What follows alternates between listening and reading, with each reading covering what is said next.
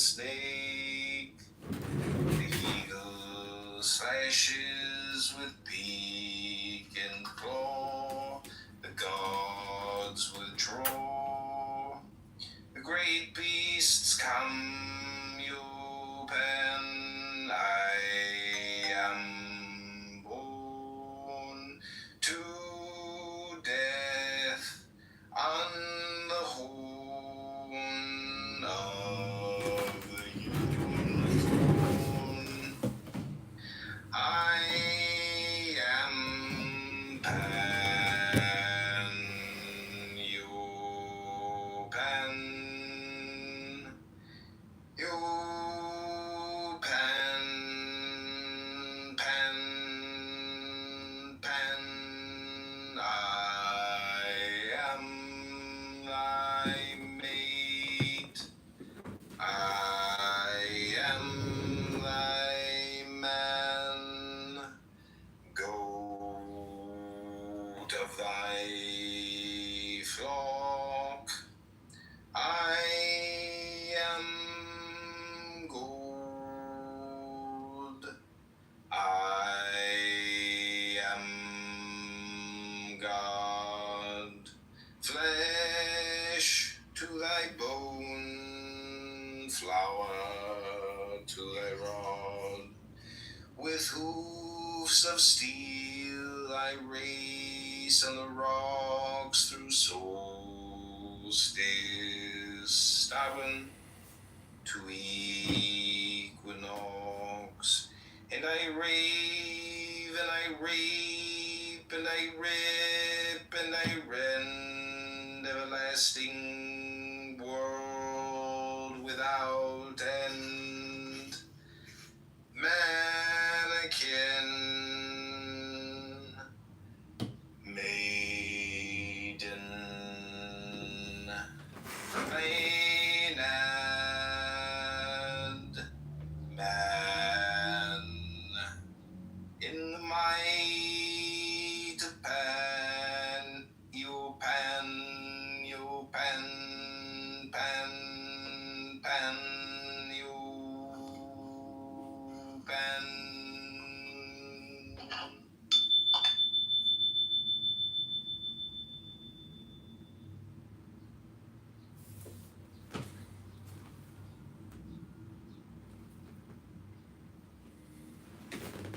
Okay, this is the end of panels for Growth Meditation Channel. This is John.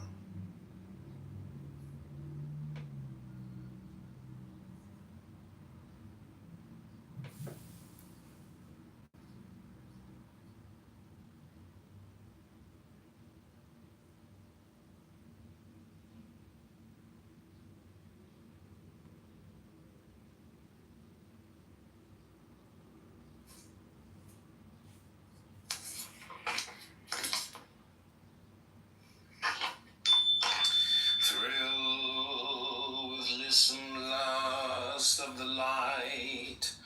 Oh man, my man, come careering out of the night.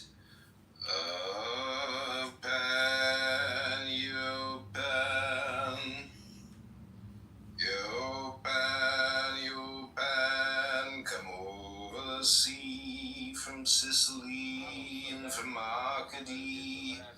Roaming his Bacchus with fawns and pods and nymphs and satyrs for the gods. On a milk white ass, come over the sea to me, to me. Come with Apollo in bridal dress, shepherdess and pythoness. Come with Artemis, silken shod and wash thy white thigh, beautiful God. In the moon of the woods, on the marble mound of the temple dawn of the amber fount.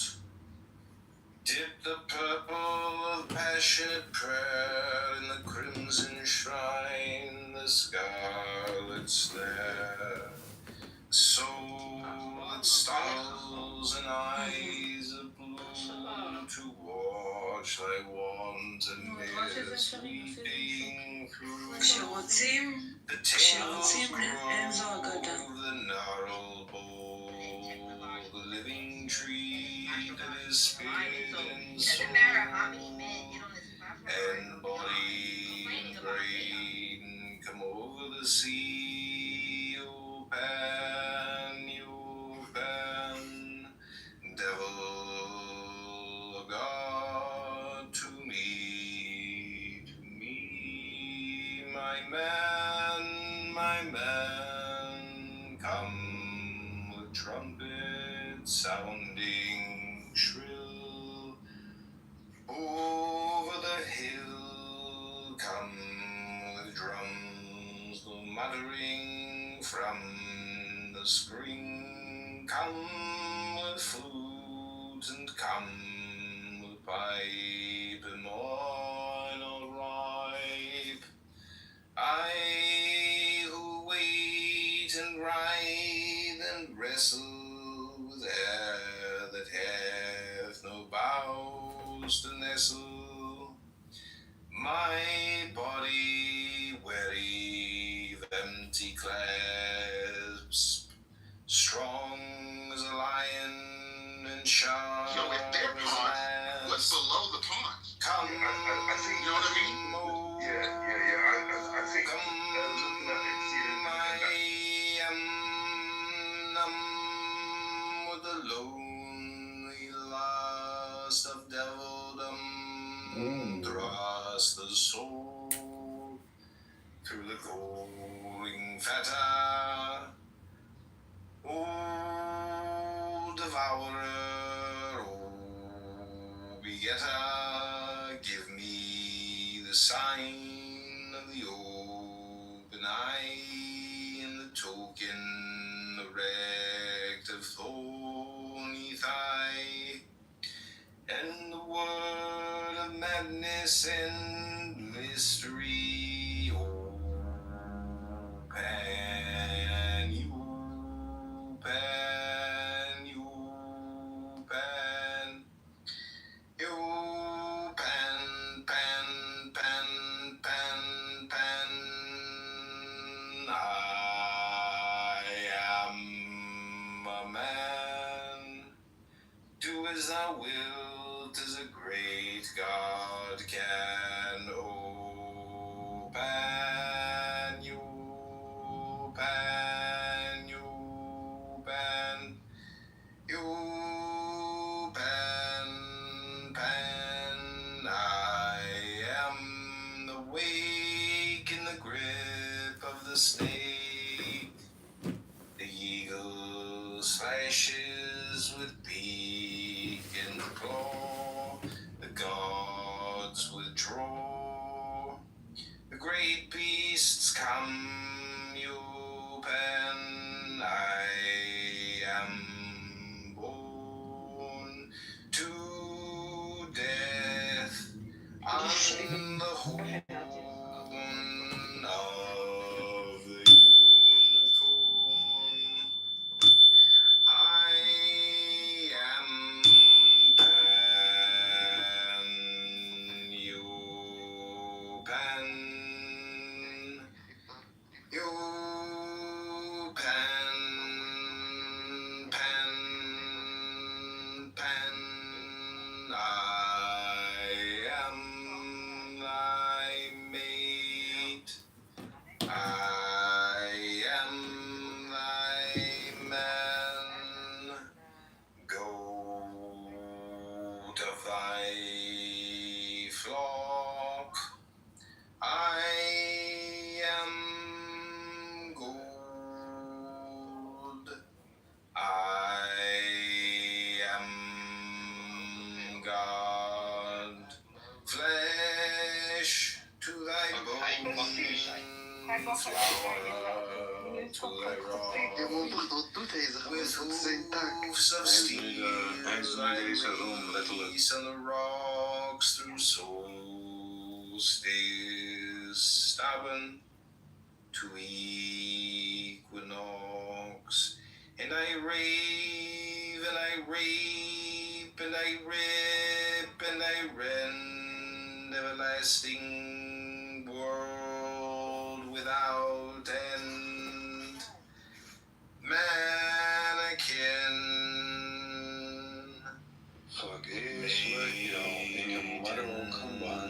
Não segue isso aí, Luia? Shit, mano. Eu entendi, já ouvi.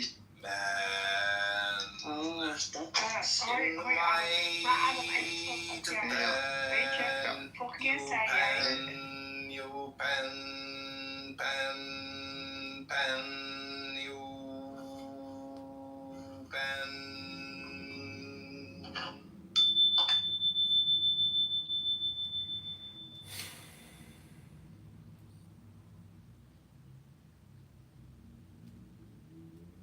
Okay, this is the name of the band I was recording meditation channel. This is John. Look at all these faces, bro.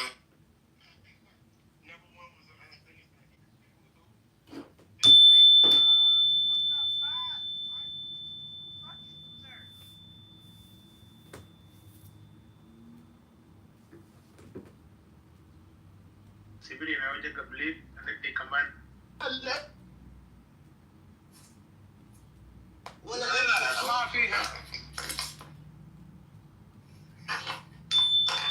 Thrill with listen lust of the light. Oh man, my man, come careering out of the night. Pan, you pan, you pan, come over the sea from Sicily and from Arcady, roaming his pockets with fawns and pods and nymphs and satyrs for thy gods. On a milk white ass, come over the sea to me, to me. Come with Apollo in bridal dress, shepherdess and pythoness. Come with Artemis, silk and shawl and wash thy white thigh, beautiful God.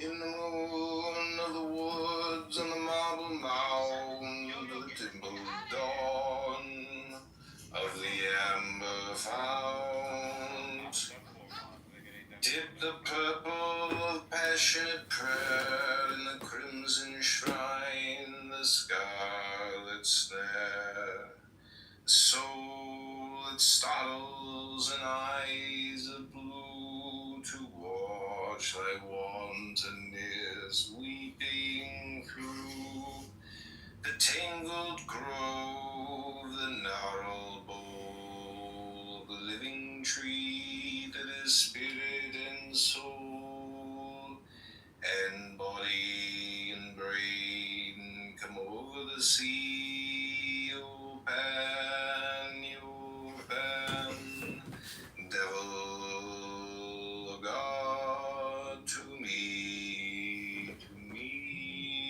my man,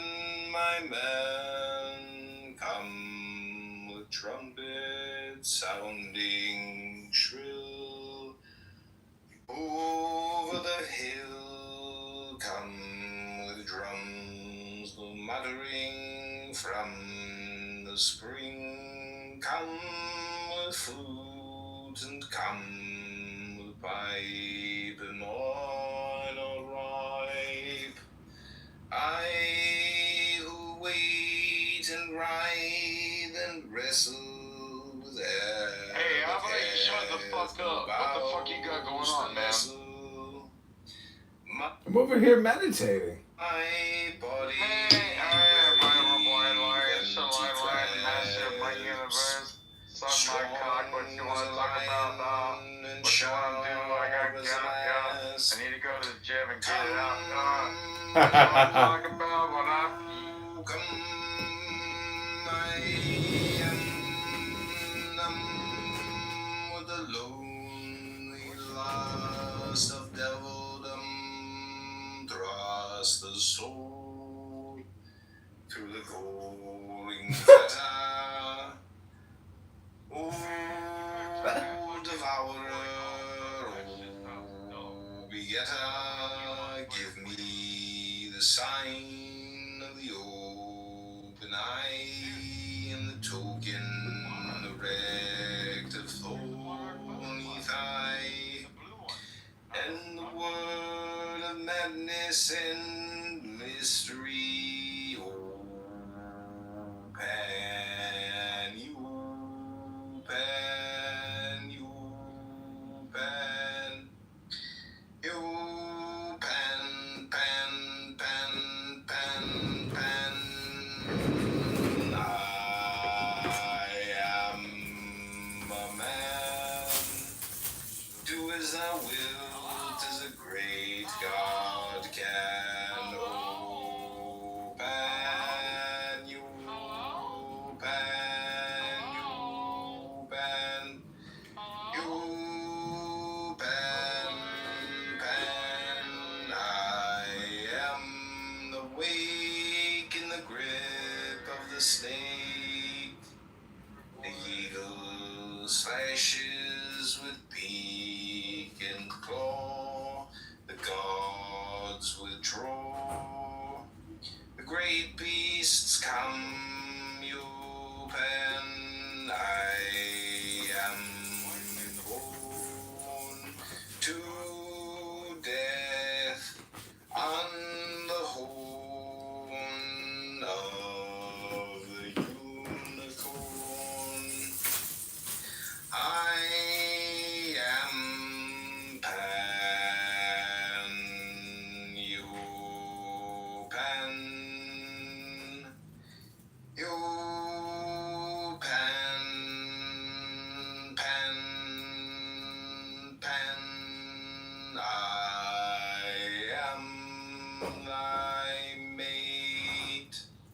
I am thy man. Goat of thy flock. I am gold. I am God. Flesh to thy bone, flower to thy rod. With hoofs of steel I race on the rocks through souls stubborn to equinox. And I rave and I rape and I rip and I rend, everlasting world without end. Mannequin, maiden, maenad, man, in the might of Pan.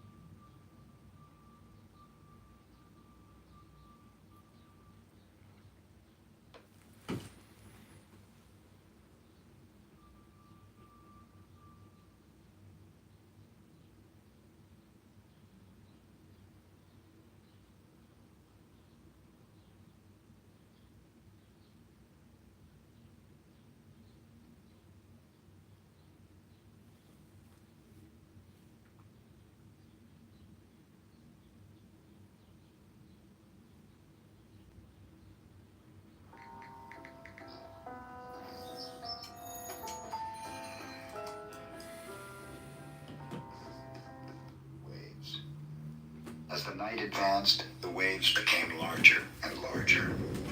They swept away the flowers in their vases. Even the Buddha in the shrine was inundated. Before dawn, the temple was nothing but the ebb and flow of an immense sea. In the morning, the teacher found Onami meditating, a faint smile on his face. He patted the wrestler's shoulder. "Now nothing can disturb you," he said. "You are those waves. You will sweep everything before you." The same day, Onami entered the wrestling contests and won. After that, no one in Japan was able to defeat him.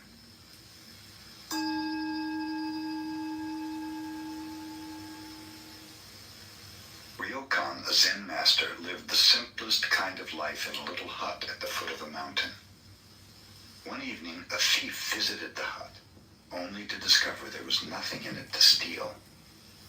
Ryokan returned and caught him. "You may have come a long way to visit me," he told the prowler, "and you should not return empty-handed. Please take my clothes as a gift." The thief was bewildered. He took the clothes and slunk away. Ryokan sat naked watching the moon. "Poor fellow," he mused. "I wish I could give him this beautiful moon."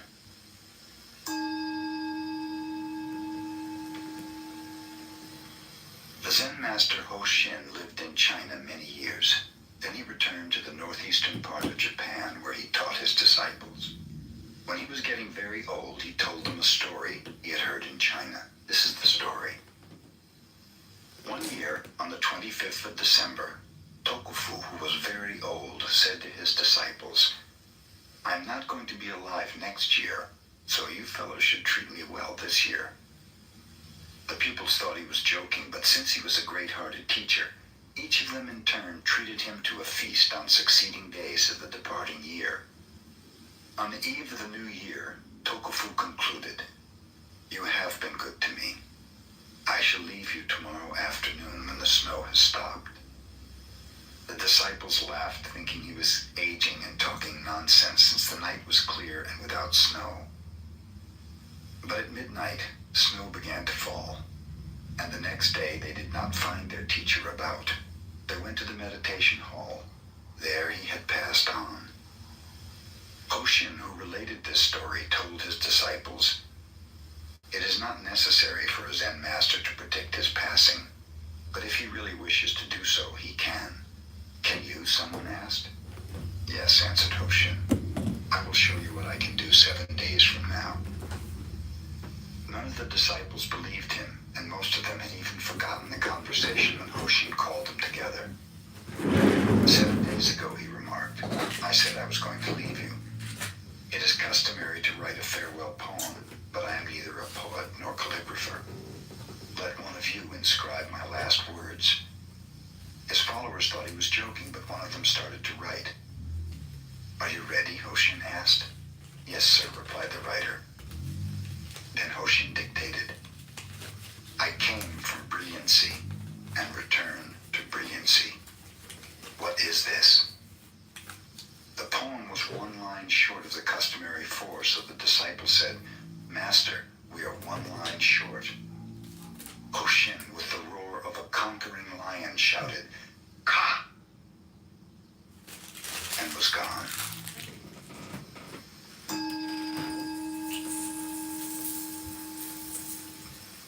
The exquisite Shunkei, whose other name was Suzu, was compelled to marry against her wishes when she was quite young. Later, after this marriage had ended, she attended the university where she studied philosophy. To see Shunkei was to fall in love with her. Moreover, wherever she went, she herself fell in love with others. Love was with her at the university, and afterwards, when philosophy did not satisfy her and she visited a temple to learn about Zen, the Zen students fell in love with her. Shunkei's whole life was saturated with love. At last in Kyoto, she became a real student of Zen. Her brothers in the sub-temple of Kenin praised her sincerity. One of them proved to be a congenial spirit and assisted her in the mastery of Zen. The abbot of Kenin, Mukurai, Silent Thunder, was severe. He kept the precepts himself and expected his priests to do so. In modern Japan, whatever zeal these priests have lost for Buddhism, they seem to have gained for taking wives. Mokure used to take a broom and chase the women away when he found them in any of his temples, but the more wives he swept out, the more seemed to come back. In this particular temple, the wife of the head priest became jealous of Shunkei's earnestness and beauty. Hearing the students praise her serious Zen made this wife squirm and itch. Finally, she spread a rumor about Shunkei and the young man who was her friend. As a consequence, he was expelled, and Shunkei was removed from the temple. I may have made the mistake of love, thought Shunkei, but the priest's wife shall not remain in the temple either if my friend is to be treated so unjustly.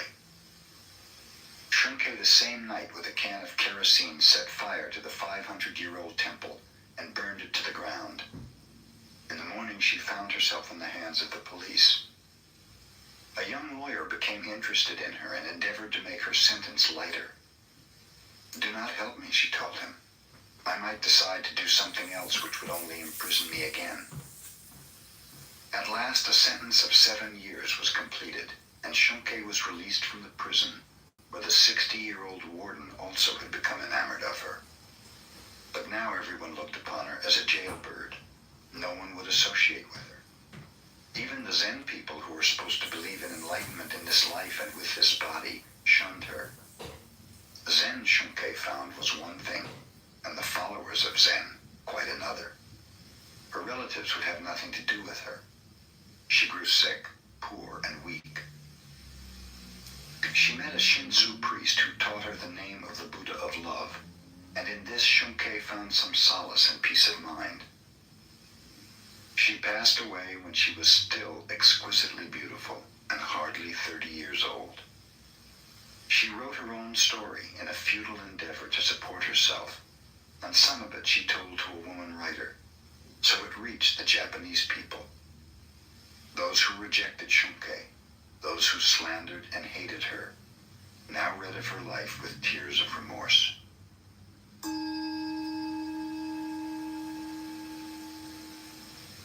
In Tokyo in the Meiji era, there lived two prominent teachers of opposite characteristics. One, Unsho, an instructor in Shingon, kept Buddha's precepts scrupulously. He never drank intoxicants, nor did he eat after 11 o'clock in the morning. The other teacher, Tanzan, a professor of philosophy at the Imperial University, never observed the precepts.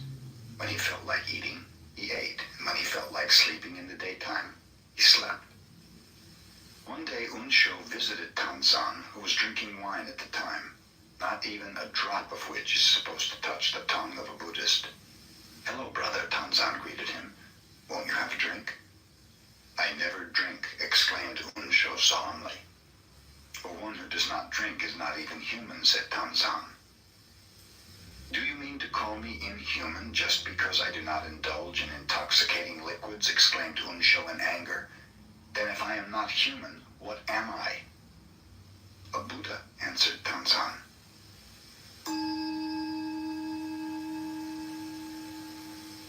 If you often have trouble sleeping, experience many dreams, and suffer from neck pain, it might be time to change your pillow. The My Pillow Cervical Traction Care Pillow is Navy certified and ergonomically designed to perfectly fit the curve of your neck. It effectively supports your cervical spine, reduces neck pressure, and helps you maintain the correct posture during sleep to prevent cervical issues. According to research data, snoring was reduced by about 6% among users of this goose down pillow. It provides perfect neck support and achieves the correct neck curve, reducing the likelihood of snoring and truly allowing you to fall asleep in 5 seconds and correct your cervical spine in 30 days. Filled with high-quality white goose down, it ensures support without being too firm. It also has excellent breathability and moisture absorption, effectively wicking away moisture and heat from the head and neck to keep the pillow dry and fresh. The first 100 customers can order at a 50% discount and miss out. If you're not satisfied with the results, a full refund will be provided.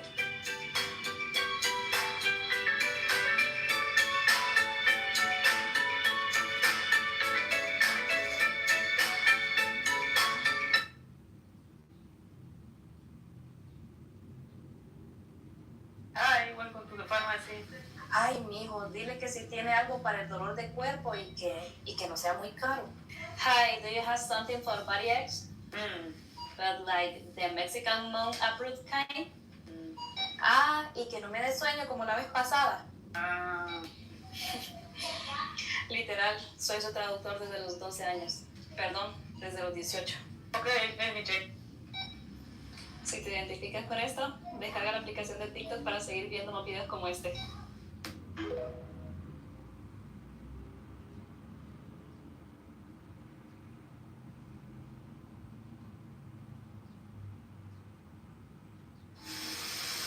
Shoun became a teacher of Soto Zen. When he was still a student, his father passed away, leaving him to care for his old mother. Whenever Shoun went to a meditation hall, he always took his mother with him. Since she accompanied him when he visited monasteries, he could not live with the monks. So he would build a little house and care for her there. He would copy sutras, Buddhist verses, and in this manner receive a few coins for food. When Shoun brought fish for his mother, people would scoff at him, for a monk is not supposed to eat fish. But Shoun did not mind. His mother, however, was hurt to see others laugh at her son. Finally, she told Shoun, "I think I will become a nun. I can be a vegetarian, too." She did, and they studied together. Shoun was fond of music and was a master of the harp, which his mother also played. On full moon nights, they used to play together. One night, a young lady passed by their house and heard music. Deeply touched, she invited Shoun to visit her the next evening and play. He accepted the invitation. A few days later, he met the young lady on the street and thanked her for her hospitality. Others laughed at him. He had visited the house of a woman of the streets. One day, Shoun left for a distant temple to deliver a lecture. A few months afterwards, he returned home to find his mother dead. Friends had not known where to reach him, so the funeral was then in progress. Shoun walked up and hit the coffin with his staff. "Mother, your son has returned," he said. "I'm glad to see you've returned, son," he answered for his mother. "Yes, I'm glad too," Shoun responded. Then he announced to the people about him, "The funeral ceremony is over. You may bury the body." When Shoun was old, he knew his end was approaching.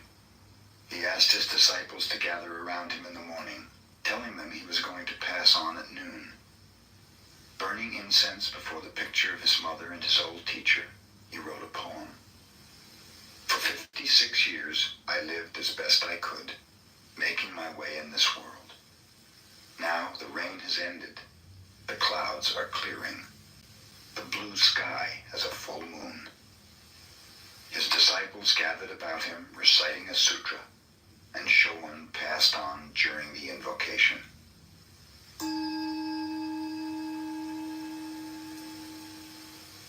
A university student, while visiting Gasan, asked him, "Have you ever read the Christian Bible?" "No, read it to me," said Gasan. The student opened the Bible and read from St. Matthew. "And why take ye thought for raiment? Consider the lilies of the field, how they grow. They toil not, neither do they spin. And yet I say unto you that even Solomon in all his glory was not arrayed like one of these. Take therefore no thought for the morrow shall take thought for the things of itself." Gasan said, "Whoever uttered those words I consider an enlightened man." The student continued reading. "Ask, and it shall be given you. Seek, and ye shall find. Knock, and it shall be opened unto you. For everyone that asketh receiveth, and he that seeketh findeth, and to him that knocketh it shall be opened." Gasan remarked, "That is excellent. Whoever said that is not far from Buddhahood."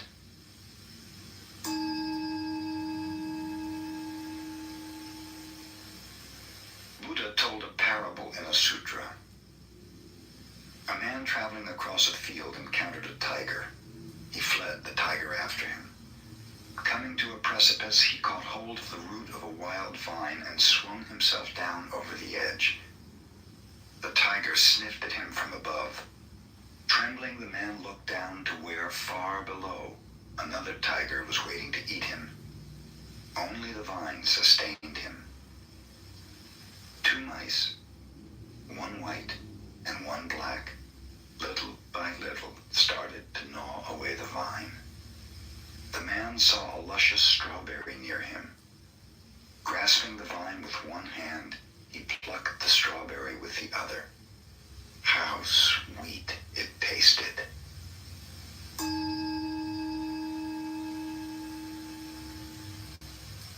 When one goes to Obaku Temple in Kyoto, he sees carved over the gate the words, "The First Principle." The letters are unusually large, and those who appreciate calligraphy always admire them as being a masterpiece. They were drawn by Kosen 200 years ago. When the master drew them, he did so on paper from which workmen made the larger carving in wood.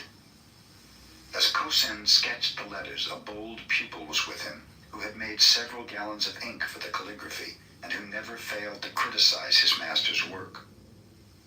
"That is not good," he told Kosen after the first effort. "How's that one?" "Poor, worse than before," pronounced the pupil. Kosen patiently wrote one sheet after another until 84 first principles had accumulated, still without the approval of the pupil. Then when the young man stepped outside for a few moments, Kosen thought, now is my chance to escape his keen eye, and he wrote hurriedly with a mind free from distraction, "The First Principle." "A masterpiece," pronounced the pupil.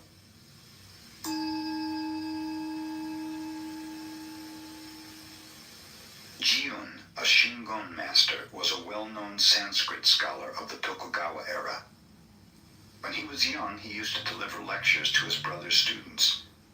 His mother heard about this and wrote him a letter. "Son, I do not think you became a devotee of the Buddha because you desire to turn into a walking dictionary for others.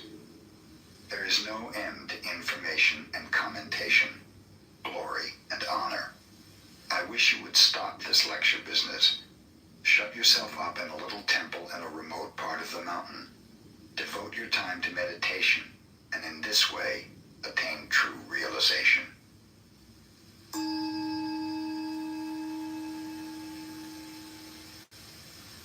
The master of Kenyin Temple was Mokurai, Silent Thunder. He had a little protege named Toyo, who was only 12 years old.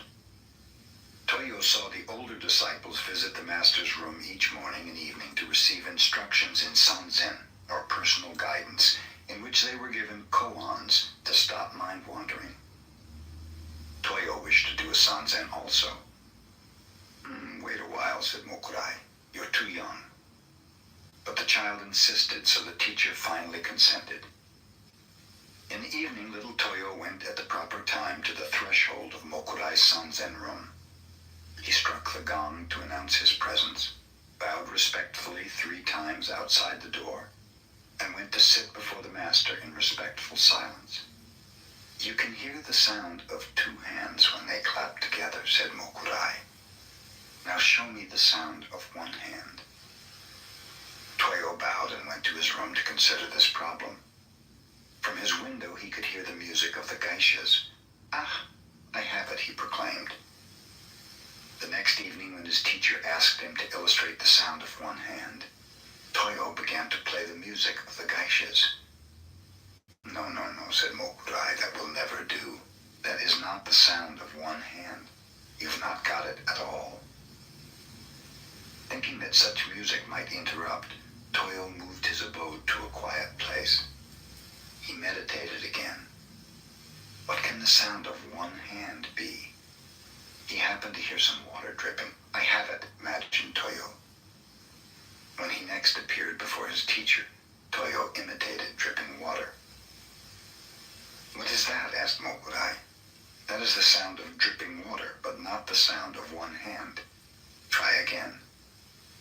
In vain, Toyo meditated to hear the sound of 1 hand. He heard the sighing of the wind, but the sound was rejected.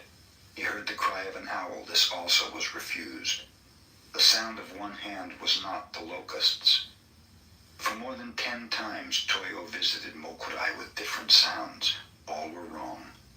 For almost a year he pondered what the sound of one hand might be. At last little Toyo entered true meditation and transcended all sounds. I could collect no more, he explained later, so I reached the soundless sound. Toyo had realized the sound of one hand.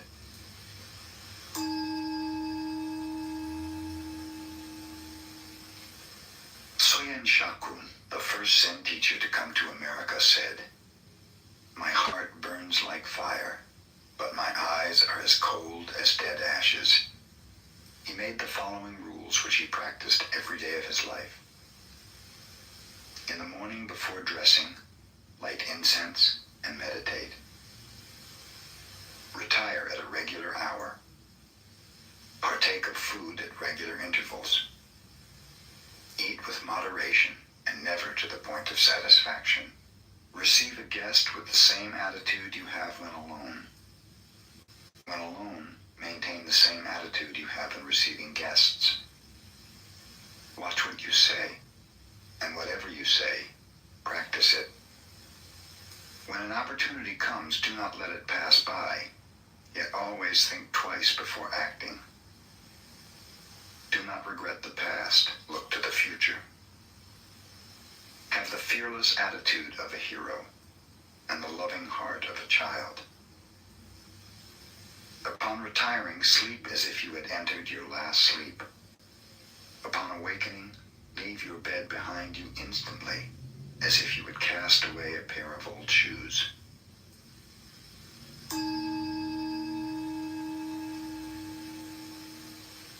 When Eishun, the Zen nun, was past 60 and about to leave this world, she asked some monks to pile up wood in the yard. Seating herself firmly in the center of the funeral pyre, she had it set fire around the edges. "Oh, nun," shouted one monk, "is it hot in there?" "Such a matter would concern only a stupid person like yourself," answered Eishun. Flames arose and she passed away.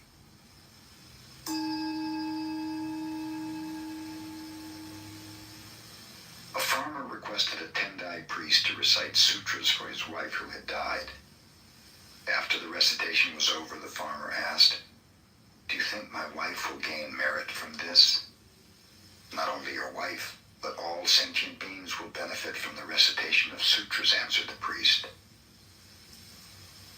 "If you say all sentient beings will benefit," said the farmer, "my wife may be very weak and others will take advantage of her, getting the benefit she should have. So please, recite sutras just for her." The priest explained that it was the desire of a Buddhist to offer blessings and wish merit for every living being. "That is a fine teaching," concluded the farmer, "but please make one exception. I have a neighbor who is rough and mean to me. Just exclude him from all those sentient beings."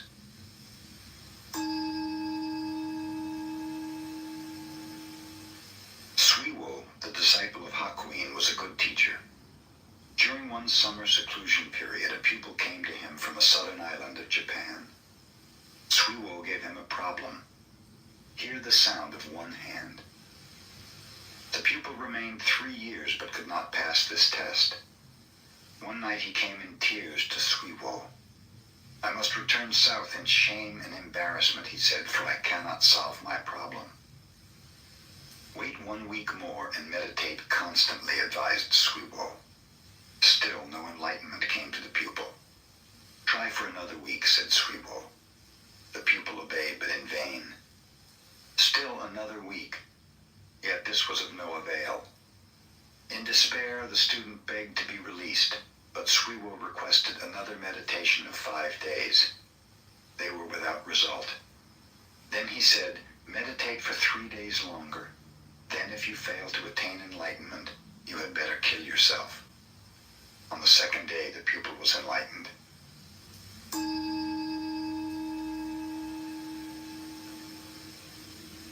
Provided he makes and wins an argument about Buddhism with those who live there, any wandering monk can remain in the Zen temple. If he is defeated, he has to move on. In a temple in the northern part of Japan, two brother monks were dwelling together. The elder one was learned, but the younger one was stupid and had but one eye.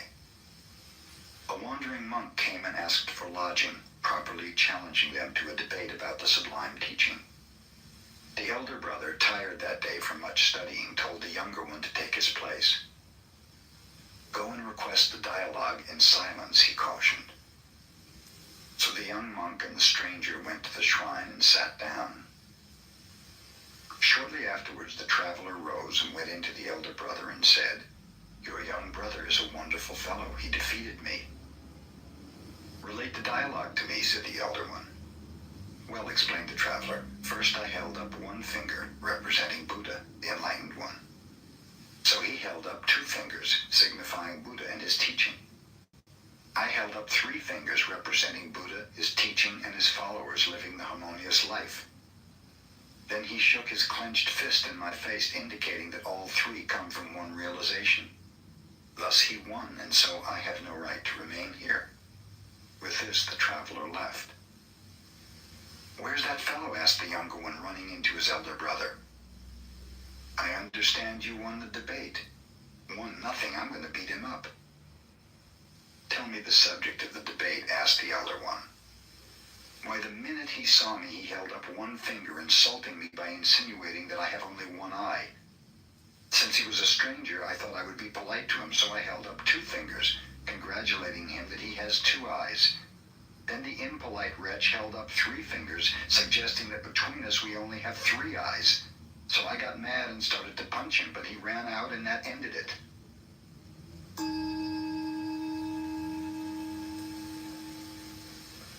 After Bankei had passed away, a blind man who lived near the master's temple told a friend, "Since I'm blind, I cannot watch a person's face, so I must judge his character by the sound of his voice.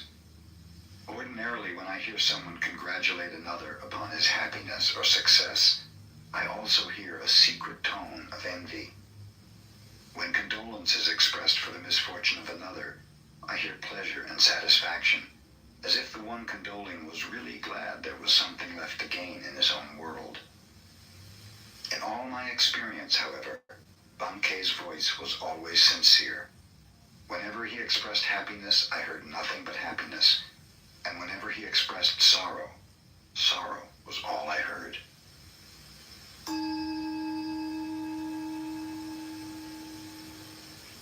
Keichu, the great Zen teacher of the Meiji era, was the head of Tofuku, a cathedral in Kyoto. One day the governor of Kyoto called upon him for the first time.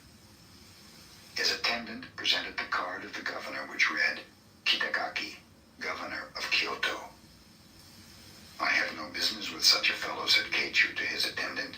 "Tell him to get out of here." The attendant carried the card back with apologies. "That was my error," said the governor, and with a pencil he scratched out the words, "Governor of Kyoto." "Ask your teacher again." "Oh, is that Kitagaki?" exclaimed the teacher when he saw the card. "I want to see that fellow."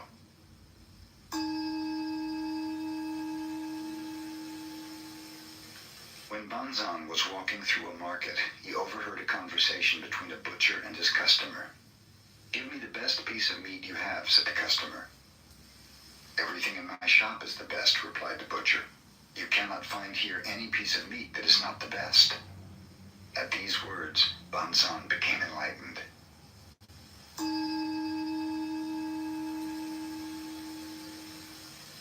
Mokusen Hiki was living in a temple in the province of Tamba. One of his adherents complained of the stinginess of his wife. Mokusen visited the adherent's wife and showed her his clenched fist before her face. "What do you mean by that?" asked the surprised woman. "Suppose my fist were always like that. What would you call it?" he asked. "Deformed," replied the woman. Then he opened his hand flat in her face and asked, "Suppose it were always like that. What then?" "Another kind of deformity," said the wife. "If you understand that much," finished Mokusen, "you are a good wife." Then he left. After his visit, this wife helped her husband to distribute as well as to save.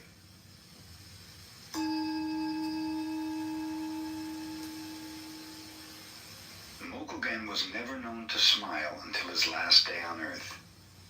When his time came to pass away, he said to his faithful ones, "You have studied under me for more than 10 years.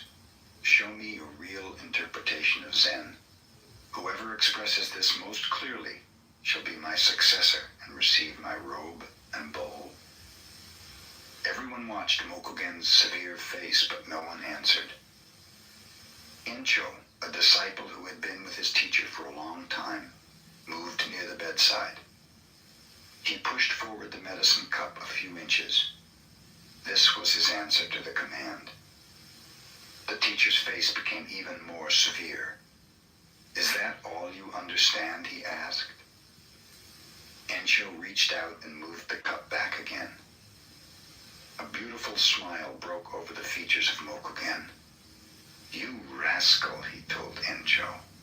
"You have worked with me 10 years and have not yet seen my whole body. Take the robe and bowl. They belong to you."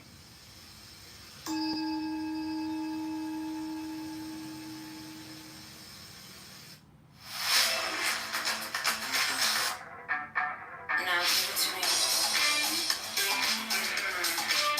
Oh yeah.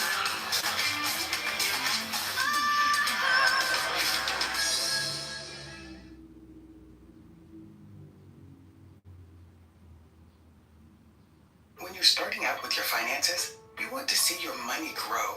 Credit Karma can help you improve a low score and gives you tools to manage your spending and savings so your financial success can continue to bloom.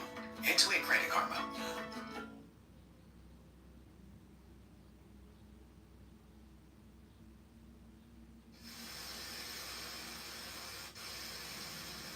Zen students are with their masters at least 10 years before they presume to teach others. Nan-in was visited by Tenno, who, having passed his apprenticeship, had become a teacher.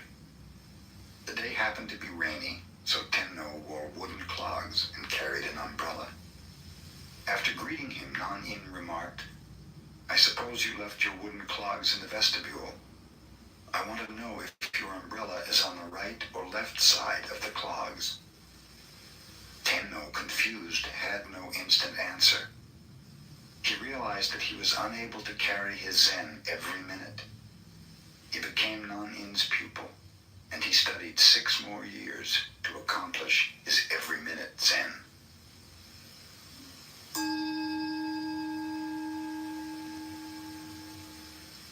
Subhuti was Buddha's disciple. He was able to understand the potency of emptiness, the viewpoint that nothing exists except in its relationship of subjectivity and objectivity. One day, Subhuti, in a mood of sublime emptiness, was sitting under a tree. Flowers began to fall about him. "We are praising you for your discourse on emptiness," the gods whispered to him. "But I have not spoken of emptiness," said Subhuti. "You have not spoken of emptiness. We have not heard emptiness," responded the gods. "This is the true emptiness." And blossoms showered upon Subhuti as rain.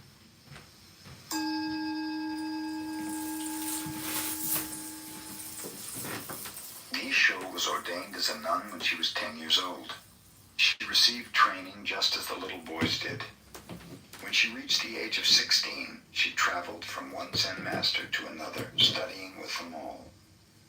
She remained 3 years with Unzan, 6 years with Kuke, but was unable to obtain a clear vision. At last she went to the master Inzan. Inzan showed her no distinction at all on account of her sex. He scolded her like a thunderstorm. He cuffed her to awaken her inner nature. Isho remained with Inzan 13 years, and then she found that which she was seeking. In her honor, Inzan wrote a poem. "This nun studied 13 years under my guidance. In the evening she considered the deepest koans. In the morning she was wrapped in other koans. The Chinese nun Tetsuma surpassed all before her, and since Mujaku, none has been so genuine as this Kisho. Yet there are many more gates for her to pass through. she should receive still more blows from my iron fist. After Geisha was enlightened, she went to the province of Banshu, started her own Zen temple, and taught 200 other nuns until she passed away 1 year in the month of August.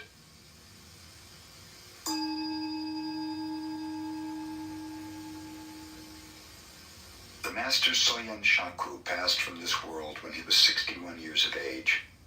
Fulfilling his life's work, he left a great teaching, far richer than that of most Zen masters. His pupils used to sleep in the daytime during midsummer, and while he overlooked this, he himself never wasted a minute. When he was but 12 years old, he was already studying Tendai philosophical speculation. One summer day, the air had been so sultry that little Soyen stretched his legs and went to sleep while his teacher was away. 3 hours passed when, suddenly waking, he heard his master enter, but it was too late. There he lay, sprawled across the doorway. "I beg your pardon. I beg your pardon," his teacher whispered, stepping carefully over Soyen's body, as if it were that of some distinguished guest.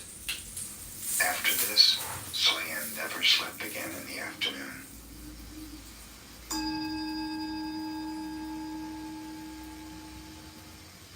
Our schoolmaster used to take a nap every afternoon, related a disciple of Soyen Shaku.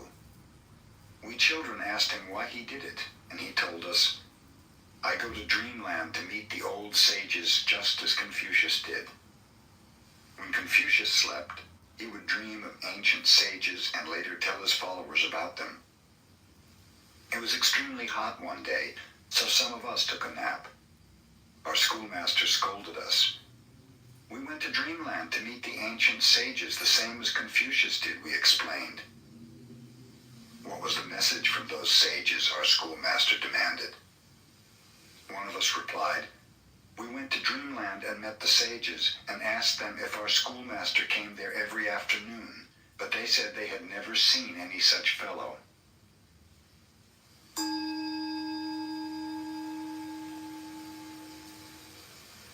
Joshu began the study of Zen when he was 60 years old and continued until he was 80 when he realized Zen.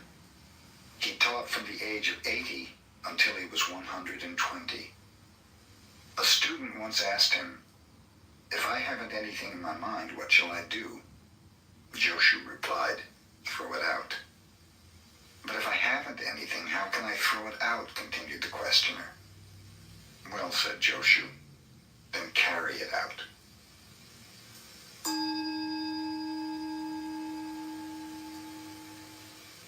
When Mamiya, who later became a well-known preacher, went to a teacher for personal guidance, he was asked to explain the sound of one hand. Mamiya concentrated upon what the sound of one hand might be. "You're not working hard enough," his teacher told him. "You are too attached to food, wealth, things, and that sound. It would be better if you died. That would solve the problem." The next time Mamiya appeared before his teacher, he was again asked what he had to show regarding the sound of one hand. Mamiya at once fell over as if he were dead. "You're dead, all right," observed the teacher. "But how about that sound?"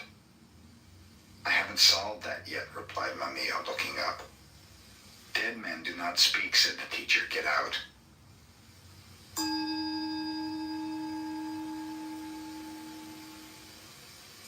Tosui was a well-known Zen teacher of his time. He had lived in several temples and taught in various provinces.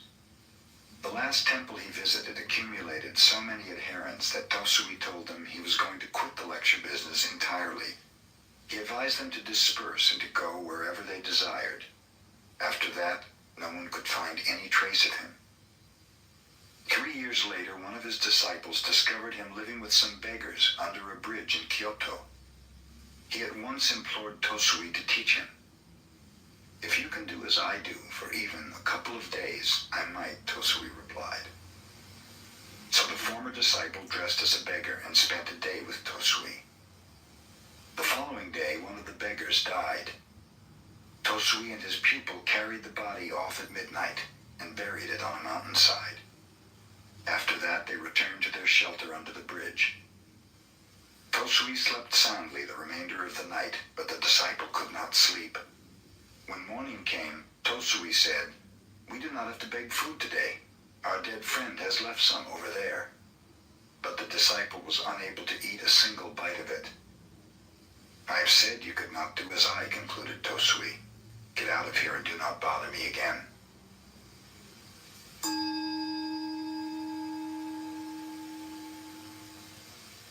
When Bankei held his seclusion weeks of meditation, pupils from many parts of Japan came to attend. During one of these gatherings, a pupil was caught stealing. The matter was reported to Bankei with the request that the culprit be expelled. Bankei ignored the case. Later, the pupil was caught in a similar act, and again Bankei disregarded the matter. This angered the other pupils, who drew up a petition asking for the dismissal of the thief, stating that otherwise they would leave in a body. When Bankei had read the petition, he called everyone before him. "You are wise brothers," he told them. "You know what is right and what is not right. You may go somewhere else to study if you wish. But this poor brother does not even know right from wrong. Who will teach him if I do not? I'm going to keep him here, even if all the rest of you leave." A torrent of tears cleansed the face of the brother who had stolen. All desire to steal had vanished.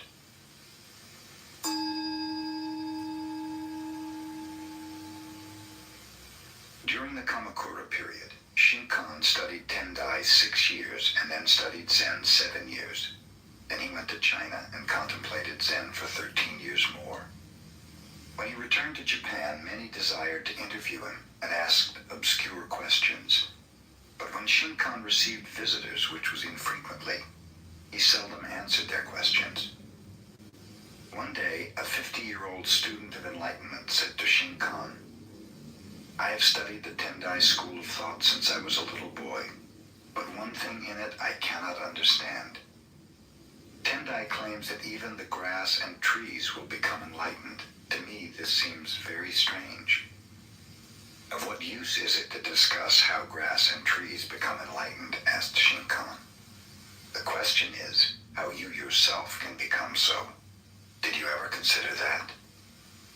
"I never thought of it in that way," marveled the old man. "Then go home and think it over," finished Shinkan.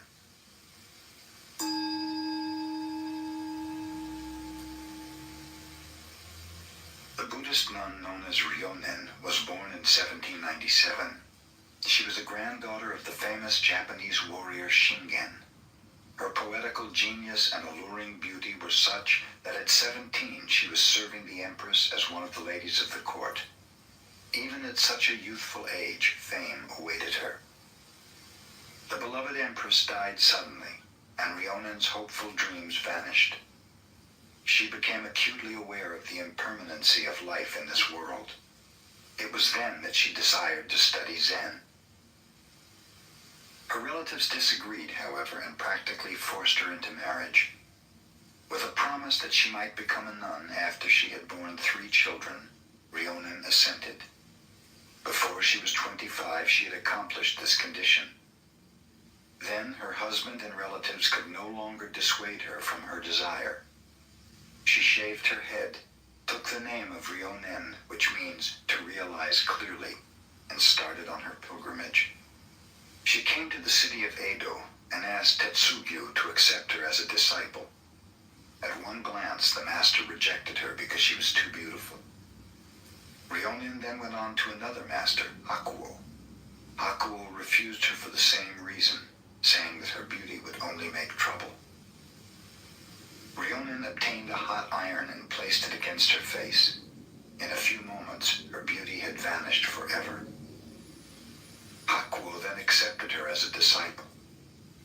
Commemorating this occasion, Ryonen wrote a poem on the back of a little mirror. "In the service of my empress, I burned incense to perfume my exquisite clothes. Now, as a homeless mendicant, I burn my face to enter a Zen temple." When Ryonen was about to pass from this world, she wrote another poem.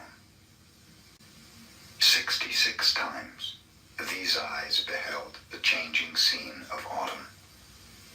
I have said enough about moonlight. Ask no more. Only listen to the voice of pines and cedars when no wind stirs.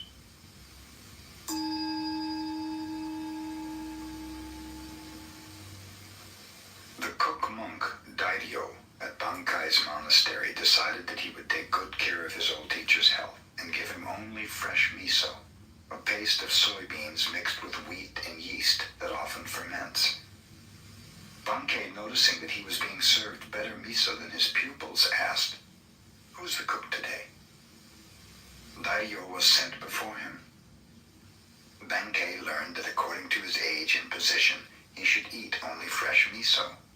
So he said to the cook, "Then you think I shouldn't eat at all?" With this, he entered his room and locked the door. Daidio, sitting outside the door, asked his teacher's pardon. Bankei would not answer. For 7 days, Daidio sat outside and Bankei within. Finally, in desperation, an adherent called loudly to Bankei, "You may be all right, old teacher, but this young disciple here has to eat. He cannot go without food forever." At that, Bankei opened the door. He was smiling. He told Daidio, "I insist on eating the same food as the least of my followers. When you become the teacher, I do not want you to forget this."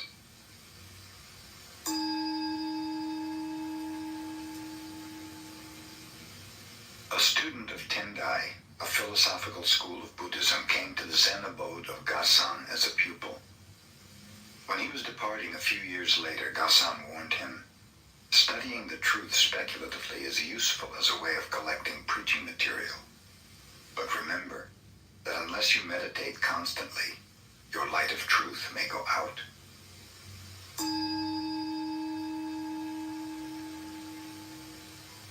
While Seisetsu was the master of Engaku in Kamakura, he required larger quarters since those in which he was teaching were overcrowded. Umezu Seibi, a merchant of Edo, decided to donate 500 pieces of gold called ryo toward the construction of a more commodious school. This money he brought to the teacher. Seisetsu said, "All right, I will take it." Umezu gave Seisetsu the sack of gold, but he was dissatisfied with the attitude of the teacher. One might live a whole year on 3 ryo, and the merchant had not even been thanked for 500. "In that sack are 500 ryo," hinted Umezu. "You told me that before," replied Seisetsu. "Even if I am a wealthy merchant, 500 ryo is a lot of money," said Umezu. "Do you want me to thank you for it?" asked Seisetsu. "You ought to," replied Umezu. "Why should I?" inquired Seisetsu. "The giver should be thankful."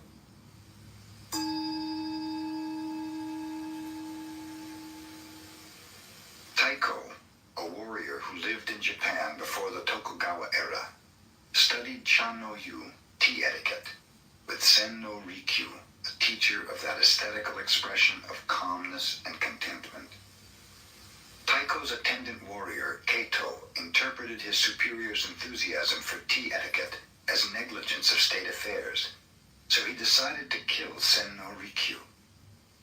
He pretended to make a social call upon the tea master and was invited to drink tea.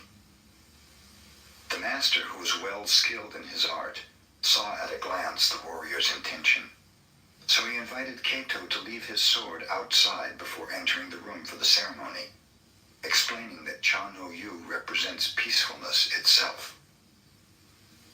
Keito would not listen to this. "I am a warrior," he said. "I always have my sword with me. Chan-no-yu or no Chan-no-yu, I have my sword."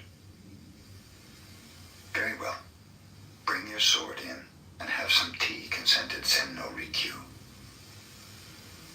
The kettle was boiling on the charcoal fire. Suddenly, Sen-no Rikyu tipped it over. Hissing steam arose, filling the room with smoke and ashes. The startled warrior ran outside. The tea master apologized. "It was my mistake. Come back in and have some tea. I have your sword here covered with ashes. and we'll clean it and give it to you. In this predicament, the warrior realized he could not very well kill the tea master, so he gave up the idea.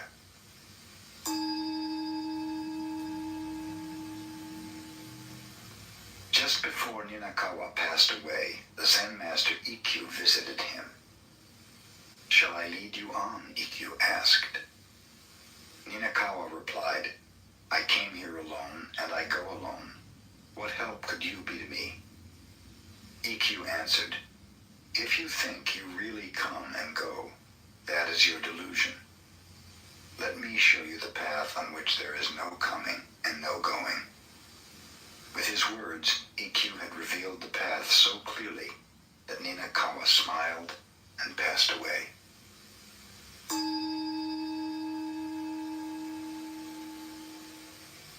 A soldier named Nobushige came to Hakuin and asked, "Is there really a paradise and a hell?" "Who are you?" inquired Hakuin. "I am a samurai," the warrior replied.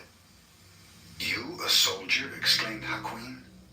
"What kind of ruler would have you as his guard? Your face looks like that of a beggar." Nobushige became so angry that he began to draw his sword, but Hakuin continued, "So you have a sword. Your weapon is probably much too dull to cut off my head." As Nobushige drew his sword, Hakuin remarked, "Here open the gates of hell." At these words, the samurai, perceiving the master's discipline, sheathed his sword and bowed. "Here open the gates of paradise," said Hakuin.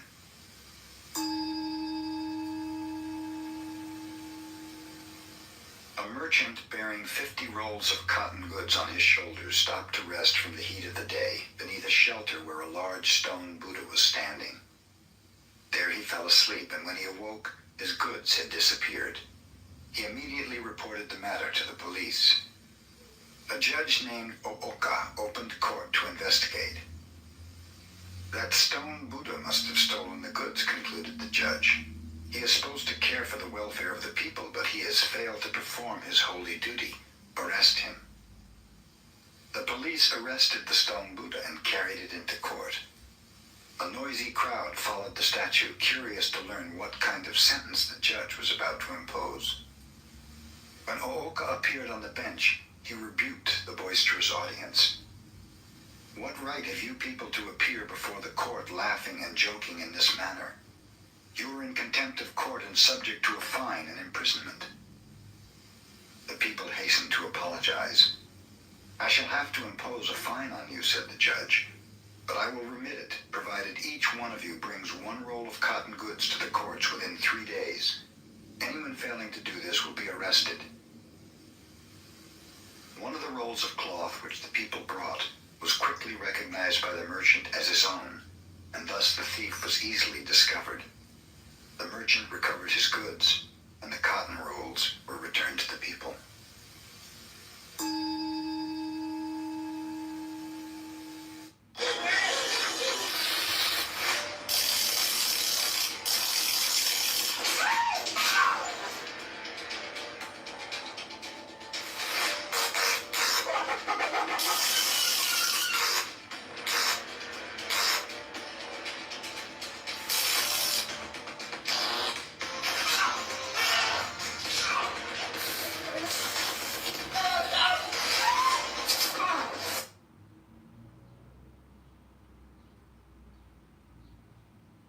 You can order almost anything off of the internet these days, so why aren't you doing the same with your contact lenses? Seriously, I remember going out of my way just to drive all the way to the eye doctor, only to pay for overpriced contact lenses. But it's 2024, you should be using the 1-800-CONTACTS app or ordering online, and with just a few taps or clicks, you can have your contact lenses headed straight to your door super fast. And when I say super fast, I mean fast. There's an overnight shipping option, so you never have to worry about waiting too long for your contacts. So for me, when I rely heavily on my eyesight at photo shoots or video shoots for clients, I never have to worry about running out of contacts ever again. So if you're busy like me, or you're an introvert like me, and you really just don't want to go back to the eye doctor to reorder those contacts, give online ordering with 1-800-CONTACTS a try. It's faster and easier than ever.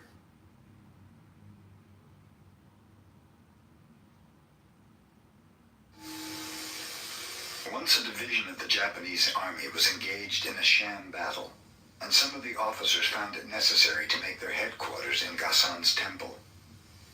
Gassan told his cook, "Let the officers have only the same simple fare we eat." This made the army men angry, as they were used to very deferential treatment. One came to Gassan and said, "Who do you think we are? We are soldiers, sacrificing our lives for our country.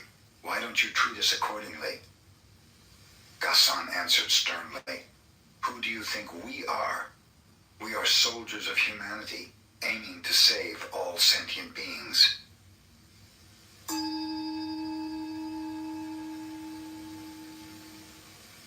Zenkai, the son of a samurai, journeyed to Edo and there became the retainer of a high official. He fell in love with the official's wife and was discovered. In self-defense, he slew the official. Then he ran away with the wife. Both of them later became thieves, but the woman was so greedy that Zenkai grew disgusted. Finally, leaving her, he journeyed far away to the province of Buzen, where he became a wandering mendicant. To atone for his past, Zenkai resolved to accomplish some good deed in his lifetime.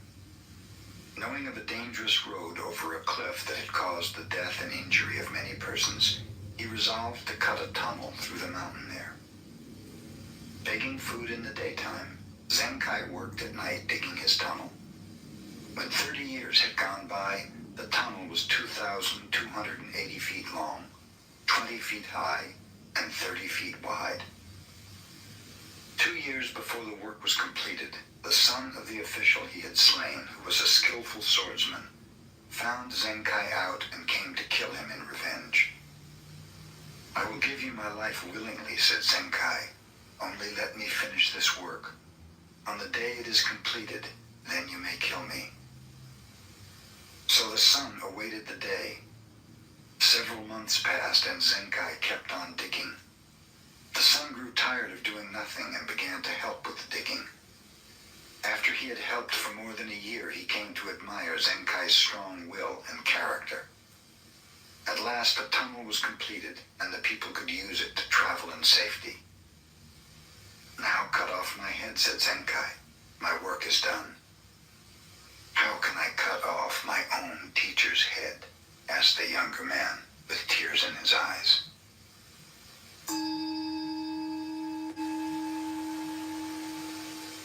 A great Japanese warrior named Nobunaga decided to attack the enemy, although he had only 1/10 the number of men the opposition commanded.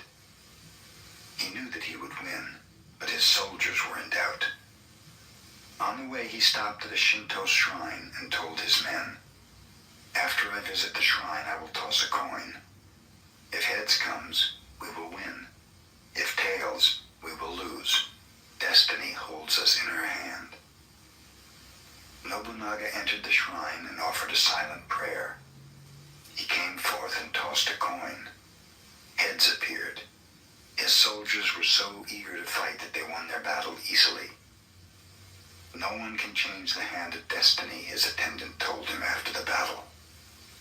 "Indeed not," said Nobunaga, showing a coin which had been doubled, with heads facing either way.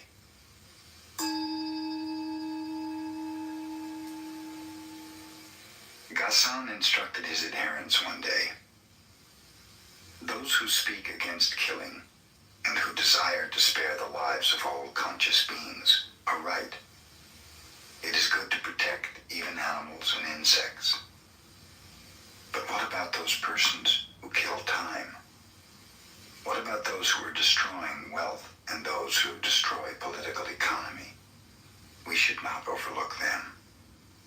Furthermore, what of the one who preaches without enlightenment? He is killing Buddhism."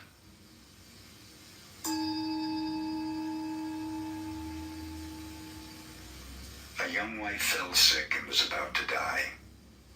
"I love you so much," she told her husband. "I do not want to leave you. Do not go from me to any other woman. If you do, I will return as a ghost and cause you endless trouble." Soon the wife passed away. The husband respected her last wish for the first 3 months, but then he met another woman and fell in love with her. They became engaged to be married. Immediately after the engagement, a ghost appeared every night to the man, blaming him for not keeping his promise. The ghost was clever too. She told him exactly what had transpired between himself and his new sweetheart.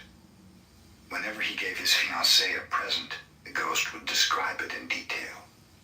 She would even repeat conversations, and it so annoyed the man that he could not sleep. Someone advised him to take his problem to a Zen master who lived close to the village. At length, in despair, the poor man went to him for help. "Your former wife became a ghost and knows everything you do," commented the master. "Whatever you do or say, whatever you give your beloved, she knows. She must be a very wise ghost. Really, you should admire such a ghost. The next time she appears, bargain with her. Tell her that she knows so much you can hide nothing from her, and that if she will answer you one question, you promise to break your engagement and remain single." "What is the question I must ask her?" inquired the man. The master replied, "Take a large handful of soybeans and ask her exactly how many beans you hold in your hand. If she cannot tell you, you will know she is only a figment of your imagination and will trouble you no longer." The next night, when the ghost appeared, the man flattered her and told her that she knew everything. "Indeed," replied the ghost, "and I know you went to see that Zen master today." "And since you know so much," demanded the man, "tell me how many beans I hold in this hand." There was no longer any ghost to answer the question.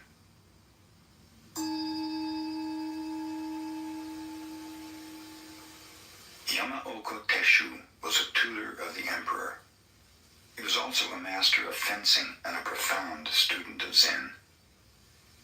His home was the abode of vagabonds. He had but one suit of clothes, for they kept him always poor.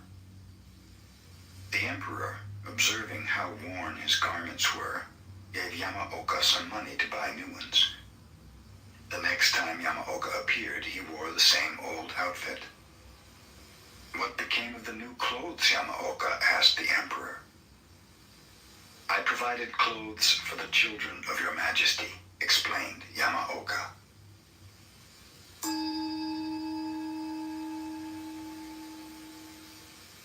In modern times, a great deal of nonsense is talked about masters and disciples, and about the inheritance of a master's teaching by favorite pupils, entitling them to pass the truth on to their adherents. Of course, Zen should be imparted in this way from heart to heart, and in the past it was really accomplished. Silence and humility reigned rather than profession and assertion. The one who received such a teaching kept the matter hidden even after 20 years. Not until another discovered through his own need that a real master was at hand was it learned that the teaching had been imparted, and even then the occasion arose quite naturally, and the teaching made its way in its own right. Under no circumstance did the teacher even claim, "I am the successor of so-and-so." Such a claim would prove quite the contrary. The Zen master Munan had only one successor. His name was Shoju. After Shoju had completed his study of Zen, Munan called him into his room. "I'm getting old," he said, "and as far as I know, Shoju, you are the only one who will carry on this teaching. Here's a book. It has been passed down from master to master for 7 generations. I also have added many points according to my understanding. The book is very valuable, and I'm giving it to you to represent your successorship. If the book is such an important thing, you had better keep it," Shoju replied. "I received your Zen without writing, and I'm satisfied with it as it is." "I know that," said Munan. "Even so, this work has been carried from master to master for 7 generations, so you may keep it as a symbol of having received the teaching. Here." The two happened to be talking before a brazier. The instant Shoju felt the book in his hands, he thrust it into the flaming coals. He had no lust for possessions. Monan, who never had been angry before, yelled, "What are you doing?" Shoju shouted back, "What are you saying?"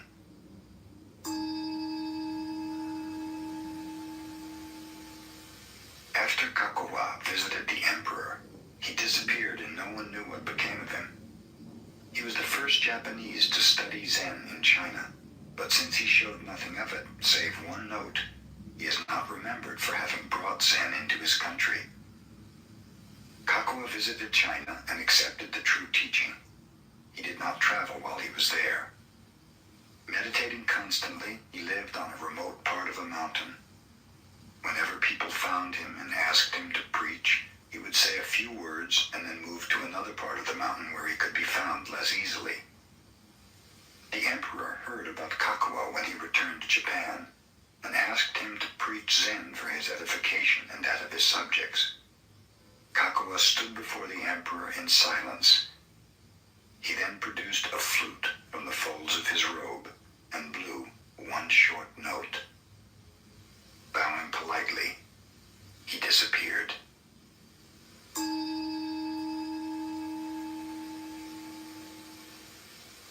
Circumstances arose one day which delayed preparation of the dinner of a Soto Zen master, Fugai, and his followers. In haste, the cook went to the garden with his curved knife and cut off the tops of green vegetables, chopped them together, and made soup, unaware that in his haste he had included part of a snake in the vegetables. The followers of Fugai thought they never had tasted such a good soup. But when the master himself found the snake's head in his bowl, he summoned the cook. "What is this?" he demanded, holding up the head of the snake. "Oh, thank you, master," replied the cook, taking the morsel and eating it quickly.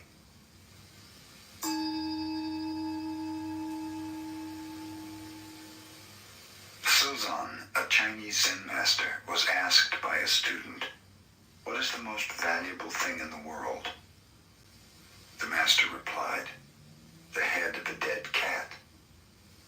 "Why is the head of a dead cat the most valuable thing in the world?" inquired the student. Sozan replied, "Because no one can name its price."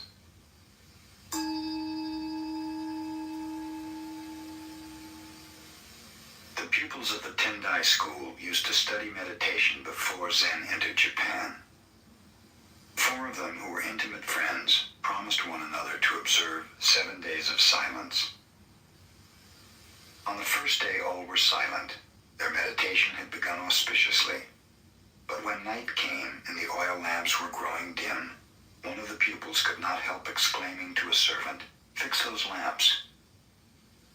The second pupil was surprised to hear the first one talk. "We're not supposed to say a word," he remarked. "You two are stupid. Why did you talk?" asked the third. "I'm the only one who has not talked," concluded the fourth pupil.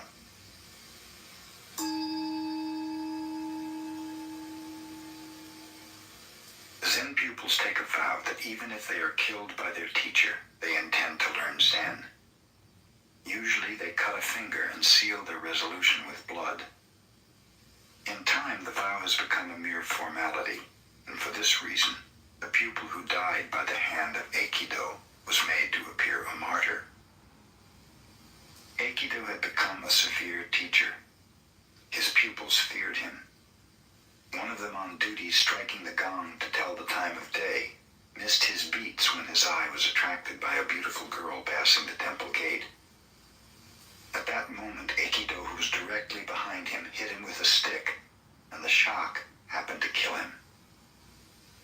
The pupil's guardian, hearing of the accident, went directly to Aikido. Knowing that he was not to blame, he praised the master for his severe teaching. Aikido's attitude was just the same as if the pupil were still alive. After this took place, he was able to produce under his guidance more than 10 enlightened successors, a very unusual number.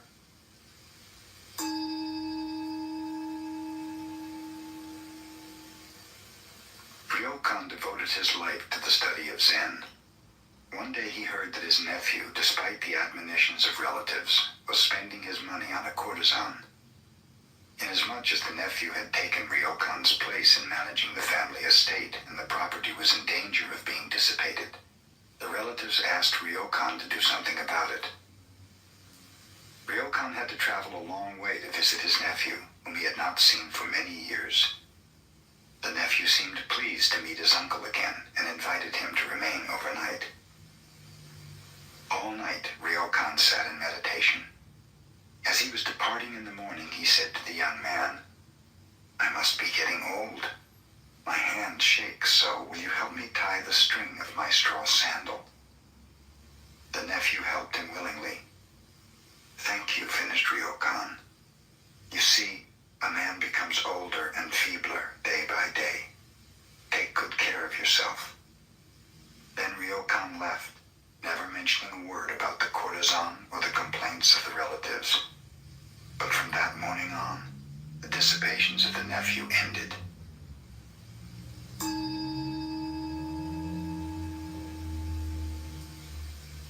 A Zen student came to Bankei and complained, "Master, I have an ungovernable temper. How can I cure it?" "You have something very strange," replied Bankei. "Let me see what you have." "For just now I cannot show it to you," replied the other. "When can you show it to me?" asked Bankei. "It arises unexpectedly," replied the student. Then concluded Bankei, "It must not be your own true nature. If it were, you could show it to me at any time. When you were born, you did not have it, and your parents did not give it to you. Think that over."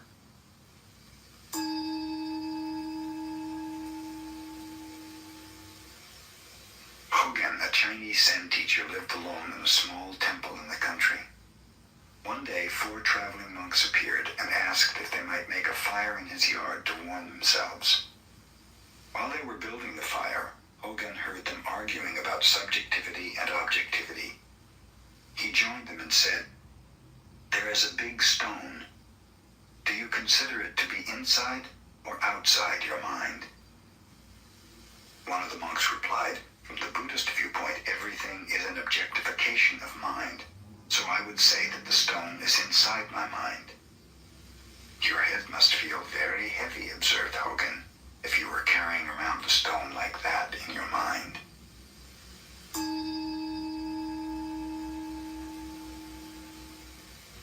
A rich man asked Sengai to write something for the continued prosperity of his family so that it might be treasured from generation to generation. Sengai obtained a large sheet of paper and wrote, "Father dies, son dies, grandson dies." The rich man became angry. "I asked you to write something for the happiness of my family. Why do you make such a joke as this?" "No joke is intended," explained Sengai. "If before you yourself die, your son should die, this would grieve you greatly. If your grandson should pass away before your son, both of you would be broken-hearted. If your family, generation after generation, passes away in the order I have named, it will be the natural course of life. I call this real prosperity."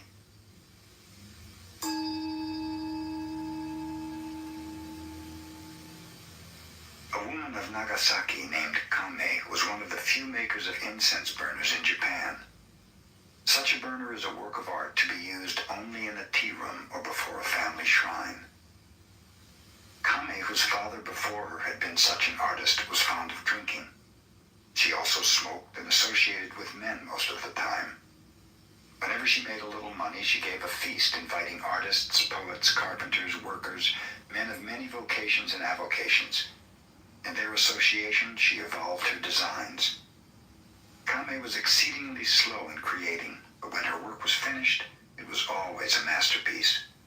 Her burners were treasured in homes whose womenfolk never drank, smoked, or associated freely with men. The mayor of Nagasaki once requested Kame to design an incense burner for him. She delayed doing so until almost half a year had passed. At that time, the mayor, who had been promoted to office in a distant city, visited her. He urged Kame to begin work on his burner. At last, receiving the inspiration, Kame made the incense burner. After it was completed, she placed it upon a table. She looked at it long and carefully. She smoked and drank before it as if it were her own company. All day she observed it. At last, picking up a hammer, Kame smashed it to bits. She saw it was not the perfect creation her mind demanded.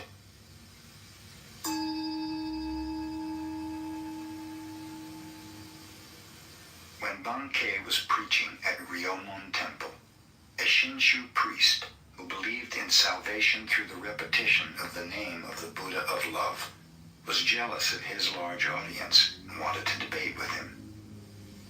Bankei was in the midst of a talk when the priest appeared, but the fellow made such a disturbance that Bankei stopped his discourse and asked about the noise. The founder of our sect, boasted the priest, had such miraculous powers that he held a brush in his hand on one bank of the river. His attendant held up a paper on the other bank, and the teacher wrote the holy name of Amida through the air. Can you do such a wonderful thing? Bankei replied lightly, perhaps your fox can perform that trick, but that is not the manner of Zen. My miracle is that when I feel hungry, I eat, and when I feel thirsty, I drink.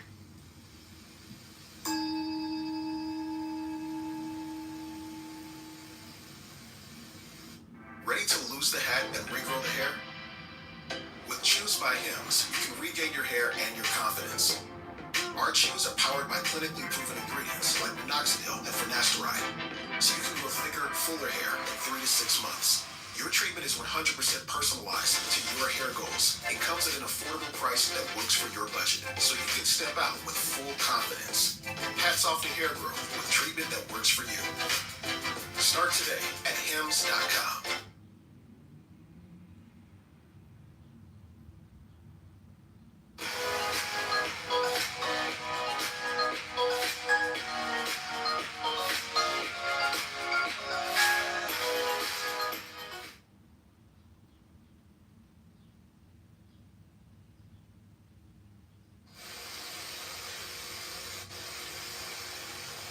Yamaoka Teshu, as a young student of Zen, visited one master after another.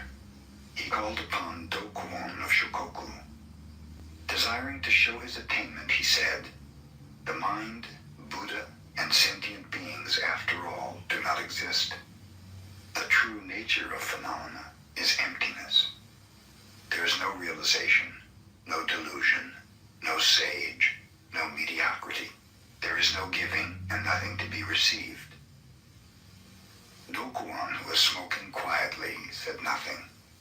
Suddenly he whacked Yamaoka with his bamboo pipe. This made the youth quite angry. If nothing exists, inquired Dokuan, where did this anger come from?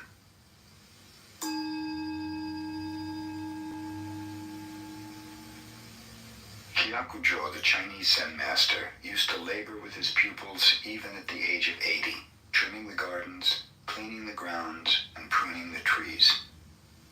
The pupils felt sorry to see the old teacher working so hard, but they knew he would not listen to their advice to stop, so they hid away his tools.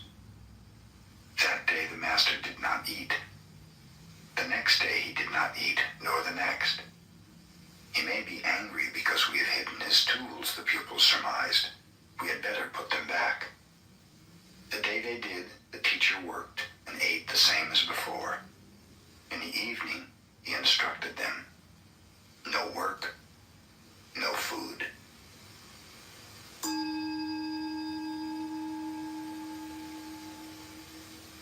Ikkyu, the Zen master, was very clever even as a boy.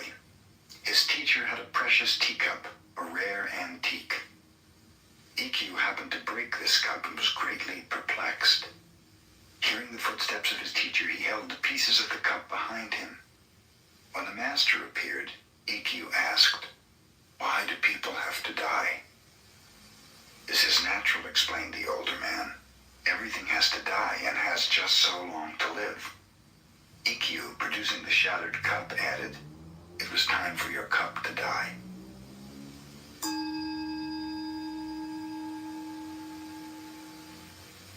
Zen master named Keitan lived in the latter part of the Tokugawa era. He used to say, "There are three kinds of disciples. Those who impart Zen to others, those who maintain the temples and shrines, and then there are the rice bags and the clothes hangers." Gasan expressed the same idea. When he was studying under Tekesui, his teacher was very severe. Sometimes he even beat him. Other pupils would not stand this kind of teaching and quit. Gasan remained, saying, "A poor disciple utilizes a teacher's influence. A fair disciple admires a teacher's kindness. A good disciple grows strong under a teacher's discipline."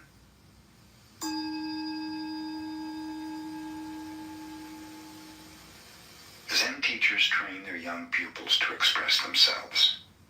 2 Zen temples each had a child protege. One child going to obtain vegetables each morning would meet the other on the way. "Where are you going?" asked the one. "I'm going wherever my feet go," the other responded. This reply puzzled the first child, who went to his teacher for help. "Tomorrow morning," the teacher told him, "when you meet that little fellow, ask him the same question. He'll give you the same answer, and then you ask him, 'Suppose you have no feet. Then where are you going?' That'll fix him." The children met again the following morning. "Where are you going?" asked the first child. "I'm going wherever the wind blows," answered the other. This again nonplussed the youngster, who took his defeat to his teacher. "Ask him where he's going if there's no wind," suggested the teacher. The next day the children met a third time. "Where are you going?" asked the first child. "I'm going to market to buy vegetables," the other replied.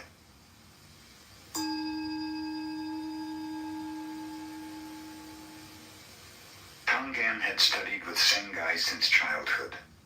When he was 20, he wanted to leave his teacher and visit others for comparative study, but Sengai would not permit this.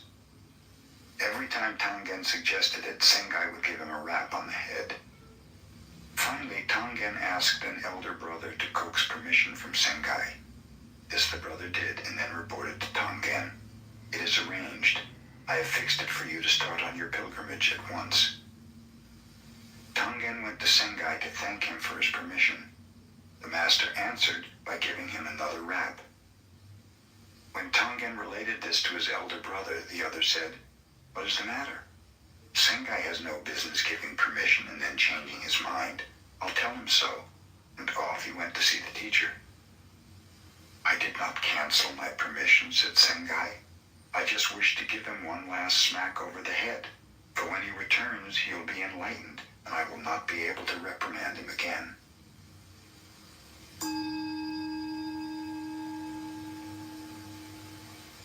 Matajuro Yagyo was the son of a famous swordsman.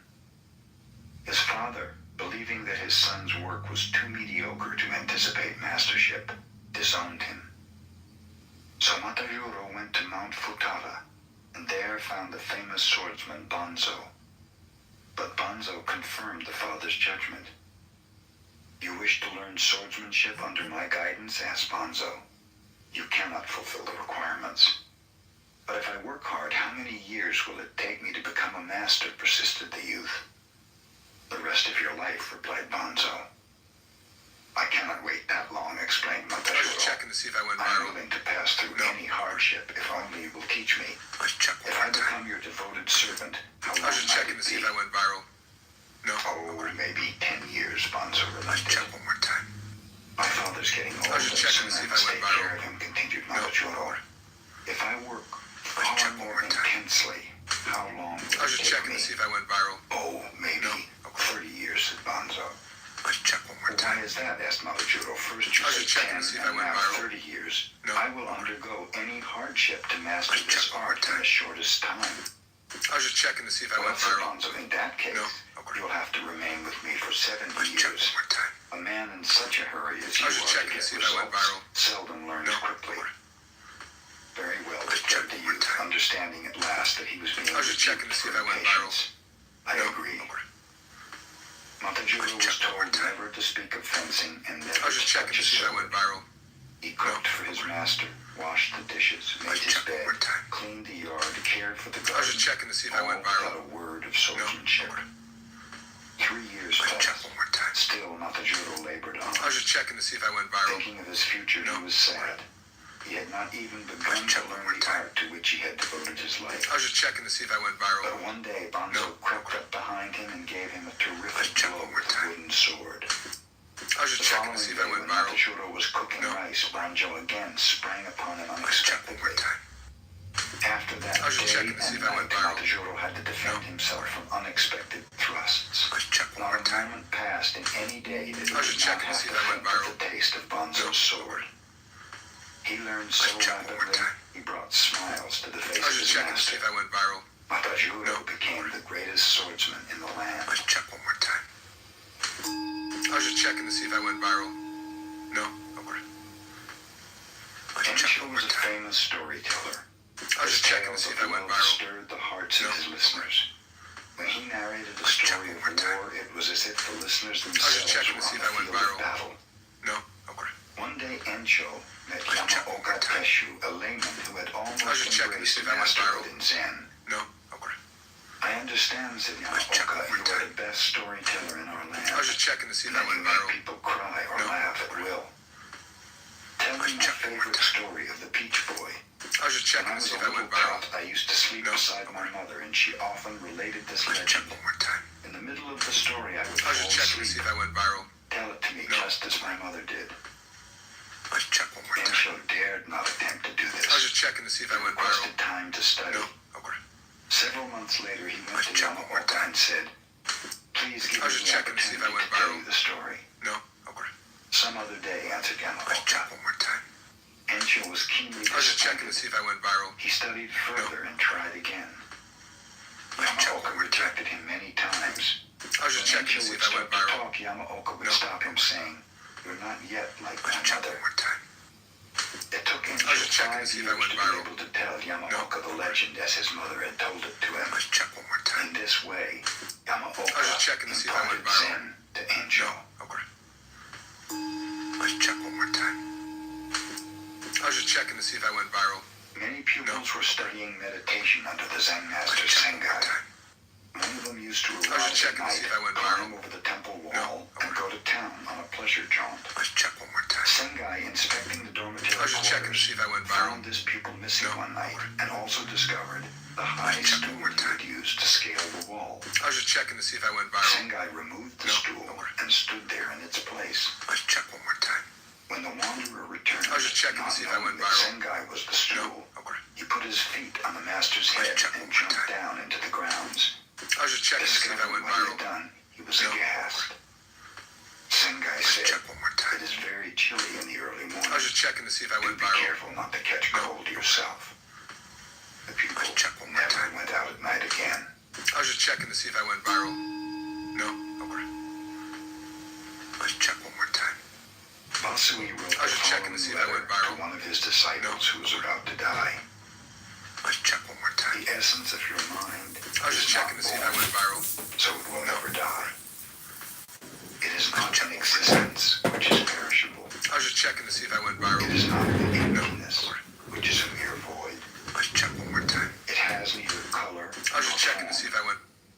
It enjoys no pleasures and suffers no pain. I know you are very ill. Like a good Zen student, you are facing that sickness squarely. You may not know exactly who is suffering, but question yourself. What is the essence of this mind? Think only of this. You will need no more. Covet nothing. Your end, which is endless, is as a snowflake dissolving in the pure air.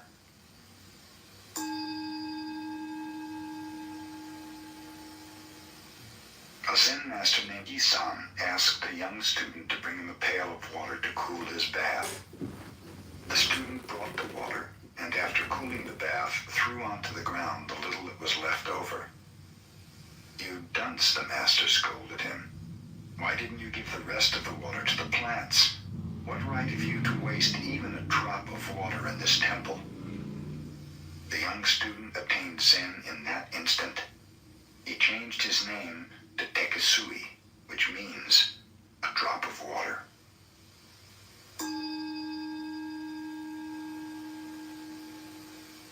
Tosui was the Zen master who left the formalism of temples to live under a bridge. No, I mean, it's fine for her to take on any of us that are theist. Going to be contrary to what we accept, and maybe we can have that out. But I don't want people to be So like. you're saying you're happy for her to get smashed so long as it's consensual? Right. Well, Sailor just presents points of view and then just like, there it is, man. Then you respond to her. She doesn't really get engage the response. Sayla, have you met Andrew Kiss? She understands what she's done that to me. Yeah, she's doing two things right now. She's knocking your evolution. She's saying you're a monkey, and evolution. She's also flipping you. She's also flipping you off. Like how many times do you think like Homotheus is gonna like say like today? Like 1,000 times like, maybe like? Who's Homotheus? Oh, Who's that? Who's the fucking... John, like who just said that? Like, John, since you read so much and listen to our rooms all day, you surely understand the arguments very well, and you understand what a formal argument is, because you tell us, we need to read more and everything, so you understand it. So can you give a good formal argument for God? Like, I can give you the structure of how to formulate an argument, like, and essentially, like, give you my theory and hypothesis, like, for God, like. Okay. Andrew, why are you doing this? This guy's like a Muppet. This is what Andrew does. Mock someone. By the way, I saw you chillers. That was. Do you want to talk to him? Yeah. Can I translate for him? What about chillism, Andrew? That was epic. You and Matt, that was epic. They kicked me from the room. With beggars. When he was getting very old, a friend helped him to earn his living without begging. He showed Tosui how to collect rice and manufacture vinegar from it. And Tosui did this until he passed away. While Tosui was making vinegar, Did you meet the guys from Clubhouse in Vegas? There were a lot of people from Vegas. Yeah. I don't know. Maybe I did. Yeah, a lot of them. Are they at a lot of important parties? Yeah. We don't hear you well. Is she that pretty in person too? Nora? Yeah, some of them. Oh yeah. Didn't you see her jihadist video in the elevator shaft? She looks like she's 50 years old with a bad hairdo.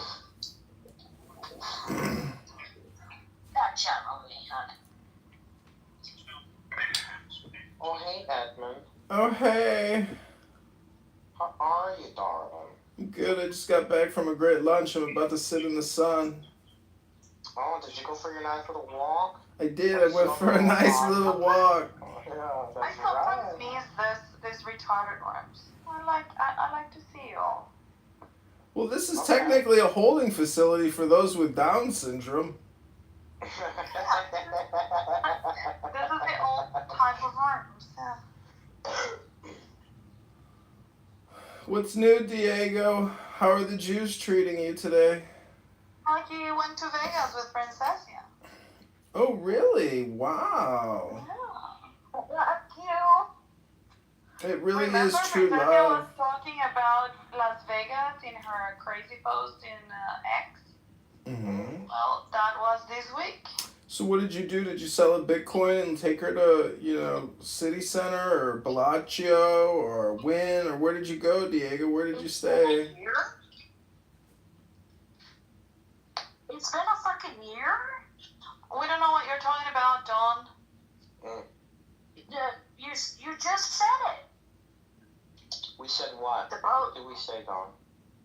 The post. What post? No, that post was like 2 months ago. It was from the fucking winter, wasn't it? Like November or something? Christmas time? Diego, when did you... It was from February when she got in the Ghosted. in the She credit got card. ghosted. I thought, God damn, it's been a year. Where the fuck have I been? No, How did she it? got. How did her trial go? Is she pregnant now? Diego, congratulations! Is this your first child, Diego? Are you going to be a father? No, it's like the 12th. He's gonna ignore Princessia in like a year, like the same way he ignores his family now. Oh, wait a minute. Are you a Mormon? Do you have so many kids? No, it's just a man whore. Oh, so he's like me. They both have something in common, which is dry scalp syndrome, otherwise known as dandruff. Nice. Actually, dandruff is a fungal infection on your scalp. Oh shit! Well, I used to get dandruff from using Propecia or minoxidil, and I know how hard. Both of them have flakes. One of them, dandruff is yellow, dry scalp is white. Disgusting either way. I'm glad I suffer from oily hair where I don't have that problem. You. Could you imagine not just aligning with a person on the physical plane through dandruff, but on the spiritual plane through Jew hate? It's truly a match made in What heaven. happened to me, John? Yeah. That's exactly what happened to me with my ex on Funklock. Oh, Rico is a Jew hater? Yeah, but You didn't know? But in all reality, though, he is a piece You of really shit, didn't though. know? Rico, hey! Speaking of Rico, Speaking of the Jew hater. He laughed. But what I don't understand is Catholics are big in the banking industrial complex. So, like, why would a Catholic hate a Jew who's also got game? Like, game should respect game. That's why I respect you, John. Yeah, but he's a retard, though. And we all know he's a retard. So there's that. And a liar. Rico. He's a fucking retard and a liar. And a liar, you hear me? And a liar. So there's a liar. He's a liar. No, I meant to say liar, not lighter, but... But what does he lie about? Huh? I was thinking about you today, Danicus. I was thinking about you the other day because Jazzy said that you said that I said about her that I was in Sig's room talking shit about her, Dawn, when I wasn't talking shit about anyone. No, I did not say that. Well, that's what Jazzy said. Well, I didn't. Okay. No, she's talking about. Dawn's always stirring the shit. I know. Because Dawn is just a shit stirrer. But that's okay, Dawn. That's what we love about you. No. Dawn, when was the last time you got out of bed and made a good bowel movement? This morning. Every day. PTR, the proof. I love that for you. I love that for you, Dawn. I do. I love that for you. I love that. She's not like Simon. Simon poops only once a week. Yeah, but that's me too. Because He actually admitted to only pooping once every 3 days. He sounds like he's constipated. Just kidding. No, he does the carnivore diet and I do gets him too. to poop only once a week. I do too, Issa. I'm on carnivore with my cousin. So yeah. Good. How's that going for you? How do you like it? I lost over 100-something pounds, Dawn. Wow. Really? Wow. I bet you're even more handsome. And how long, Danica? It's been, I've been on my weight loss journey since April of 2020. But I mean from the carnivore start. December of 2023. So it's going on 2 years this December. So a year and a half right now you've lost 100 pounds. Yeah. Would you like to see what I currently look like? Yes. Do you have a before and after? Yeah. I have a before and after. I'll show you. Show us, yeah. Yeah. Hold on. Yes, Cuckoo, the Justice League is assembled. He's so handsome anyway, Danicus. Thank you, Dawn. I appreciate that. How's your baby, Danicus? He turned 18. No. Yeah, he's doing good. Oh my god. Wow. How do you feel about him turning 18? Did it make you feel old? Well, it made me feel old, and it also made me feel very afraid, and like a whole bunch of other things. I had a weird premonition with him the other day, and I had to call him Tuesday, and I said, listen, don't make me a fucking grandpa just yet, all right? I'm not ready for that, and you're 18. You haven't finished high school yet, because his birthday's in January. That's why he hasn't finished high school yet, because they graduate in June. Right. So, you could PTR, Issa. Okay. My birthday is January also, the 2nd. Yeah. Let me open it. It's. Oh, wow. You look good, Janikus. Thank you. You look really, really good. Yeah. Look at your face, dude. Yeah. Have you been working out as well? Yeah, I go to the gym. I do calisthenics. I weight lift. No, I'm asking because like such a big weight loss, like so it goes better when you are like still tight. You know, you tighten your skin and stuff. Mhm. I'm taut. Yeah, I'm very taut. You're taut. I'm very taut. Oh wow, that's really good. Yeah, man. You're ready to go. You're ready to go to Gaza to join the IDF to fight. You look like you're in such great shape, you soldier. Oh, thank you. I appreciate that, John. I appreciate Now he looks more like a Dominican now. Yeah, you do look like a Latino. What's going on with your look, and what's up with the red glasses? Vete pa'l carajo con la mierda tuyo. There you go. You wanted some of that? I gave you some of that. Pepe, what do you think about Danikis' life transformation? Oh my gosh, unbelievable. I'm gonna do it. Unbelievable. Oh my God, it's unbelievable. I remember you said that. Yeah. Unbelievable. Oh my goodness, it's unbelievable. Look at you, Isa. You're so unbelievable, darling. Unbelievable. Here, this is me at the gym, Isa. Hold on. Hey, Chad. When I'm doing hair, I be in the zone. Hold on. Unbelievable. When I'm doing hair, I be in the zone. Yeah, really congratulations. I be in the zone. Thank you.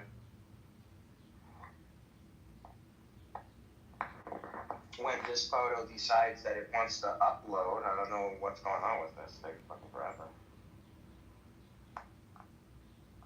Do you recognize that people treat you differently? It's so strange and they're nicer to you now that you've lost weight. I found that to be true.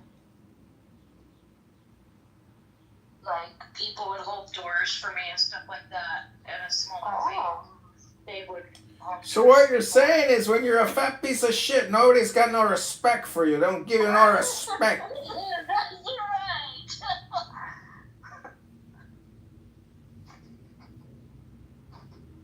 So if you want to get respect, you don't just have to give respect. You got to lose the weight to get the respect, to give the respect. Put the Twinkie down, John. Soy un gordo. Yo tengo hambre.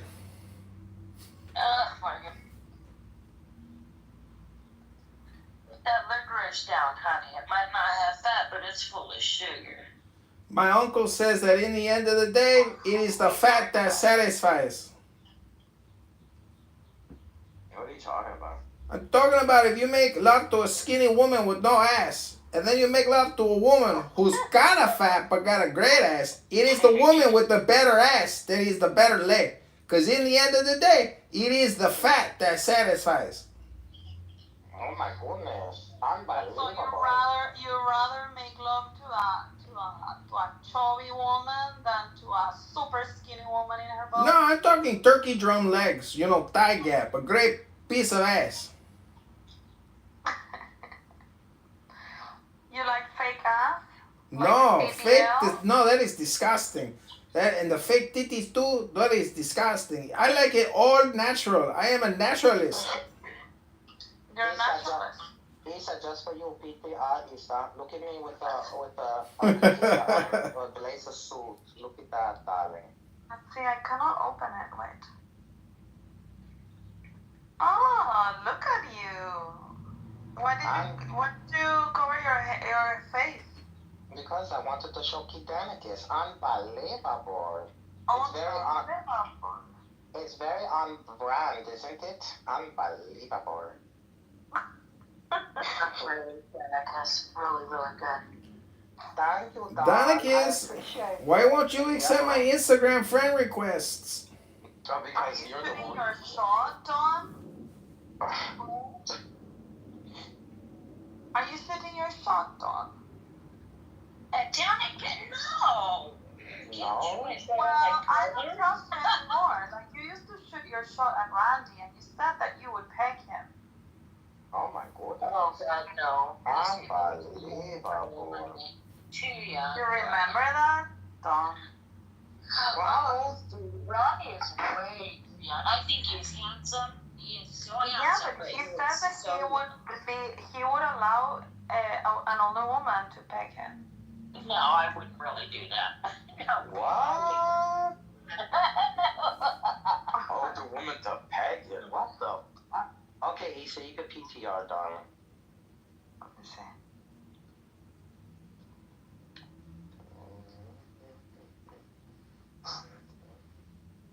Do you look like a Dominican again?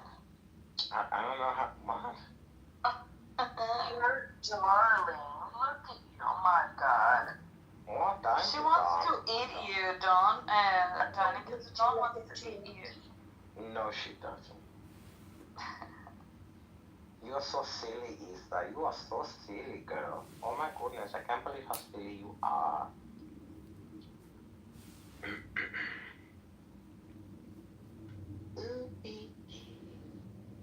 And she left. So Johnny boy.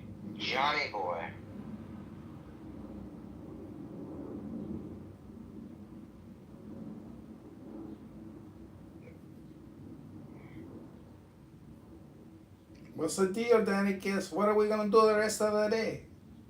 I don't know. What's the dealio, my friend? You tell me. I'm gonna go to my living room, sit in the sun, butt naked, and suntan my butthole. Gonna have a nice Miller High Life with some orange juice, smoke a little more weed, do some yoga, take a nice hot bath, and then go out tonight and hopefully get laid. It's Saturday night. Everybody's gonna party. Unbelievable, my friend. Unbelievable. It's a big party, Ryan. You're invited. Coco, you are invited to the party. Yo, John, I love the new voice and the Mexican character you got going. It's freaking amazing. Oh, what's good? That's very good, my friend. Unbelievable. Thank you, Coco. You are also invited to La Fiesta. This is amazing. Can we make this a Mexican room? No, we cannot because it's not a Mexican room, my friend. You know, but Danicus, you almost had me with that first picture, I swear. It really looked almost like you were. The one that I lost a lot of weight? That is me. No, come on. Yes, that is me. Yeah, that's not a fake picture. That was really me. Oh, bro, that's crazy. Yeah. I thought the one on the left was still the, like... Alright, come in. We're going to talk about why is it cool to stone women. You know, it's like society was already not in their favor. Then double down on it and make it worse. So not only is it like 50% chance they don't bleed anyway, and a not unmarried woman has very bad chances in life back then. Let's make it worse. Let's kill them. Yeah. And also, like, it's so easy to, you know, for the husbands to make some shit up. You know? So, how's that work? Oh, you go, that was the times, yeah. So this revolutionary religion, it was too much for God to say, you know what, maybe we should treat women more fairly and not kill them by stoning. You know, like God, it never crossed his mind. kind of like... You kind of sat there and watched, like, when they, held the battles of the Colosseum, in each in their own. It's kind of how it was. You just sat there. But that's fine, but this is like God's direct orders to do this. This is like stone the women after you spread the cloth out in front of the Jewish elders, to just they can see. Just bring any cloth. How they know? Hey, were you in that room yesterday with that guy like Jariah or Kariah or whatever? Kyria? I was in a room with Daniel. Yeah. With like the quiz, the little game. I think you were gone by then. Anyway. When I was, because I laid it all out. Like, I literally laid it all out so perfectly, and I gave him every opportunity to fucking just be reasonable and ethical, I guess, or, have like a moral compass or an opinion on the matter, and he could not muster up the balls to do so. It was wild. You mean like just a non-coward down here, like doing eye roll emoji? Like come up here and fucking, yeah. Yeah, turn off the It's Adrian Dittman, dude. Turn off the night. Come here and talk to me. I'll dismantle your stupid religious beliefs, and it's not gonna go well for you. Yo, that's Adrian. It's Adrian. Oh, man. Oh, shit down here. He said that. Yes, it is, Adrian. Come on, dude. Oh, it's the kids like JCC, he's here. I apologize if I'm being too. I need like a better floor cleaner. This shit smells too much. Gotta get the one that smells like lemon. Speaking of work, here's Airbnb and it was gross. It was in Florida. I was like, the floors are dirty. So I found that Fabuloso, that purple shit that like the Spanish ladies used. Oh yeah. It was so powerful, like so strong. My office building smells like that every day. I guess I could dilute it more. I don't know. Oh, Lynn is here. Hey. It is a lady who likes men who sing.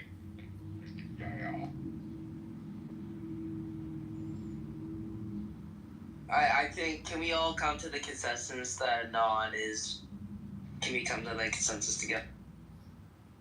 Okay, Christian, the command to execute the mute function travels quicker than your audio. So if you talk and then mute really fast, it actually cuts off the last few words. Oh. Just a heads up. Oh, okay, my bad. Well, I was just saying, I think that, I think we all need to come to the consensus that Anon is Adrian Dittman. And I think we just all need to agree on that. Are you Mr. Dittman or are you John Kitover? Well, John Kitover is Adrian Dittman as well, so what does it matter? Well, maybe he has multiple accounts in here streaming, from his different houses, because he's got... Well, he said he has over 100 accounts. He said. Oh, well, that's great. He'll just forever be on Clubhouse, doing this. Okay, this is Clownhouse spam.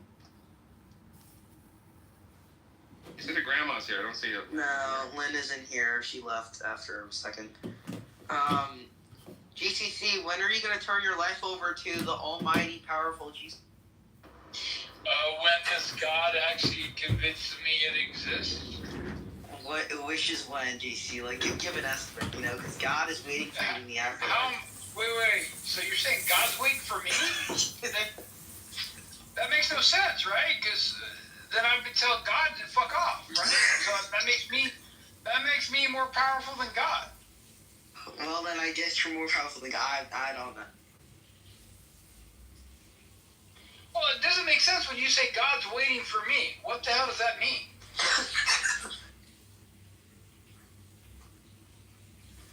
If you know, you know. If you seek, you shall find. If you seek, you shall find. Do you know Christian? I do not know. I'm honestly messing around with JC. Are you a Christian? I thought we would have this. I thought we had this conversation. Yeah, but people change their mind daily, so I just wonder. Oh yeah, I'm still Christian. I'm not an atheist. I haven't switched yet. Well, you don't have to be an atheist. You could always go deist. You could go spiritualist. There's many options. You can believe in spiritual stuff and not even believe in any deity. Also an option. But the thing where it says seek and you will find, what James said, is actually very wise. And I always thought if you go around asking these dumb questions like where do we come from, where are we going, what do bananas mean? Someone will tell you the answer. There's always a charlatan that will give you the answer to these stupid metaphysical deep questions that you have. And then you get sucked into that belief system or cult. So seek and you will find maybe doesn't mean what you think it does. Wow, daily dose of Rivas right there. I honestly have only one response for that. Well, he has a calendar that he published, and every day it has a different affirmation for you if you want to pick that up. Oh, the Roivas calendar? That'd be awesome. That'd be hot fire.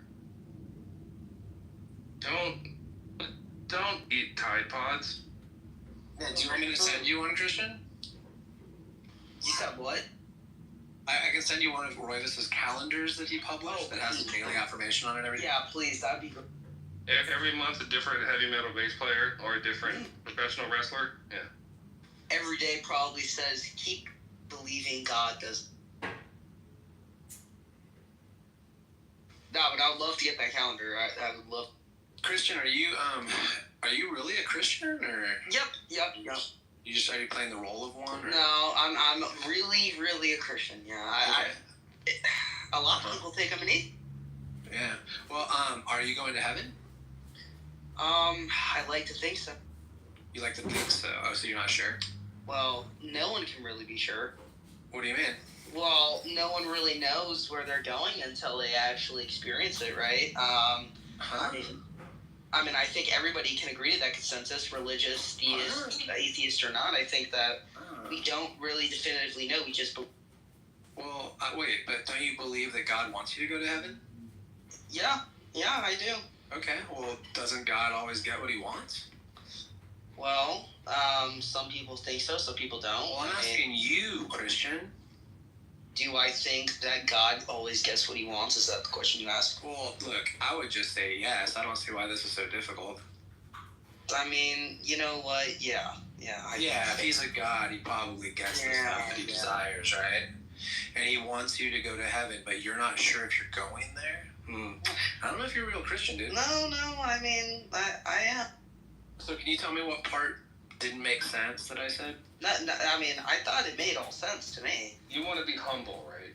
You just don't want to be sound arrogant. Of course I'm going to heaven. Well, that's not arrogant. That's just going with what God told him is going to be the case. I mean that's kind of a good point that Honey's making. That if you're really going to follow this religion and do all this stuff and take all the time out of your week to do these rituals or hang out in church, you should be getting something for it. And it should be I know if I do these things I will go to heaven, instead of just I don't know. I mean, how do I hope I did the right things, but Yeah,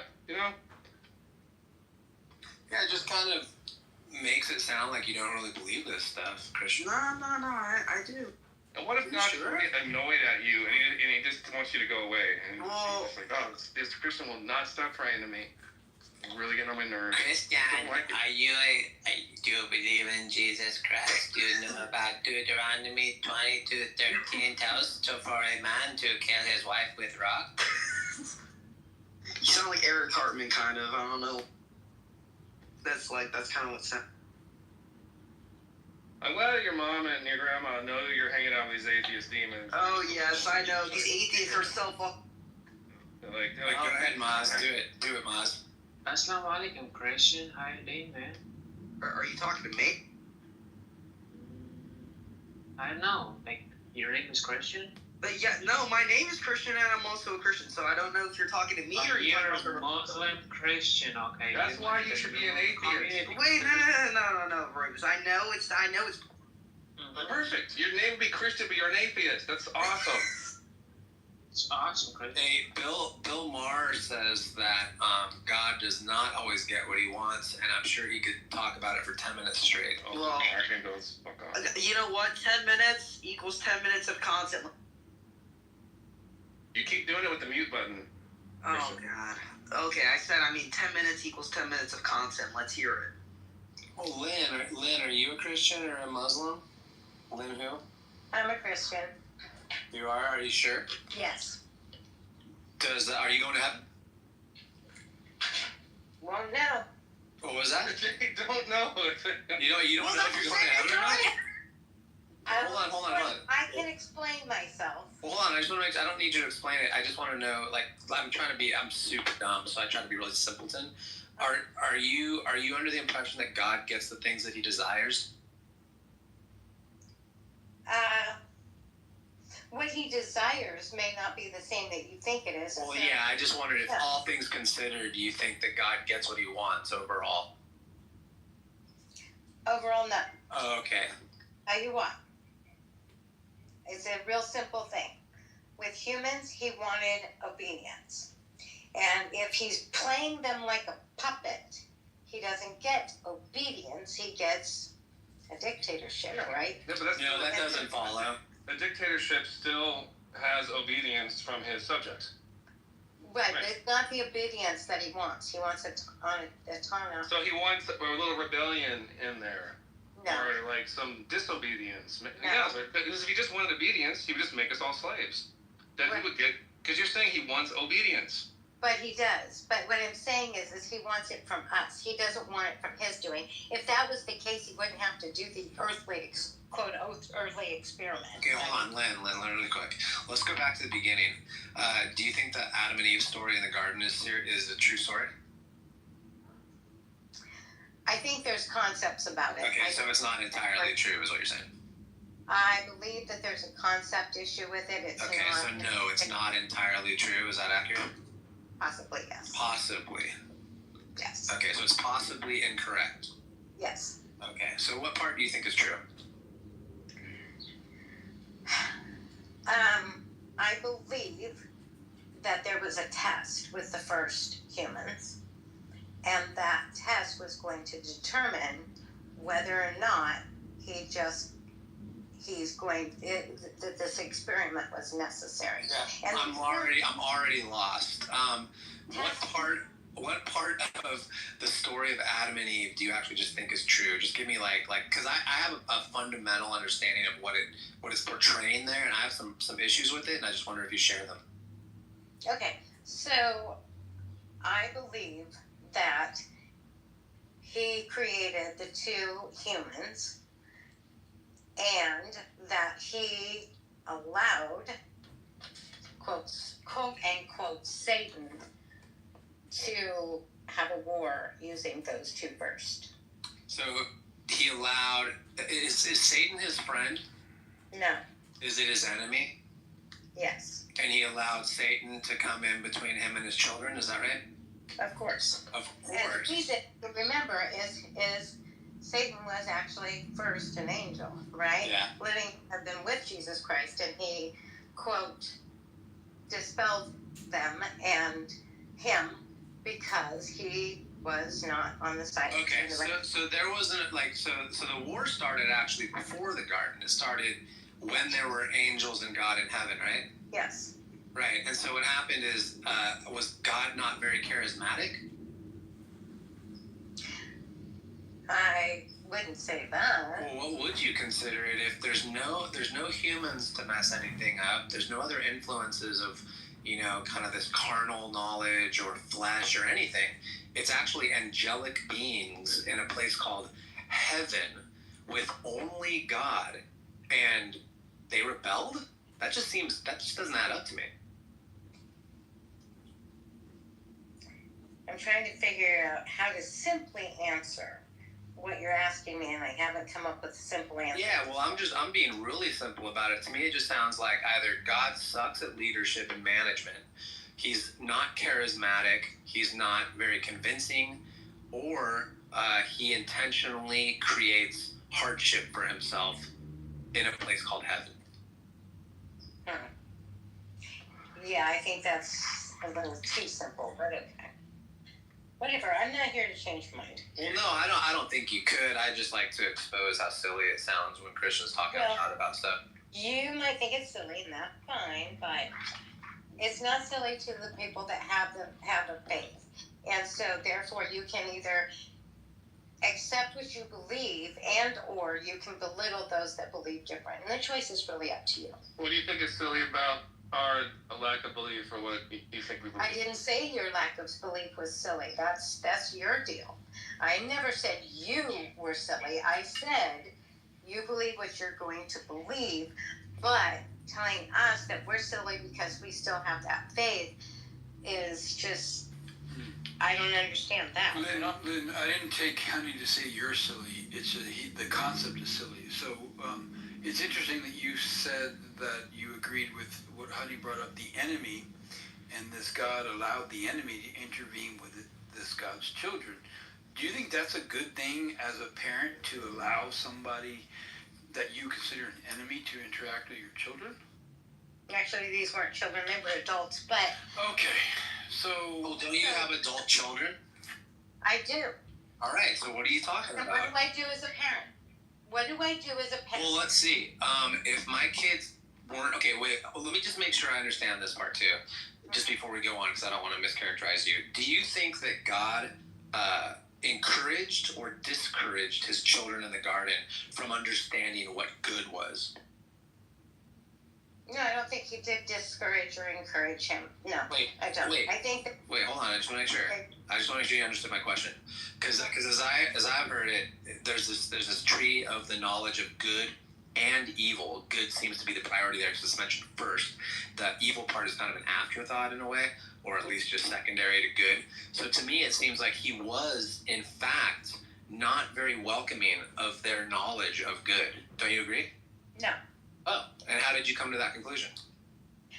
Because it's a little bit more in nuance than that. It was about them forgetting what they knew when they resided with him and telling them, you know, this is a dangerous tree. Don't eat from this tree, right?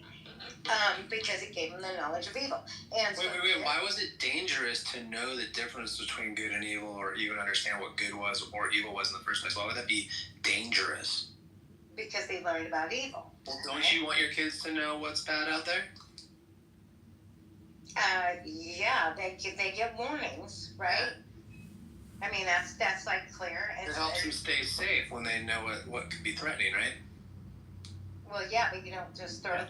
Yeah, but if they have gone through the veil of forgetfulness, that wasn't about them, like, to come here on earth. They didn't have the same knowledge that they had in heaven. Well, there was no death or anything, and there were no evil beings. There was no sin or anything. So what exactly would have been bad for them to learn about at the time?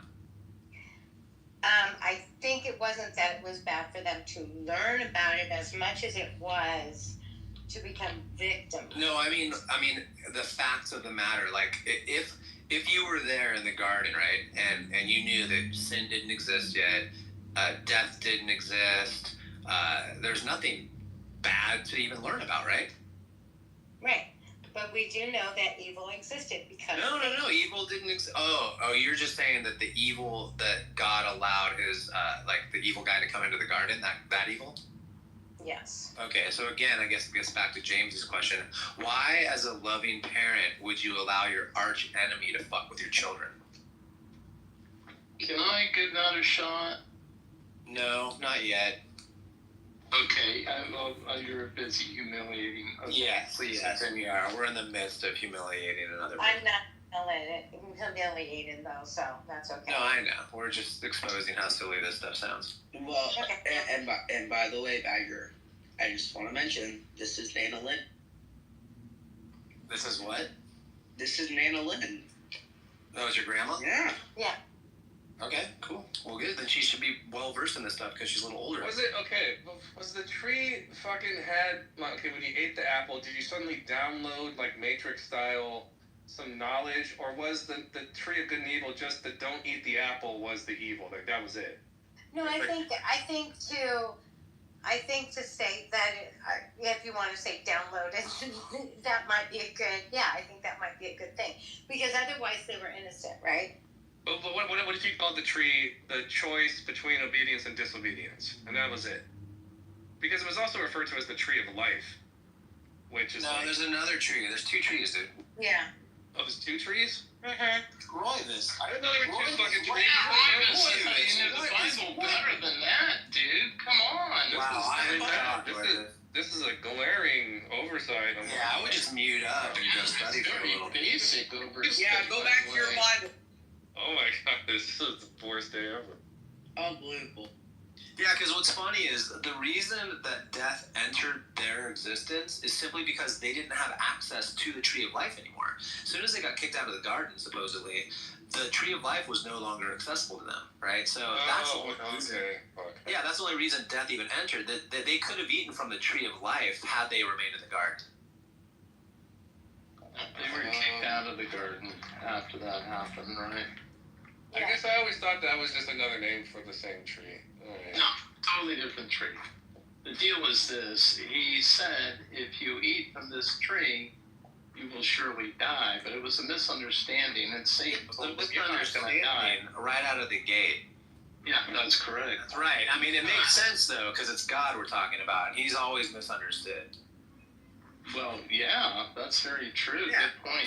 I know. So basically, when he said you die, he meant that your soul is in jeopardy of dying. Just like Jesus said, don't worry about the death of your body, but worry about the death of your soul.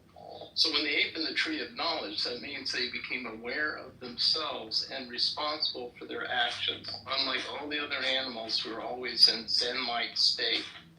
All the other animals are at one with God, and they're at sin, so they can't suffer. They don't suffer. Wild things don't suffer. Humans do. Wild things don't suffer, is that right? No, they don't. Okay, Hans.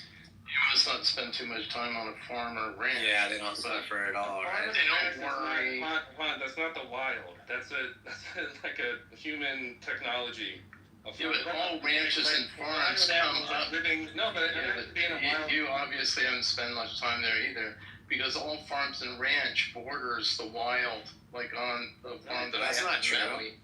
Yeah, it does. You're just, dude, come on, Hans. You're kind of more of like you're more of a, you're better at farming than a lot of people. Most farms do not lie on the fringe of wilderness, dude, or wild. They do. On the other side of the fence, you get bear, you get deer, you get all that stuff, Dude, man.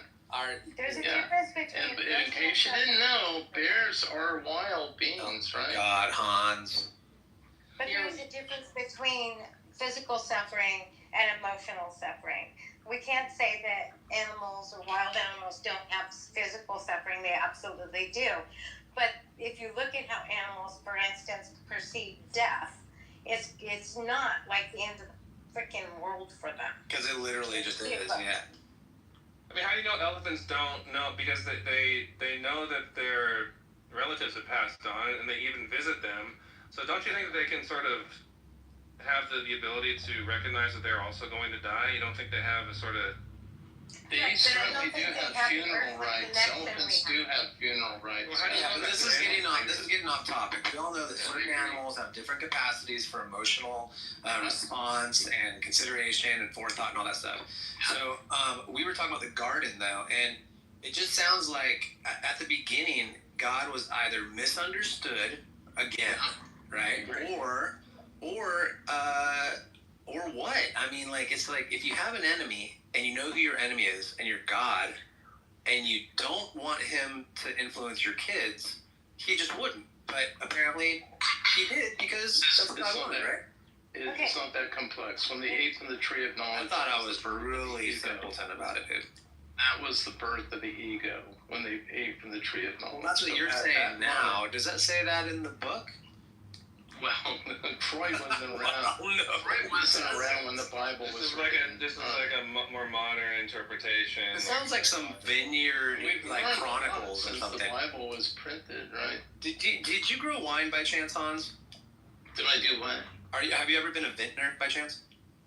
I was a commercial vine grower and vintner. I knew it. 4 years. Yeah, because this sounds like the thoughts of a vintner to me. Well, you had inside information, dude. You're cheating. So all I'm saying is eating from the tree of knowledge was the birth of the ego. And no animals have an ego. Only humans are aware of themselves. And it even points that out in the Bible. It says, oh, why are you hiding? They were hiding. Well, we're hiding because we're naked, and God says, who told you you were naked? Yeah, because he doesn't even know. I don't think the God of Abraham is omniscient. He didn't know where they were. Maybe he was playing with them like kids. Maybe it's all just a joke of symbolism, like the whole thing. Well, I think the whole thing is that you're starting to sound like all of this is just metaphor and like Aesop's fables kind of stuff. A lot of it is, yeah, absolutely. Yeah, it's a metaphor. Do you agree with that, Lynn? Do you think it's mostly just kind of metaphor and Aesop's fables, none of it's really factually true? No, metaphors can lead to factual Yeah, truth. it can, but That's the whole point of a metaphor. Yeah, for sure it can. Do you believe that, Lynn? Do you believe that like the Garden of Eden is just kind of a metaphor for stuff? Sorry, I've interrupted. What was being talked about? Because I missed. We were just trying to figure out how much of it you think is actually just metaphor or if it's factually correct information. I think some of it is definitely metaphor. I believe that there's some factual truth to it. So if you understood the entirety of what was actually written, then you would know that it's a lot more nuanced. So let's change it up. Let's make me Christian's parent, right? I know that coming on Clubhouse, just like walking the streets, taking the bus for the first time, learning how to drive, all of those things come with inherent dangers. But I don't protect him from those. I actually help him become a part of those, right? So that he learns how to self-protect. Okay? So I think in the God world, okay, if we were all Wait, really quick. I just wanted to clarify. When you say the God world, is that somewhere other than I am? I think the God world is all around us. Okay, so there's no difference. But I'm talking about before or prior to. What do you mean prior to? God's timeless, right? No, I understand that. I'm talking about the difference between the time in heaven and the time in earth. Time in heaven, okay. Okay, so if we were preconceived, we were souls prior that come down from heaven to gain our earthly body, to gain our earthly experience, to make the decision whether or not to follow Christ or not, or God, then that is in itself, that's kind of like letting a Christian grow up and go to college. Oh, okay. So you think God's kind of just like a dude?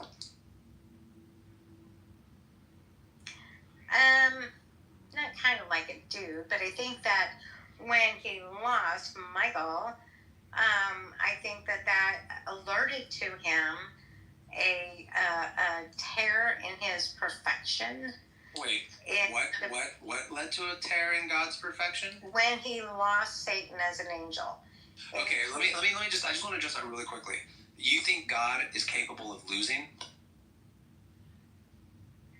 Yes. See, this is all strange information to me because it just, the more we talk about it, it just sounds like he's some guy who lives in like a condo or something.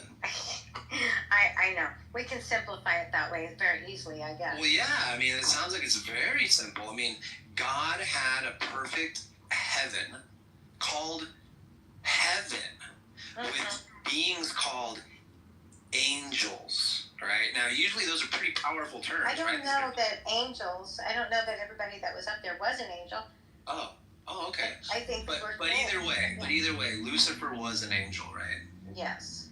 But then he became not an angel, right? Yeah.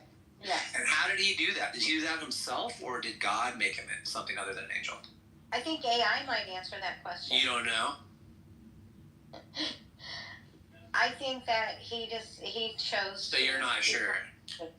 No, I believe that he chose, which is what I've been, right. And he was granted the capabilities, yeah. Yes, that he made the choice to fall from grace and to try and attempt the power.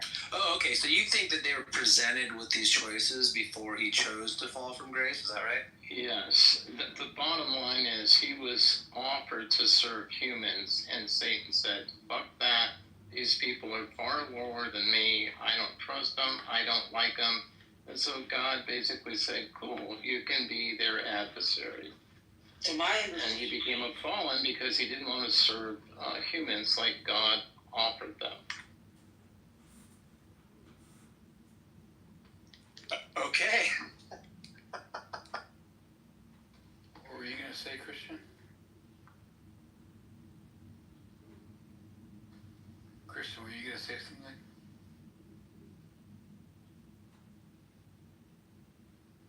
Well, I mean, either way, it sounds like you guys got this pretty pegged. And it sounds like it's not really that cryptic or nuanced and stuff. It sounds like it's pretty simple and laid out for you guys. Isn't that right?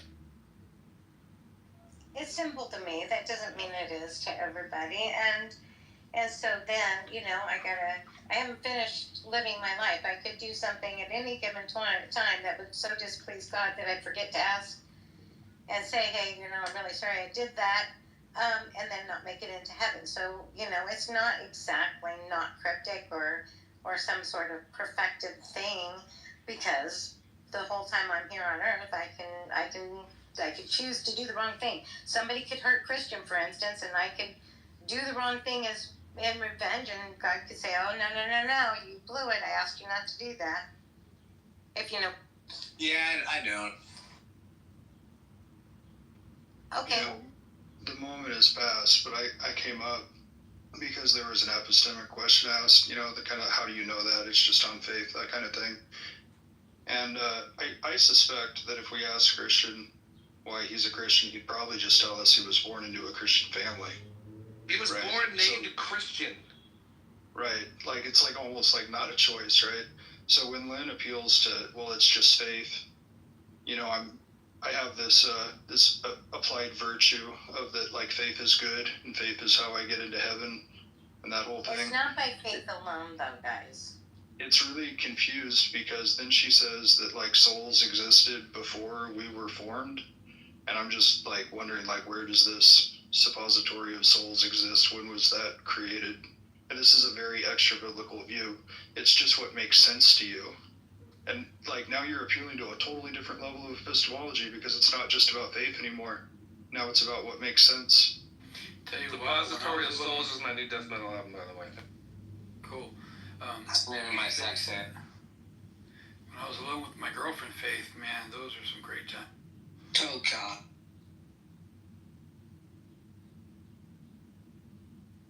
Also, Rose, my name isn't Christian. It's an alias, but yeah.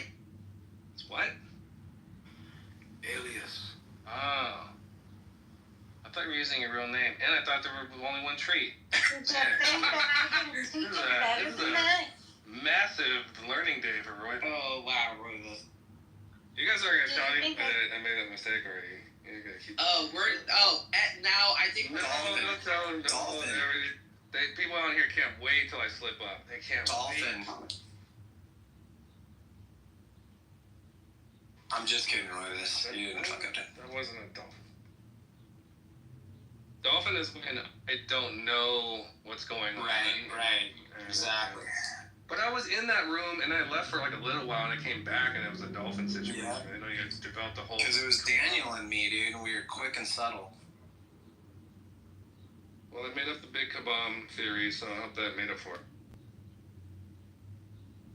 Lynn, are you under the impression that this possibly could just all be wrong?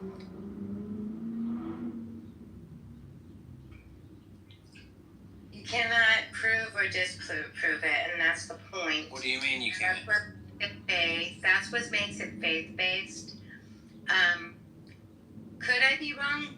I'm not a perfect person. I am certainly not. So yes, you could be wrong. I could be wrong. Okay, Am I that's wrong? all I asked. At least you're honest, Yeah. I also agree with the point of one. So if something can't be demonstrated to be true or demonstrated to be false, what would be convincing to believe in that? For me, it's been personal experience. You'd have to lay out your parameters of what you require to be convinced. Yeah, things that align with reality, right? So that's where things are true to me. Yeah, but okay, So, but your parameters would have to be more detailed than that, right? Why? Well, okay, for example, do you believe that Jesus rose from the dead? No. Okay, but if I told you he fainted on the cross and then recovered after they laid him down, would you believe that? Yeah, that's a probability that makes a lot of sense, yeah. Okay, yeah. So I think you're very reasonable in your assessment. Well, that's one reasonable explanation that could be cast over like a landscape of reasonable explanations, right? Saying it's more reasonable than like regularities in nature were suspended in my favor. It is like very different. Like I kind of like the twin hypothesis, right? Like that's the one that I go towards. But like I think a lot of this is just metaphor. Like people are like eating dinner with some guy and then deciding after the fact that was Jesus. That's clearly just like a metaphor. They're making some kind of reference to we were gathered, we were eating together, and therefore Jesus was there. It's not even a claim that like the actual person was there. Okay, so how do you, or maybe you've experienced it, but I have not, how do you suspend regularities of nature? Or how would you experience that? Yeah, I don't think that happens. I'd love to see an example of regularities in nature being suspended. Yeah, you can have people misinterpreting. I've never seen it.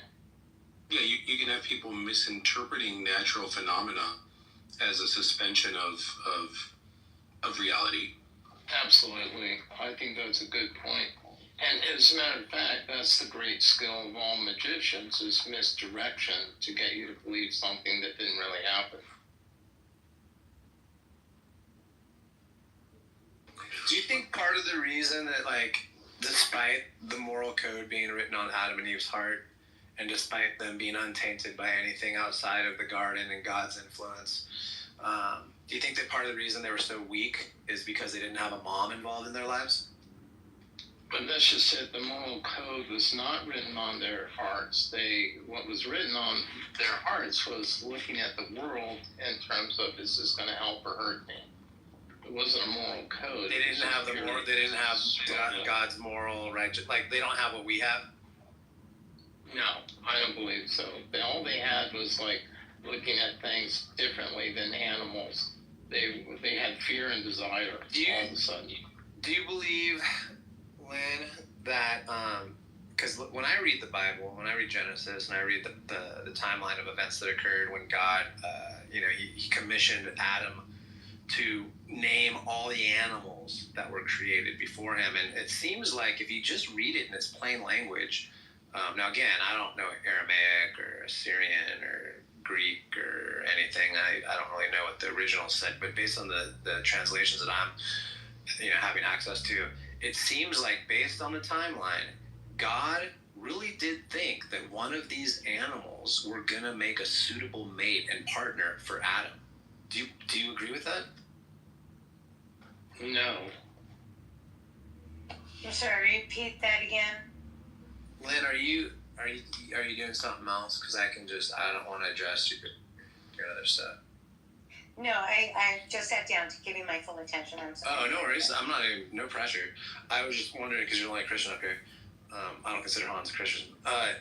There's this timeline of events in the Genesis story that, to me, when I read it, indicates that God actually thought that a suitable mate and partner would be found in one of the animals that he was having Adam name.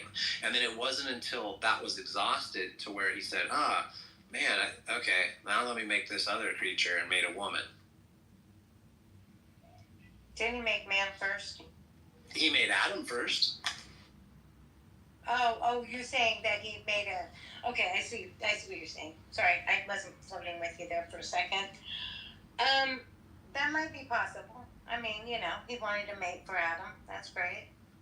Yeah, so you think that God, in all his all-knowing, all-powerful state of being and righteousness and everything, he may have in fact felt that, a narwhal or a beaver or like a flying squirrel was going to be a suitable mate for Adam, his human man. Okay. No, I don't think that. I don't think that he...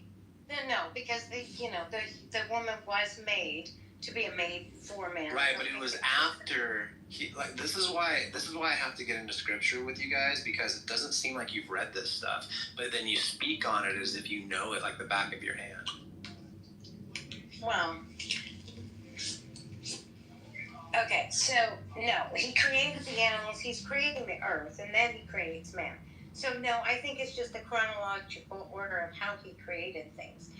If we believe that God created heaven and earth and everything on it. So that's just a chronological order. I don't think that he in any way, shape, or form expected an animal to become the mate for Adam. No. That's interesting. I would disagree with you there, just based on my interpretation and exegesis and all that, you know? Right, but I just,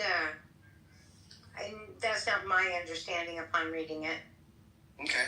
Is it your understanding that Adam and Eve were somehow faulty in their programming and or development or design features that they possessed? Because it seems like if you're unhindered by anything in a place that's like a perfect garden and only God is available to you as another being to speak with, right? Because I know they weren't talking with the animals, but they could talk with God. Don't you think it sounds kind of fishy, at the very least, to believe that they would have made a wrong choice in any capacity? What about the angels? What about the devil? It's kind of like, well, the angels is the veil of forgetfulness. But anyway, so not if you consider the fact that when we have our children, they're all innocent. The first thing that they go and do out of their innocence is make mistakes, right? And if we have had pre-life prior to Earth, then he was here. Wait, what? I'm already lost. So you compared the kids as innocent children that make mistakes, right? Not adults that disobeyed God and deserved eternal punishment. So I'm trying to figure out like what's the correlation here? Coming from the concept of heaven to the earth, to the Garden of Eden, they went through the veil of forgetfulness. That's what do you, wait. Adam and Eve were in heaven first? I believe their souls were, yes, not their body. Damn it, the veil of forgetfulness is in my other Death Metal album name. I'm getting very confused now. Yeah, me too. I don't know. Suppository of... It just sounds like a lot of layers of nuance, but then I hear that it's simple, and then I hear it's nuance, and then I hear it's simple, so I don't know, I'm confused. I can't keep up either. Why does it matter, though? Why are you questioning all this? Oh, because we're trying to expose how silly this stuff is. Because we're humans, that's why. How would you prove that it's silly? Mako, are you... Mako, hold on, Mako, are you a Muslim? What was that? I said yes. Yeah, is your name Hammer? Yes. Yeah, that's what I thought. What up, buddy?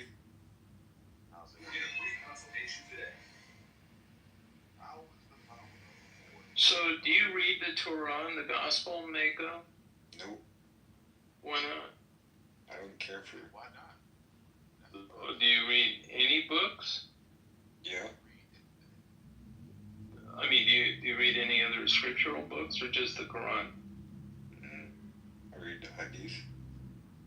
You read the Hadith, but you don't read the Torah or the Gospel? No, I don't care. Holy smokes. Why would you read the Hadith but not the Gospel and the Torah? I believe the current Bible that we have has been altered, so it's like... You scared off the Christian woman and her son, dude. Not my problem, dude. No, she figured Mako could take over from me. Right, yeah. Probably better than her. Maybe more interesting, however you want to call it. Yeah, these rooms are wild. Like, look, I want to be honest with you guys. I'm just a normal dude. I don't think I'm super smart. I'm just a guy who likes to do shit. I'm a simple guy. And I have a family and stuff. I live in California. And these conversations are fucking insane to me. And I don't know if I'm supposed to take you guys seriously or what. You should. What the hell? Okay, so you're really Muslim, dude. You read the Quran? Yeah. You pray 5 times a day? Alhamdulillah, yeah. Alhamdulillah. So, do you, Do you think that God likes it when you pray? Yeah, I think so. You think does he need it, or does he just want it? What? Does he need it, or does he just want it? He doesn't need anything. Right, so he just wants it, huh? He just wants you. He just wants you on your knees. Perhaps, yeah. Yeah, he likes it. Huh? Oh yeah. It's submission to God's will. Yeah. Yeah, he loves it when you submit. Yeah. You gotta stop with that though. Stop with what? Stop with what you're doing. You brought up submission. Yeah, like you don't submit. That's right. I don't submit to the invisible boss. You're right. No, you submit to like other humans. No, I just submit to life and being a normal dude. Yeah. No, you submit to lawmakers. So do you, right? No. Oh, you just drive around as fast as you want in your neighborhood? I mean, you just submit to lawmakers, man. Dude, that's, I think you're probably not very good at chess, dude. Let me finish. Not in the same capacity as you. They don't dictate like how I live. Really? So you don't obey the laws in your town? Well, to a certain extent, yeah. Yeah. Like what? Like what do you break? Tell me the laws you break that you think are different. Why would I tell you? Well, what are you even talking about then? I'm just saying, like, I follow specific laws that might be contradictory. Like what? Give me one. Well, I believe in certain things to be right and just give me one. Wrong that contradict. Give me one. Dude, whatever. You just keep elaborating in vagaries, dude. A simple one would be legal for you to eat pork, but Mako probably would not eat pork. For example, like I believe like in cutting off the hands of thieves. Like as capital punishment. Oh, you believe in that? Yeah. Where did you get that idea? It's God's command, so. It's in God's commands to cut off hands of thieves? Yep. Okay, do you have children? I do. I don't. Oh, you don't now. Okay, well, do you or not? I don't have children. You don't. Ah, shit, my neighbor's blowing the yard. Fuck. Alright, I might have to relocate. So your microphone's on, we don't hear it. Okay, so are you saying that as far as your children are concerned, if your son got caught stealing a candy bar at the grocery store, they should chop his hand off? Well, in certain cases, not if he was a kid, he was a grown-ass man, he didn't, What if he was 20? What if your kid was 20? If he was 20 and he wasn't, like, wanting for it, like, yeah, go for it. You're saying cut off his hand is cool? Yeah. Okay, I don't believe it. Why wouldn't you believe me? I said, what? I think you're just lying. You know, some crazy shit to do that. Dude, why the hell are you stealing candy bar from another man? What's wrong with you? Oh, you're gonna cut off someone's hand because they took a candy bar? Well, if it's not out of want, if it's not out of need, yeah. Wait, so a kid took a candy bar. How old does the kid have to be before he cut his hand off for stealing a candy bar? I don't know, whatever is the age considered to be an adult. What 16? If a 16-year-old took a candy bar, you cut off his hand. Is that correct? I'd ask why he did it first. He took it because he liked sugar. Didn't have money to pay for it? No. Look. No. He just liked sugar, wanted a snack. If he didn't have the money to pay for it, then But is it a command? Is it a commandment to ask why? Is that part of the commandment? Is there like a list of whys? Well, you're passing on a judgment. Obviously, there's going to be like sort of an investigation. Well, hold on. I just want to make sure this is clear to everybody, okay? The only reason we're talking about cutting off Mako's son's hand is because he made the claim that I submit to different laws and stuff than he does. And I asked him for an example. Yeah, And he says, hold on. And he says, for example, I think, you should cut off a guy's hand for stealing. And I said, really? And I said, so if your son got caught stealing a candy bar, you get his hand cut off, and this is where we are. Yeah, you submit to somebody else's law of imprisoning that person for, I don't know, a year or 2 years or whatever it is. So, is even more what does that mean, Mako? Like, what about it, right? Okay, so Honey said, okay, yes, I abide to some laws, so do you. So what? Like, where are you going with this? That's what I'm not getting. Well, somebody obviously said, this is the intelligent way to do things, and, I think this is right, and you should obey this, and Honey says, like, yeah. Okay, so, Mako, do you think that any laws everywhere in the world, there are some laws that are stupid and doesn't make sense to you in some culture? For sure, any law that contradicts Islam, yeah. Okay, so that's you see. So you agree that we kind of need to look at the laws and kind of have some criteria for making a differentiation between them, right? This is stupid. This is not, right? What? Say again.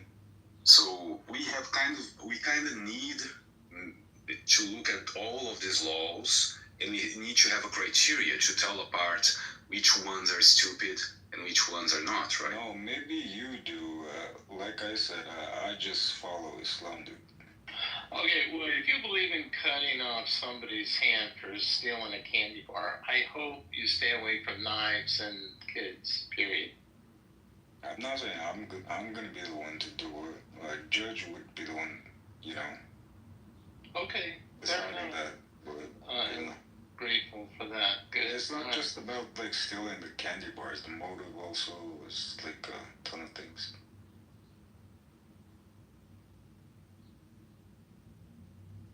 I mean, tell me, you don't think, like, even if you stole out of need, imprisoning that person for, like, a year or 2 years and maybe even fining him, like, you don't think that's more barbaric? Oh, so it is barbaric. No, it's your opinion that it might be barbaric. I'm just saying. Well, but like, it's what do they call it? Steel manning? Steel manning? Is that what it is? Not really. Well, not in this case, at least. Well, anywho, answer the question. Well, it depends, and also it does not necessarily will lead to that, right? Like some fair judge might look at that kid that was in need and not punish him because, wow, it was not, it was justifiable, right? So it would not be barbaric. I don't think so. Like, it would be fair and just. Are you sure about that, or are you just making I'm shit up? sure this happens all the time. I'm very sure. Yes.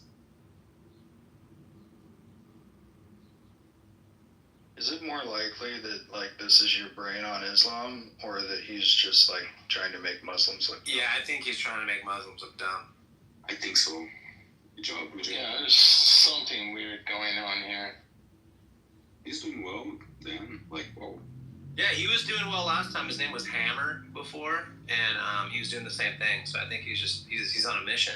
Mako, are you a Sunni or Shia? I'm a Sunni. Oh, that makes sense then. All right, good. What do you mean? Well, you know that the ancestors of the Sunni slaughtered all of Muhammad's progeny from Ali and Hussein and slaughtered them all, right? Meaning, what's your point? Meaning it makes sense you're a Sunni. Also, you're saying, like, I'm for slaughtering the progeny of the Prophet? Are you not a Sunni? I am. Okay. So if you were a Shia, you would believe that Ali was meant to be the Caliph, right? And he and his progeny were there to interpret the Quran instead of the Sahaba and the Hadith, right? Because most Hadith is crazy crap. It's like Talmud. It's frankly kind of weird and unnecessary. For example, but you say you follow Hadith, and that's why you're good with cutting off boys' hands that were reaching for a stole the candy bar. You're the one that's coming up with all this weird stuff, man. Okay, you said a bunch of things. First of all, I'm not for the killing of the progeny of the prophet. Second of all, I do consider Ali to be part of the Sahaba as well as Abu Bakr and Osman and all the others. Third of all, you said something about hadiths being crazy. Name one. What one hadith that's crazy too? I do my best to not read hadith. So you don't read the hadith, but you find them great. Okay. No, I have read hadith, and I think it's totally unnecessary. You know, also find it quite interesting. So that, you just don't want to talk about it then? Okay. No, I'm happy to talk about it. Then just give me I prefer to talk about the Prophet and the Quran. Sure. Wouldn't you? Sure. All right. Sure. So you don't find it interesting? I mean, you believe that Muhammad was a prophet and had revelations from God, right? Do I believe Muhammad was a prophet, sallallahu alaihi wasallam, and he received revelations from Allah? Yep. Yes, I do believe that. Yeah. Okay, cool. Me too. But you also believe that Muhammad had scribes, right? Like Muhammad had scribes write out the Convention of Medina, the Treaty of Medina, and the treaty with the Quraysh, the Meccans, right? He had scribes, yes. Okay. So if the revelations of Muhammad were important, scribes would have written them down shortly after he got them, right? Well, yeah, I don't know exactly when it became like standard practice, but yes. Well, of course, he had scribes with him ever since we know he had scribes with him when he moved to Medina because they wrote down the Convention of Medina, right? No, the agreement. I'm just saying I don't know exactly when it started becoming like standard practice. You know, him receiving a revelation and scribes writing it down.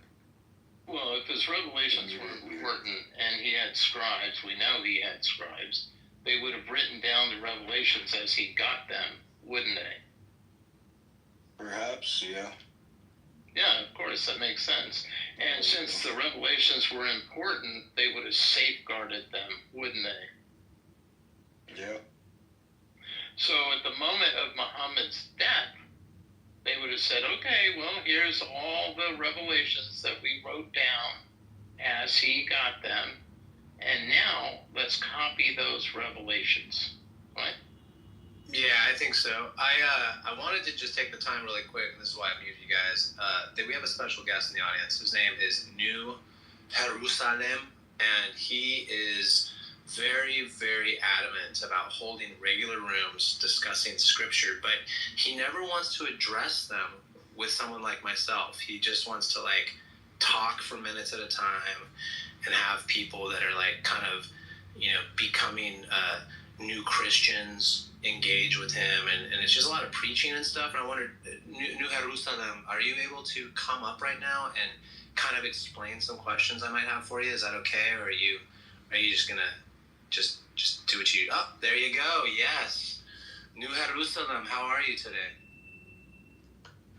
Honey Badger, how are you? I'm good, man. Did you have to see you, buddy? coffee? Sound like you're in a good mood today. Yeah, I'm always in a good mood, man. Yeah. I mean, I take that back. That would sound fake. I'm not always in a good mood, but That's true. Yeah, I regularly am. Yeah, I'm here, man. I have time to talk with you today. All right. I don't mind talking with you, but I feel like we've kind of come to a dead end in our conversation. Really? How could that be? It's Christianity. I don't believe in Christianity. What do you believe in? Christian. There's a difference between Christianity and Christian. We didn't really talk about that part yet, though. Okay, so are you Sadak Mac? I'm sorry, I didn't hear you. Say that again? Sadak Mac is just short for Sadak Mac Bivtaj. It's an acronym. Are you part of that crew? I have no clue what you're talking about, dude. Oh, the acronym. It's Sadak Mac Bivtaj. Just pretend like you're talking to a regular person who's never engaged in any fancy conversations. Well, that's not true, because you are a Christian. You guys have a proprietary language of Christianese baby talk that you guys do with one another. So I thought you might know what Sadak Mac was. It's basically it's hands Honey Badger. Give me about 2 minutes, dude. I'll be right back. Okay.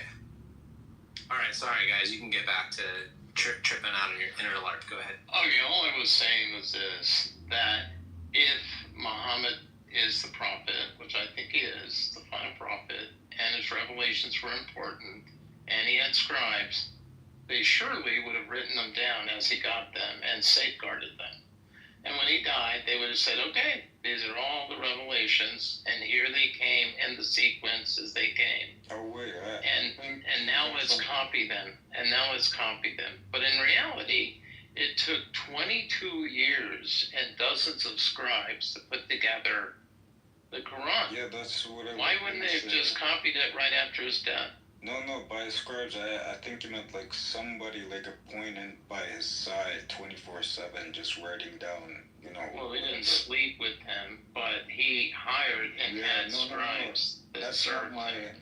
That's not how I understood it. Like when I say scribes, like I just meant like regular Sahaba who were literate and you know had the free time. Of course. To be able to jot down things. Right. That's what I meant by scribe. Not somebody like appointed. No. Okay. Well, there were scribes appointed by Uthman and Abu Bakr. Yeah, that came later on, though. Exactly. So what I'm trying to say is while Muhammad was alive, he certainly had scribes that worked for him and wrote down his treaties and revelations. That I don't know. Well, it's a matter of historical fact. Okay, if you do think it's part of historical fact, because I've never ever read anything like that he imposed. New Jerusalem, are you back yet? It's something I'm unaware of, Bill. Islam's boring. So we got to move on, dude. Islam's pretty boring. Well, I don't think cutting off hands is boring, but okay. Well, you can't think of like a couple of billionaires you'd rather cut their hands off so that everybody knows they're billionaires and nobody do business with them. Yeah, you don't like. Wait, what? It's actually not a bad idea, but I don't think I could enforce it. That's what I'm saying. Like we can. Yeah. Okay. Well, cool, Mako. Well, what other laws do you think you're in favor of that I'm not, or vice versa?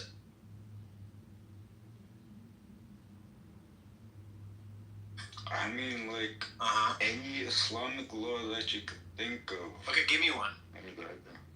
Any. Give me one. I'm not a Muslim. For example, stoning of adulterers. You think that's a good idea, right? For sure, dude. Like if you do that while married, yeah, Totally, dude.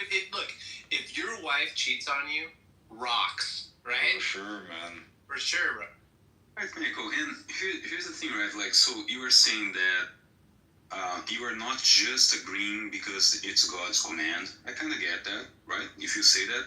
So you're just saying that, well, even if it was not God's command, that's what I would choose, because I look at the options and that's the best. Is that it? No, that's an interpretation of my belief. No, I'm asking you. I'm asking you, right? You can say no, right? Yeah, I'll explain. First of all, it is because it's God's command. Second of all, I believe in the wisdom of God. Third of all, I see the wisdom behind it. Yeah, but Mako, we think you're better than that, and we don't believe a fucking shit thing you say, okay? Oh, you're bullshit. Shut up.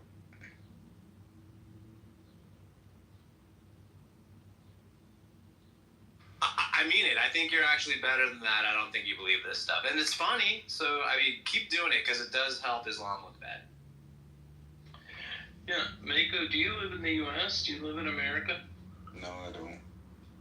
Canada? Nope. What country do you live in? I live somewhere in Europe. Like, but do they practice Sharia law where you live? Unfortunately, no. Oh. Like, do you speak another foreign language besides English? I do, yeah. German? Nope. French?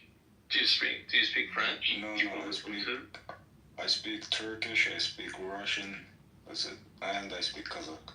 Oh, smoke, dude! So you're like a Russian Muslim. Is that right? Like Kazakhstan or something like that? No, I'm ethnically Kazakh, but I'm part of diaspora. Do you prefer like Habib and like Islam and those guys over the rest of the fighter? Of course, I mean, if I had to support one over the other, yeah. Are you talking about Nurmagomedov? No, I'm talking about like Islam Makhachev and Habib Nurmagomedov. You know, I don't. What do you think of it? Pakistani kick ass? They kick ass, don't they? Yeah, man. He took Conor McGregor to where he needed to go. Humiliated him. It's true. He did freaking smash him. You know. Yeah, he did a bit too much, I think. But yeah. No, man, he was. I don't think he did too much. I think just after he did too much. Yeah, that's I have a question. Like, I'm not as Muslim as probably you could tell, right? So I have a fair question here. Like, is there anything in God's commands, in the law in general, that would tell you to not talk to people like us? Because I think that would, like, it kind of would make sense to me so far from what I've been hearing. Like, we're not safe people, so. What do you mean? You're harmless, dude. No, we're such sinners and bad influences, like, from what I've been hearing. Oh, in that aspect? Yeah, but... any aspect, anything, right? No, in that aspect, I do agree with you, but, like, I'm not befriending you, nor trying to befriend you. You're too exposed, right? Like, I can contaminate you easily. I doubt that. Wait. I can waste your time, for example. You could be praying, you're talking, I'm kind of wasting your time. Taking away your focus. Right now you are, yeah. Mako, I'm gonna give you props, man, because I do think you're probably a decent dude and you're just trolling, which is funny. I'm not trolling, dude. Stop. I'll give you props for knowing like 4 or 5 languages. If this is your 5th language, then you're a fucking stud, dude. Yeah, I think you can be good. I have faith in you. Yeah. Good hopes. I have hopes. Yeah, we all know that these people who say this stuff about, God, he told us, so it's a good law, they're full of fucking shit. They just don't have an opinion. So basically, they're amoral. Like, if we were having a meeting, right, at the town hall on how to run our society, we would just not invite them. Well, that's the reason why I'm here, actually. I don't care to be invited in your town hall meetings. That's what. Right, but I mean, in society, like the greater good, you're not a part of that, right? Like, you don't have an opinion. I'm for the splitting of society, actually. Right. But if we were if all the smart people were meeting up to do the best thing for everyone, we wouldn't invite you because you just go have a. Yeah. I mean, you just obey. Yeah, you just obey. Yeah. Just go for it. Well, I'm letting you know that's how we're gonna be. It's fine. You just obey.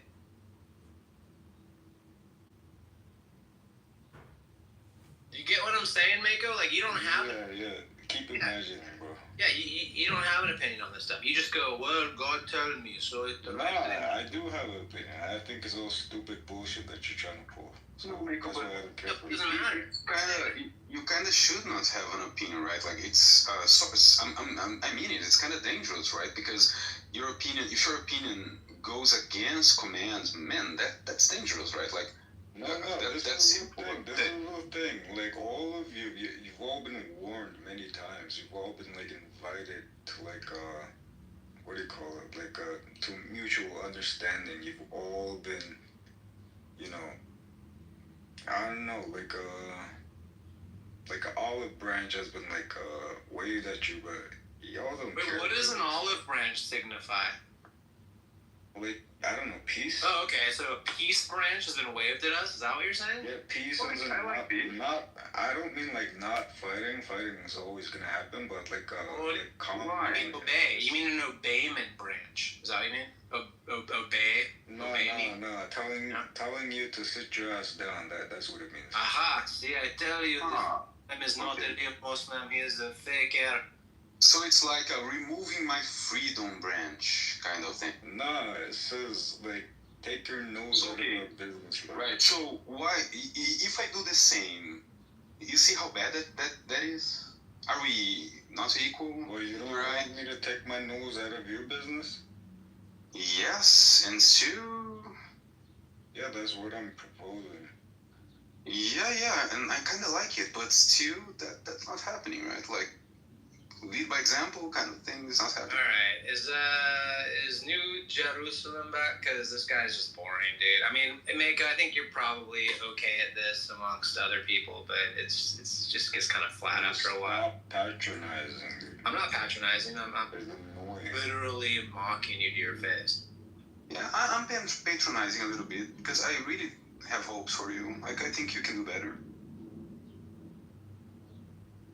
It's funny that you say that. Yeah, I mean, I ultimately, if you take away the facade, I'm sure he's decent, probably at least a 7 out of 10, and like being nice and a good guy. But the whole this whole act is just not that good, dude. Like, you gotta get better at it. True. And Mako, are you married? No, fortunately. Unfortunately. When did you convert to Islam? 26 or 27. Okay, so you're probably not a virgin then. We had the same conversation last time.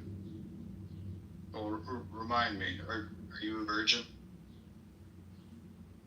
Neither confirm nor deny. Why? Are you ashamed of? Like, no, what happened, he had sex before he became a Muslim, so now he's afraid to talk about it as if it matters. It's really strange. Yeah, it doesn't really matter. Yeah, it doesn't really matter. That's why you just say, I really don't want to tell you. It's like, you're like Andrew. Like, does. Truth should be, you should not be ashamed of your truth, right? Like, you can say it's none of our business, that's different, but, you know. Yeah, I just think it makes a lot of sense. Like, it helps explain, like, who he is, right? Like, he knows what he's missing because he's like being cucked by an invisible friend. It's kind of hilarious. Yeah, it's a weird way to say it, right? Like, it's okay to say none of our business, but dance around it like, wow. No, I'm just saying, like, why does it matter? Well, look, dude, look. You know how many times? Now I'm gonna group you in with your ilk, okay? Because you know how many fucking times I hear Muslims ask about our sexuality and our preferences and make accusations about people and what they do. So, like, me asking you if you're a fucking virgin should be a very simple giveaway. You should just go yes or no. It shouldn't be that hard, dude. Yeah, and either way, like, either you are proud you were, either you are ashamed you were not, and then you are good now, so, or none of our business, like, one of these three, but anything else is so weird. I'd like to apologize if anybody ever, like, called you gay or something. No, they didn't. What happens is I get accused of being too masculine, right? And I think it's because Muslims are actually kind of feminine deep down, and they don't know how to handle their women. That's why they wrap them up in shower curtains and stuff before they let them out the door. So I think what it is this just like this weird insecurity thing they have around me. You know? I don't know. I'm proud of my, like, feminine side. Are you? Like, yeah, of course, man. But still, you would not say for a virgin. Okay. I like flowers. I like nice perfumes, all that. Flowers are feminine? Is that feminine stuff? Flowers? Or is that tons of flowers, dude? Is that femme? I don't know, bro. That's what they say. Oh, they do? Who's they? Who's that? I don't know, like, so. I don't know, man. That's what they say. Flowers are super femme. Like, some of them actually, like, look like vaginas. Yeah. Good thing. I like them. Yeah, you ever seen what are those, like, those bug catcher plants? They have, like, a lid and stuff. It's weird.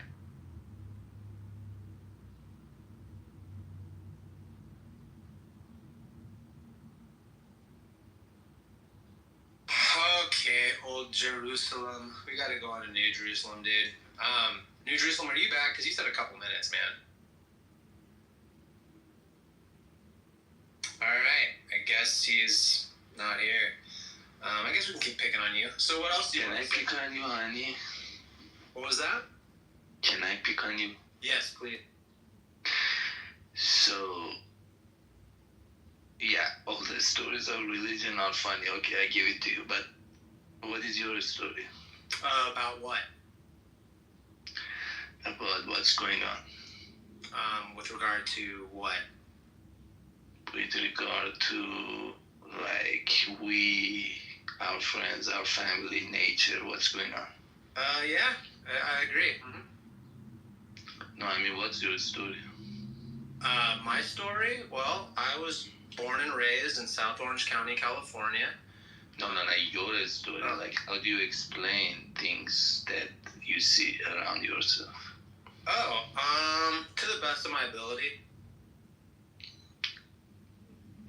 Right, so what is it? I mean... Well, like, what do you ask? I'm just, like, what do you mean? Like, how do I explain the existence of everything in the universe? Yes. Oh, I don't know. You just don't know. Before you get into deep talk, Michael, wait, and I'm picking on Honey. So do you want me I tell you your story? Yeah. Because you tell like everybody that Adam Hava. So I study your story more than you. So wait, hold on. So, really quickly, I don't know just like you don't know. Are you telling me that you know something I don't know? Yeah, I know your story better than you. I'm a scientist. Okay, so do you know something about stuff that I don't know about? I know your story better than you know your story. You said I don't know, but like there is a story deep down. You believe in science. You cannot say I don't believe in. I believe in science just like most people do. Yeah. And then I want to tell you how funny science is, the same as how funny Adam and Hava are. Yeah, I don't know what you're referring to, dude. Is there a language barrier? That could be. So you believe in science, and I want to prove to you how funny science is. I believe that science is a useful tool, yep, and I think that all of us agree on a lot of the same things with regard to how science is used. So you can say religion is a useful thing. However, wait, your claim, not all of us. Extremely useful tool.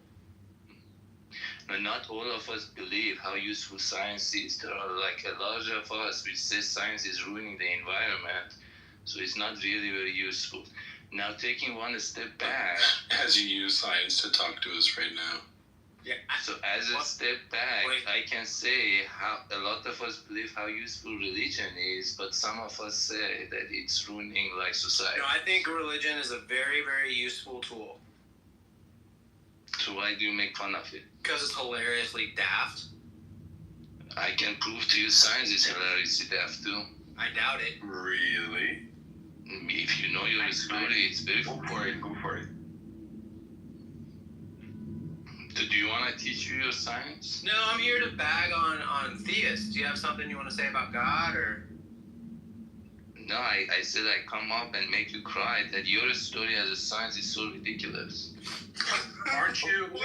I'm curious. Like, how is science ridiculous now? So that's why I said, do you know science? Do you want to engage with me? No. Do you know we're not here for a science lesson, dude. But now you gotta make I just want to point out. I have to fun point this out really quick. Like, he's literally communicating with us because of science. If science didn't exist, he would only be able to talk to like the 3 to 10 people around him. No, I can claim I'm literally communicating to you because of religion, and science is a branch of religion. So I am deep down communicating to you because of religion. So what do you want to do there? So I said science is a religion, is a branch, is the newest branch of religion. So there is a root called God, and then there are all these branches which are different religions. Science is one of them built on the top of the other religion. Okay, that's cool. He's got a point. So, honey, I want to know, you know the other religions' books so well that you put yourself in a position to make fun of them. Yeah. But you don't know the book of your religion. It's not science. It's just mockery. I don't want. We can, you know. No, you've got a point. If it weren't for religion, we'd be at each other's. I want to make fun of honey, guys.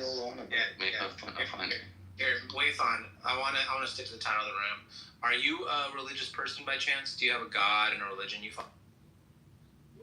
Yes, I'm a Muslim. Oh, you're a Muslim. Okay, are you a Sufi? Oh, yeah. Are you a Sufi? So you want to make fun of me? No, I'm asking you, are you a Sufi? I No? believe in... Huh? Oh my god. No, dude. so So no, I am a primitive. No, don't make this any more stupid than it was. Are you a Sufi Muslim? Yes or no? And just to leave something clear, right? Like when I said mockery, I was just making a distinction about what you said. I'm not mocking you. Just saying that what you described is mockery, not science. Just be clear. No, I really do want to mock science. I'm a scientist. I am a scientist. I got PhD, I have publication, all of it. I want to mock science. I want to mock people who mock religion, and I want to mock their religion. I'm really here to make honey cry. Right. So science is ridiculous. Right, the same as other religions are ridiculous. Why are you? Hold on. I want to make sure something's understood here. Why are you putting me in this group of like these science buffs, dude? I already explained myself. I'm just a normal dude. I'm a simple man.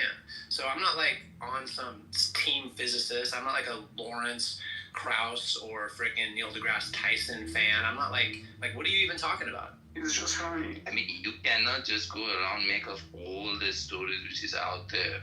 I don't even know what you're talking about. I think there's a language barrier. I have a question. I have a question, bro, honey. Hey, honey. Yes, baby. You got feelings? Yes, I do. Yes, I'm an emotional creature. Yes, I am a human animal. Yes. You ever act upon your feelings? I always do. Every day, yes. How do you decide, like, when to act upon and when, not to act upon your feelings? I'm sorry. Can you rephrase the question so it's something I can understand? Say this again.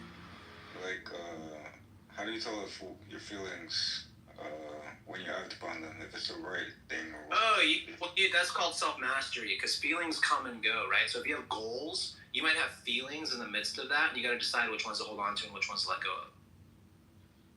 Yeah, and take responsibility, right? Like feelings are just feelings. They should not be forcing you to do anything, right?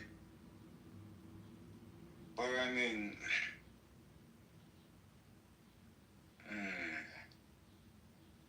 like, look, I feel like going mountain biking, right? And I was gonna go at 3:30, but then I started this room, so now I'm feeling like I'm kind of rushed. So I'm getting my shit on while I do this. So what do you recommend, Mako? What do you think I should feel about that?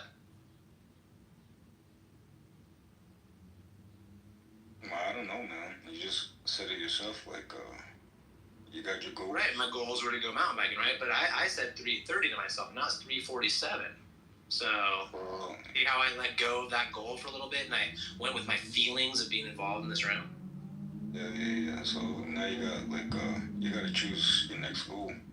You're gonna go mountain biking? Yeah. But can you choose out of your will? Is that a healthy thing to do? I'm sorry, what was it? What? No, choosing out of your own volition, your own will, is that safe? Like, sounds dangerous to choose. Yeah, I bet he would recommend praying. You got no other choice. Like hours before I have choice. Yeah. Do I have a choice? Of course. Okay, so isn't it dangerous then to choose, like, instead of obeying? Well, obeying is a choice. Well, instead of obeying, but if I choose to obey, I don't need to choose anymore. Be after that, right? Safer, right? No, see, the thing is, if you choose to obey, you're gonna, those qualms, they're gonna keep coming at you. So you're gonna have to keep Yeah, but then I have a path, right? Then I don't need to re-choose. I can just keep that. I just can do my effort towards obeying instead of re-choosing. Yes, that's like not a new choice. No. It is like a continuous choice. Like you have to keep on choosing to obey or disobey. Oh, okay, but it's binary, right? So it's a continuous choice of obeying and disobeying. Oh, for sure, yeah. Okay. Mako, are you going to heaven? I don't know. So you're a Muslim, and you do all this stuff and follow all the rules, and you think you're in touch with Allah and you're doing what He wants, but you're not even sure if you're favored yet or going to heaven. Why is it weird? Well, because you're a Muslim, I would think there's a payoff. No, I don't see the future. Who told you that? Okay. So basically, there's no value proposition you could give us. No value proposition. Yeah, like what's the benefit of being a Muslim? Well, the afterlife. Yeah, but you just said you don't even know if you're going to get a good one. Well, I mean, that's what I'm looking towards. And I'm trying. I'm not very confident in my afterlife. Well, you work towards it, obviously. Yeah, I feel like I'm more faithful about my afterlife than you are about yours. Isn't that weird? You could be. I don't deny that. Yeah, that's right. So that's why I just laughed. Oh, that's why I laugh too. I don't think you laugh very often from the sound of your voice and your tone. I mean, I'm laughing as hard as you are. I don't think so. Yeah, I think it's just my... I've already cried twice in this conversation from laughter. Well, I'm not actually laughing, to be honest with you. See? It turns out you're not laughing as much as me. Yeah. That was really quick. No, the thing is that I'm not sad for myself, I'm sad for you. No, I'm laughing out of joy and humor and entertainment. Okay. I mean, I'm neutral towards my position, but for yours... Neutral towards your position? Yeah, not... You are. You're neutral towards your position of being a Muslim? No, I'm saying, like, I'm neither feeling laughter nor sadness towards myself, but for you, I just feel sad. Oh, you feel sad for me? Yeah. Why? Because I see, like, what's become of you, like... What's become of me? I don't know, you, like... You don't know? Wait, you seen what's become of me, and then I asked you what, and you said I don't know. Which one is it? Yeah, let me finish. Like, okay. I'm trying... When I say... not say I don't know when you're... Yeah, when I say I don't know, it means I'm gonna... It means you do know, and you're gonna tell me later? Okay. So you don't know why you are sad? I mean... It's a sudden feeling I kind of feel you to be sad, is that it? I'm trying to say. I kind of see, like, what he's evolved into, like, what he could have been, because I've seen, like, examples of what a human could be. Well, don't you think maybe the reason that you're so fearful of your afterlife and worried about God punishing you is because you started so late after fucking a chick? You think that might have something to do with it? I mean, that didn't... I mean, what? We're talking about you. Why are you turning... Well, because you said you're neutral about it, and then you said you're sad for me, and I think that maybe you're just projecting a little bit. I'm just saying, like, from where I stand, when I look at you, when I listen to your voice, the way you talk, the things that you say, like, I automatically, like, compare you, right? To, like, to like, a Muslim guy? Yeah, some good Muslim people, yeah. You can still feel something, like, that's promising, that's something, right? No, Mako is sad for you, honey, because he feels like you're not taking this life very seriously. Oh, shit. No. You're just too frivolous about it. Don't interpret it. No, don't interpret it like that. Okay, well, please explain to him why you're sad. Yes, that's what I'm saying. Like, I worried? I compare him. What? Are you worried? Worried for you? Yeah, you're sad. Do you think that something bad's gonna happen or something? I'm not necessarily worried for you. Because it seems like if you were worried for me, then you would actually, like, be less knowledgeable about my afterlife than yours, and you don't even know about your own. So I don't understand. I don't get it. But shouldn't you be worried about him, Mako? If you see he's not on a good path, shouldn't you be worried about that? I'm not listening right now to any of what you're... Like, yeah, I'm sorry. Just focus on me, Mako. So are you worried about me or not? No, I'm not necessarily worried about you. You're just... What I was trying to say is that I feel sad because I see you in this divorce state, and the reason for that is because I automatically, like, compare you to people that I know, or, like, people that I've heard about, like, examples set forth, and that's, like, a potential for you, right? Well, are you saying that you know about people's afterlife? No, I'm talking about your current state, my guy. Oh, well, what part of me do you not think is good right now? Like, what am I not doing right? Well, talk to people, the way you interact with people. You don't think it's fun? I don't think it's fun. Oh, well, why don't you just take off? I mean, I'm trying to talk to you. Yeah, I know, but why? I don't know, just wasting time. Yeah, it's super dangerous. I guess. I think we're doing a bad thing here. You never know what they're gonna say next. You're being a naughty boy being here with us. We are naughty. And we are telling you that we are, and still you are hanging with us. Kind of bad, right?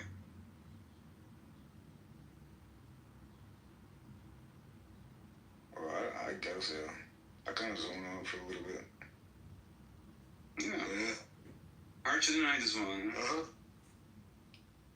Yeah, I mean, Mako, I want to say, dude, after talking with you the last couple days, I'm way more interested in becoming a Muslim. What do you recommend next? Take the Shahada. Do the Shahada? Yeah, for sure. That when I say the magic words and God starts listening? I mean, if you were to pray right now to God, your prayers still be answered. My prayer would still be answered? What does that mean? Like, it reached God. It's not like, it's automatically discarded just because you're a non-Muslim. Right. So when you say pray to God, does that mean you, like, what does that mean? You, like, zen in with him, or you tell him what to do or something? Like, what is it? No, just, like, ask for anything, I guess. Yeah, and then I'll get it? See how it goes. Yeah, just ask for stuff and he grants it? Is that right? Well, basically, yeah. Okay. Yeah, I just don't think you're a real Muslim, dude. I mean, you just got to get better at your shtick, bro. Keep showing up, though. It'll be fun. What? Yeah, you don't believe me when I say that? Polish a little bit more. Yeah. Wait. What'd you say last? I would go into the Muslim philosophical bro rooms and listen to like Rashid or Rashad or Moshi or Jay Mushu and listen to how they ramble on and bloviate about their larp, and then come back with some of that material. No, we were talking about like prayers, like you don't believe. You don't believe what I'm saying when I say like if you pray to God, your prayer would reach God. Yeah, I don't think God's reached, and I don't think you talk to God, and I don't think He does anything when you say stuff to Him. And again, I would say we're representing Islam, right? Like that's the other guys are definitely representing it better, and there's a lot to learn with them there. So you could go back after doing that a little bit.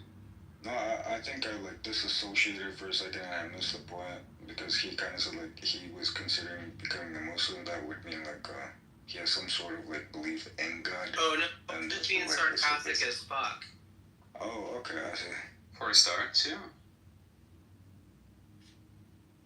Yeah, you didn't catch that, huh, Mika? You thought I was serious when I said, after listening to you and talking to you for the last couple of days, I'm finding Islam more attractive. You thought that was serious, right? Oh, for sure, man. Yeah. I wouldn't doubt it. Sam, what do you think? I'd give him like a 3.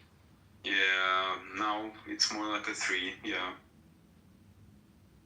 I mean, dude, you are engaging to some degree, but you gotta get better at this, dude. Just like study, like remain silent in rooms, go listen to these Muslim guys, and then like come back in a couple weeks.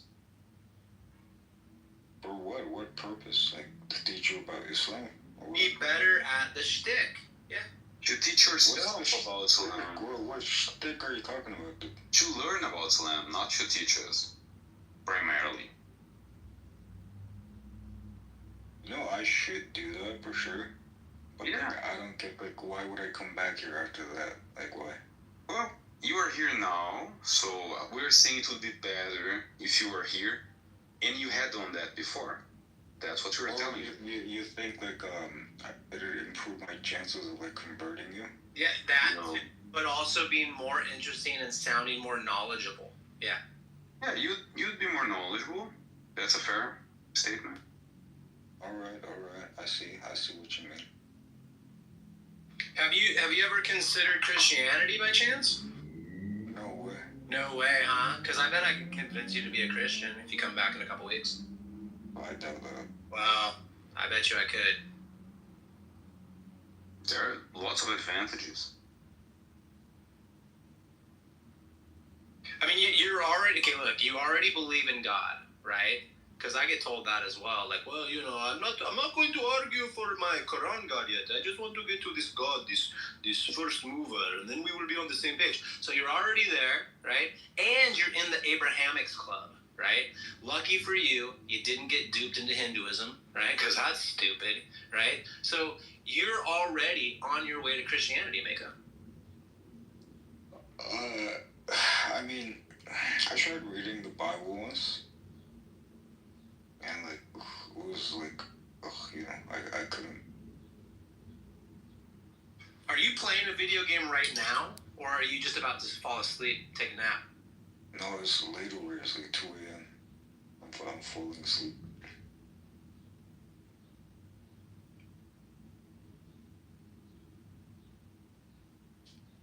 Oh, so we were way used to. All right, New Jerusalem, are you back, or? I'm back, man. California, Nice. 2 minutes. Nice, dude. And actually, California, I was only about a minute and a half. That's right, that's what I was going to say. It was like 30 seconds. So, do you think that I'm on the right track here with Mako being kind of like primed and ready to become a Christian since he's already an Abrahamic believer? Do I believe? Shoot, I don't know, man. I don't know if you're on the right track. I've never seen you work with a person like him, so. Well, I mean, don't you think so? Soaking it in. I'm harder to reach, right? Because I deny the God itself, the concept of God. But Mako already accepts the general Abrahamic God concept that you worship. So I think he's actually closer to being a Christian than I am. Wouldn't you agree? No, not at all. Oh, that doesn't make sense.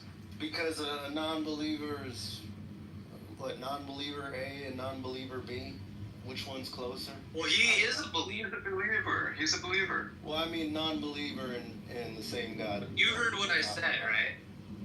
Yeah, he's a believer. Hey, I'm a believer of the God of Abraham. That's right. Yeah, don't deny him that. Don't deny him that. Okay, the God of Abraham is Jesus. According to the Bible. Yahweh. Yeah. No. According to the Bible. According to the Bible, okay. Well, still though, I mean, it's the Abrahamic God of Abraham, right? It's Jesus. It's Jesus. A believer in Jesus. Let's just cut to the chase. Okay. It's Jesus is the God of Abraham. The Bible says that clearly. Now, which non-believer is closer to? No, it doesn't. Where do you get that? That's some weird shit. Where do you get that? Wait. Show me where in the Bible that Jesus is the God of Abraham. I'll show you. Slow down. According to the Old Testament. Better yet, show me where Jesus says he's the God of Abraham. Oh, here's your fallacy, your Muslim fallacies again. Jesus must say this or else it's not true. Well, of course, don't you trust the word of Jesus in the Bible? How about we do this? We just stick to one question at a time. Show me where... Say that again? Yeah, that's a simple question. Show me where Jesus says he's the God of Abraham. Or God. I got a realistic question. Is honey the more problem for you, or am I as a Muslim? Say that again?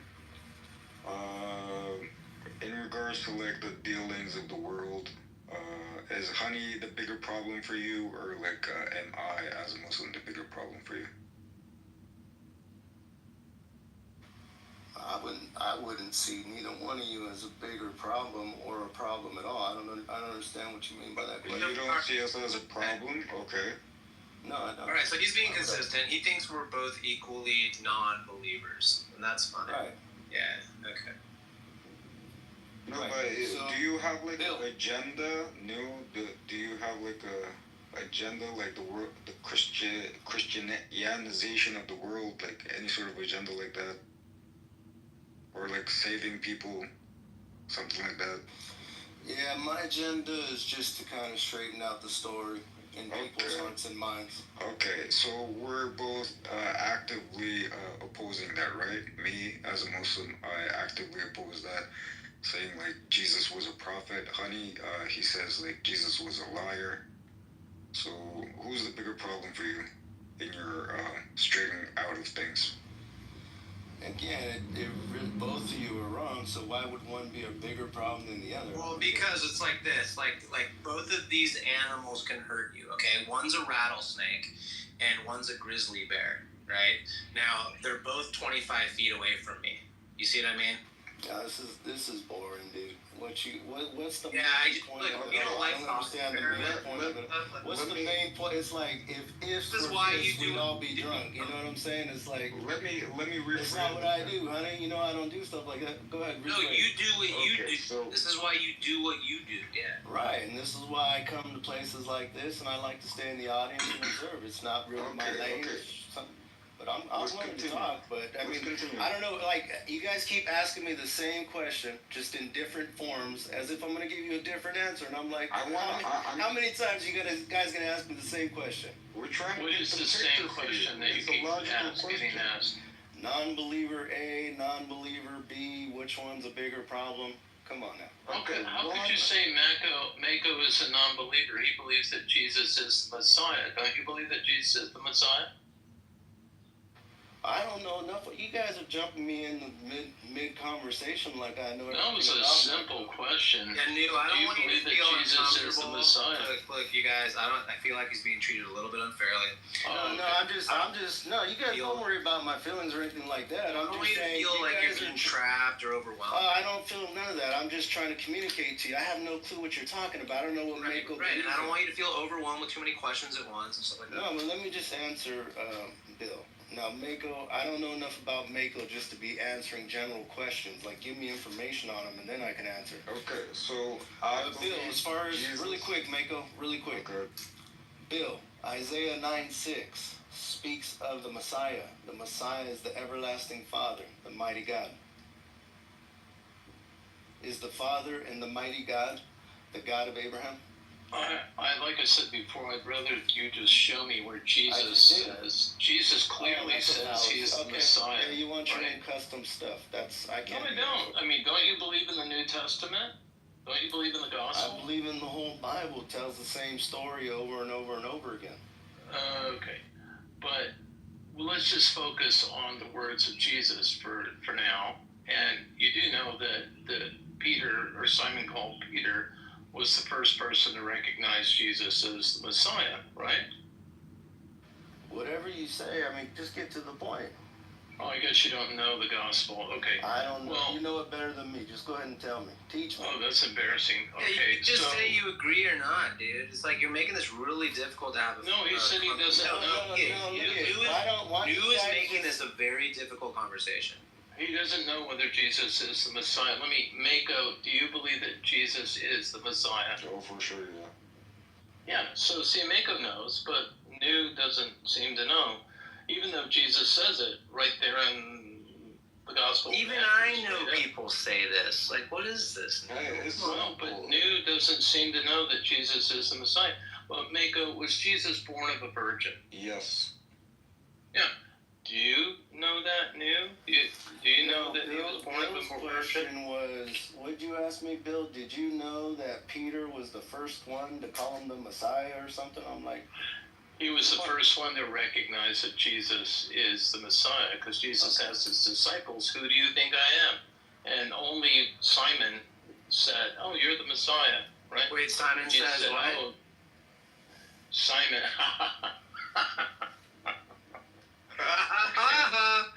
So, and then Jesus afterwards called him Peter the Rock, that's the foundation of his church, that the recognition that Jesus is the Messiah. And we all, I know that Jesus is the Messiah. Mako and the other 2 billion Muslims all know that Jesus is the Messiah. How come you don't know this? I thought you were a follower of Jesus. I do know this, which is why I read Isaiah 9:6 to you and told you that the Messiah is the mighty God, the everlasting Father, which is the God of Abraham, which means Jesus is the God of Abraham. I'm just connecting all the dots fast for you. Boom. Yeah, but you're not connecting them very well. I just connected them accurately. The Messiah is the everlasting Father and the mighty God, is he not? Do you know the Lord's Prayer? Wait a second. The Messiah is the everlasting Father and the mighty God, correct? No, There you he's go. the See, Messiah. you're the one that doesn't know the Bible story. Mako, is Jesus the everlasting God? Is Jesus God? I don't believe that. No. No, that's absurd. Why would you do? Wait, do you not know the Lord's Prayer? Have you ever said the Lord's Prayer? The only prayer that Bill, wait a Jesus ever second, taught us? Bill. Why should I go on further with you when you can't even get past step A? You got step A wrong. If You're the the premise one is that's wrong, then the stumbling. conclusion's going to be wrong. You're the one that's stumbling. Okay, hold on a second, Bill.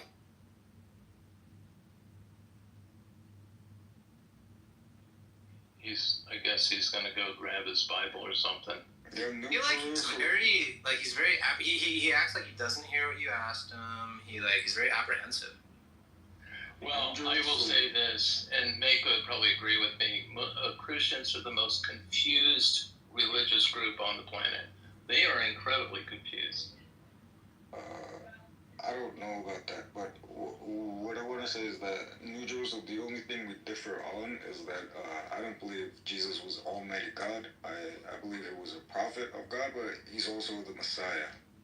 Yes. And that, it means that the Messiah is not the Almighty God. Yeah. Mako, do you believe that Jesus died for your sins? No. Was he a blood sacrifice for your sins? No, I don't believe that. I believe he was, he wasn't murdered. I believe he's still alive. I believe they tried to murder him. Yeah. Yeah, that's right. That makes more sense.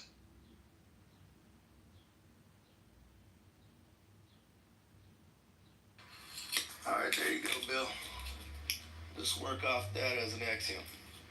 No, dude, I want to hear it straight from the guy's mouth, straight from what Jesus says. Isn't that good enough for you?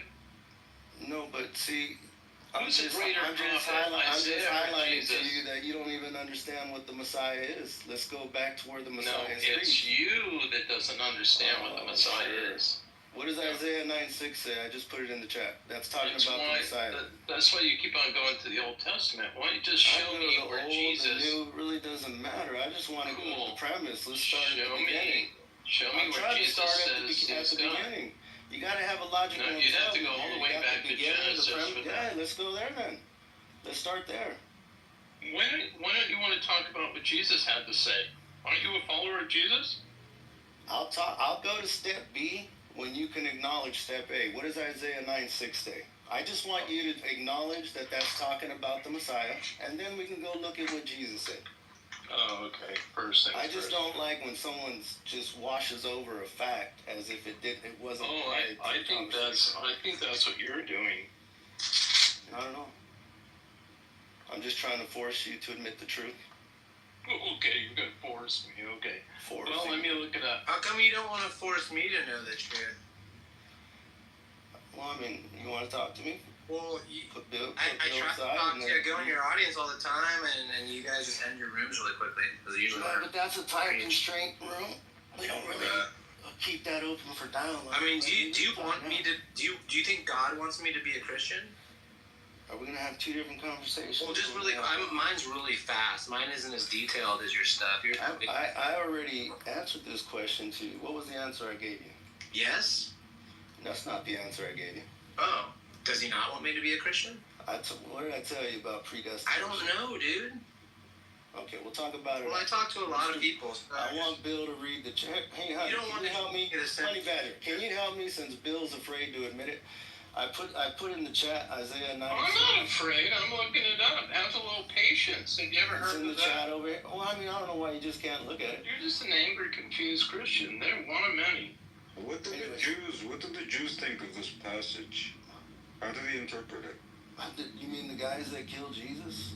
Yeah. I don't know. I would go out. That's just it. They didn't.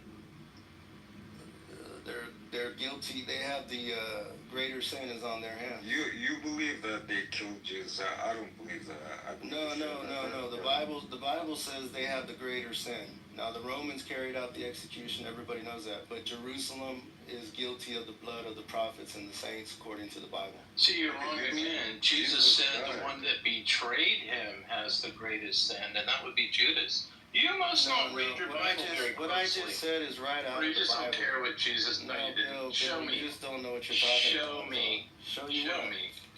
Show me where it says who has the greater sin. I will as soon as you acknowledge Isaiah 9:6. You're one of those guys where your pride is blinding you. You think you know everything, but I can clearly tell you know what you're talking about. Yeah, you're not Go read prideful 9:6. at all. Go read 9:6. Okay. Well, now that we got that out of the way, do you think God wants me to become? Wait, honey. Can you acknowledge 9:6 for Bill? What's the what am I supposed to be confirming from 9:6? That's about the Messiah. You don't have to confirm that, but what it says about it is that he's the mighty God, the everlasting. Okay, that's one place in the entire Bible. Like the rest of the Bible's going to say something different. I don't think so. Well, we'll see about that, okay? So I read it. I'll read it out loud. For unto us a child is born, unto us a son is given, and the government shall be upon his shoulder, and his name shall be called Wonderful, Counselor, the Mighty God, the Everlasting Father, the Prince of Peace. Okay, so that's one place in the Bible where it says that. Now, I can show you several places straight out of the mouth of Jesus where he's saying he is not God the Father. So which one should I trust? A simple question there. You're not gonna show me what you think you're gonna show me. What? Oh, you read minds too? No, I just know this story. Go ahead and show it to me. I think you're a follower of Paul and not really a follower of Jesus. That's how ignorant you are of this story. A follower of Paul is a follower of Jesus, according to the story. Not really. Paul never even knew Bill. Jesus, by the way. Bill, You should know look that. at the scripture I just put in there. Now that you acknowledge that the Messiah is the everlasting Father and the mighty God, now that you finally read that verse, there's your next one. Who has the greater sin? I mean, I don't want to... Wrong verse. Give me 1 second. Bill, I don't want to have you continue. Yeah, it says, he who delivereth me, and who delivered Jesus to the Sanhedrin? Who betrayed Jesus? The Jews. I was going to add the Jew part, but we'll just go off that. Dude, it was Judah. Judah was the one that betrayed Jesus. How do you not know that? No, the Jews are the ones that turned Jesus in. The high priest, all them. Who paid Judas? Judah was the one. Who paid Judas? Hey, you know what, you guys? Can you guys just start your own room so you can figure out who's right? Nah, I'm not it. I mean, this guy's just because I have some bigger questions. More Christian. He's a follower of Paul, who was a rampant homosexual. Bill, you sound like an ignoramus. Honey Badger, ignoramus. Okay, so New Jerusalem quickly, because I gotta go. It's been entertaining. Thanks for bringing him up, honey. I mean, but he's just a typical confused Christian, man. He's an idiot. He's a follower of Paul. He's not a follower of Christ. Paul follower. Mako is is far better follower of the teachings of Jesus than New Jerusalem is. New Jerusalem's a follower of Paul. And equally as charismatic. Yeah. So New Jerusalem, charismatic. Yeah, I just wanted to know, New Jerusalem, are you like under the impression that I'm predestined to either go to heaven or not? Is that the case? That I'm predestined? That is the case. Okay. Well, I mean, that's not my opinion, though. I'm just. He's a Calvinist too. What a moron. This guy, Bill, is dumber than a box of screws, dude. Every word that comes out of his mouth is letting me know. Well, go follow Paul. He was a homosexual. Maybe you'll become one too. There you go. Hey, I believe that too, honey, by the way. Yeah, I know. Anybody that reads the Gospels and studies Paul for any length of time knows he only traveled with very young men, never got married, didn't like women. I think he was described in the 1st century as a bow-legged, bald, monobrow, effeminate sort of guy, you know. And I would much rather follow Jesus than that little monkey. Oh my God. Hey, you don't gotta do all that. Oh my God, my girlfriend heard all that. So, listen, this is just funny to me that you guys are it's just these clashes between Christ Bible people that think they have the story right. I'm just trying to get the big picture. I want to get the forest. So, New Jerusalem, do you think that I'm predestined to go to heaven or hell? Yeah, I believe that. Okay. Yeah, he said yes. Okay, yeah, I know, Bill. Okay, let's look. Well, that's the way the Bible story goes, that's why. Yeah, of course. Okay, Bill, we get it. You guys disagree. Bill, have you ever read Romans 8 or Ephesians chapter 1? Bill, what are you going to speak I have read Paul's bullshit, but I Honey prefer Badger, with the let me tell you, let me explain to you how whacked out of his gourd Bill is. If Bill's telling you he believes in the Bible's full of prophecy. What does Bill think prophecy? It's a foretelling of future events that have a predetermined outcome. That's right. Also known as predestination. No. Bill wants to. Yeah, I was having fun earlier. This guy is straight loco, dude. Anyways, Honey Badger, what was it that you wanted to talk about? Yeah, so okay, Bill, do you want to shut the fuck up for a second so I can actually have a conversation before I go? All right, I won't ruin it. All right, thanks, man. Yeah, okay, thanks. Okay, so New, I'm just trying to figure out, is it predestined for me to go to heaven or hell?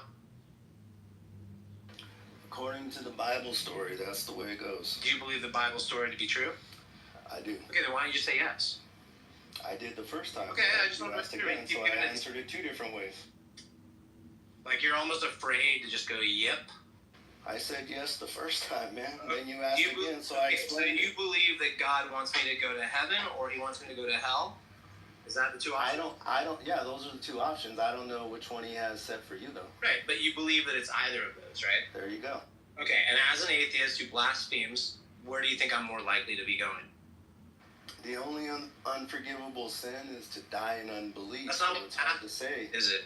Well, I'm answering my question. I prefaced my answer with an explanation. Why do you think I asked it? I already knew that. You think you were giving me new information?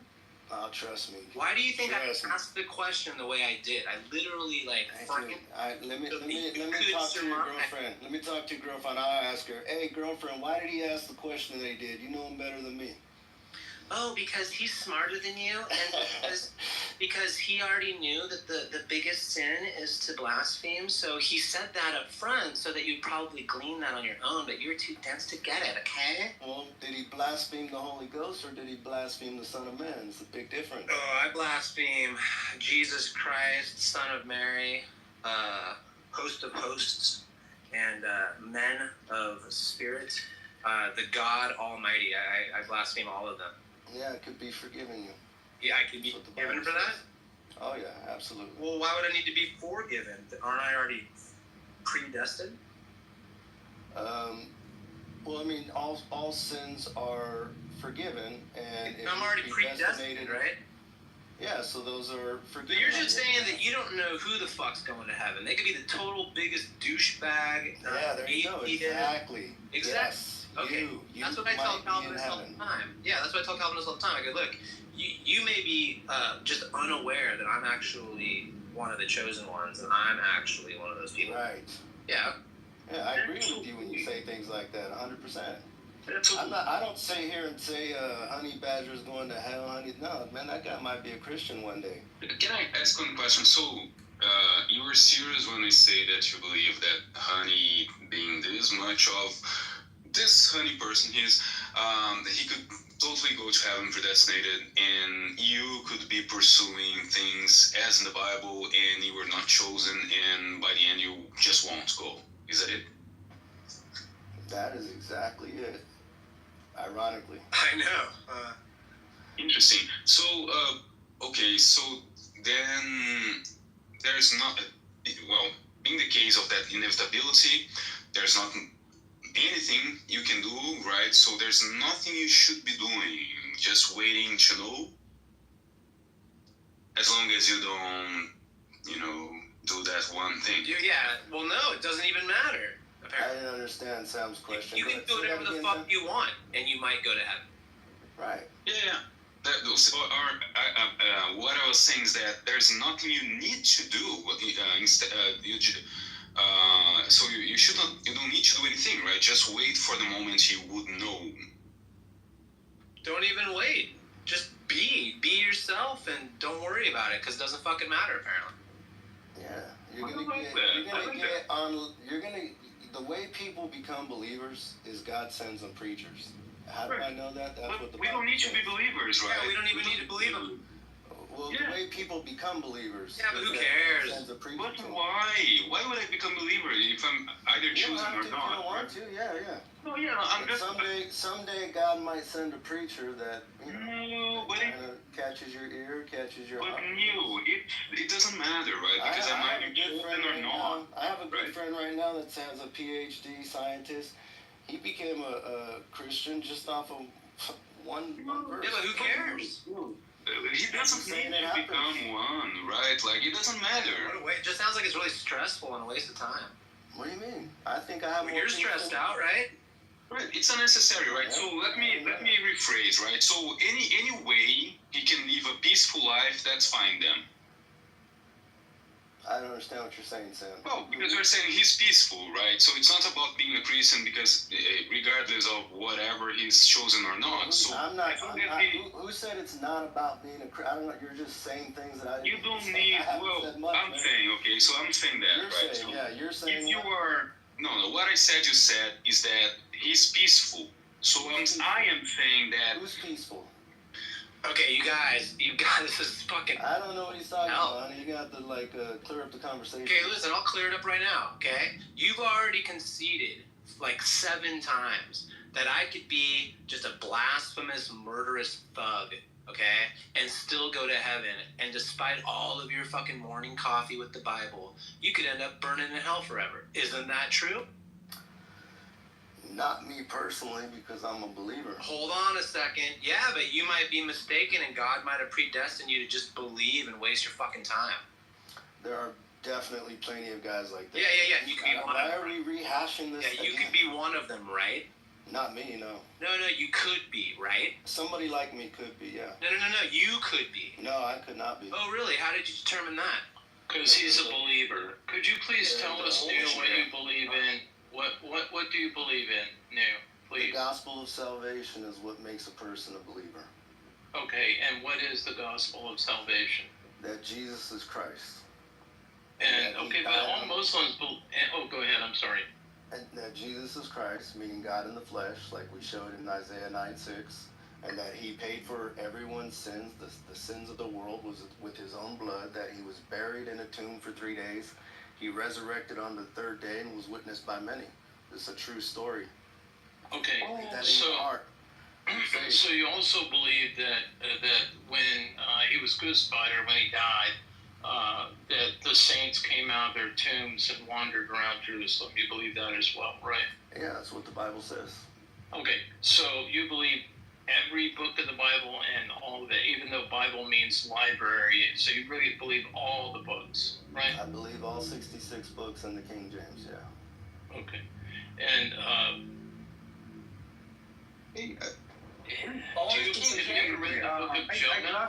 What about English Standard Version? What about other versions of the Bible? You don't trust those? How many guys am I talking to right now? Oh, just ask a question. You guys can go ahead and talk, man. We can go one at it. Am I talking to Sam, Bill? Who am I talking to? Dude, it's just a real quick question, bro. You mentioned All right, let's right? So who, JCC. Let's talk JCC. All It right. doesn't matter. New conversation. What's wrong with the other verses of the Bible? What's wrong with them? I would say the biggest issue is they contradict themselves. Some of them have entire verses missing. I would say a lot of them have many verses missing. I mean, there's just so many problems with them. So if there's so many problems with different, interpretations of the Bible, who's to say which one's the best interpretation of the Bible? I just think you take basic mathematical proofing methods. You has to add up within itself. It can't be contradicting itself. What is that? Okay, that makes sense. So wouldn't you think that Jesus trump everyone else's? How does that make sense, Bill? Wait a second. So let me just ask something, because I think it dawned on me, and it's Sam here. I raised my hand so you'd know I would be talking to you. So it's me, Sam. Okay.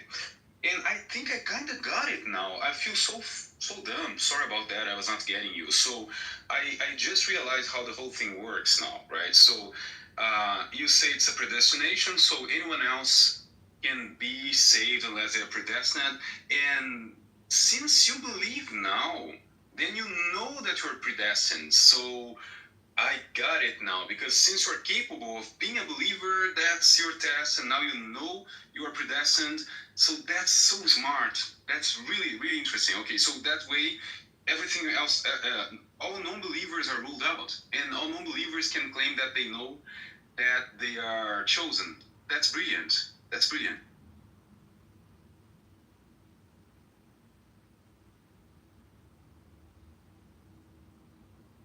Yeah, I mean, is that true, New Jerusalem? I mean, you're going to heaven, right? All believers are going to heaven, yeah. All believers? All believers. Okay. I thought you said earlier that it could very well be the case that there's believers that aren't going to heaven. They're not chosen. Well, once you talk to those people, you discover what it is they're believing in, and you're going to understand they're believing in something. I'm talking about believers in the gospel of salvation, in the Jesus of the Bible. Yeah. Look, it's people like you that actually help atheism. You know that, right? You're welcome. Yeah, no, well, I don't give a fuck. I'm just letting you know. No. Okay. Well, do you believe that Catholics are going to heaven? See, Bill, I think that there are people within the Catholic Church that are going to go to heaven, and people within that church that are not, just like all churches. What church do you belong to? Okay, Bill, I don't believe in denominations. That's why I said that about the Catholic Church. I believe that the church is the body of Christ. There's no such thing as denominations and divisions. And so anytime you ask me about a denomination, I already know the leadership there is whacked out because they're doing stuff that isn't scriptural. But talking about the congregation, though, the congregation's a different story. They're just regular people like us. And, regular people become victims. And so are there some people there that have been deceived and will never meet God? Yes. Are there some people that met God someplace else and wound up there? Yes.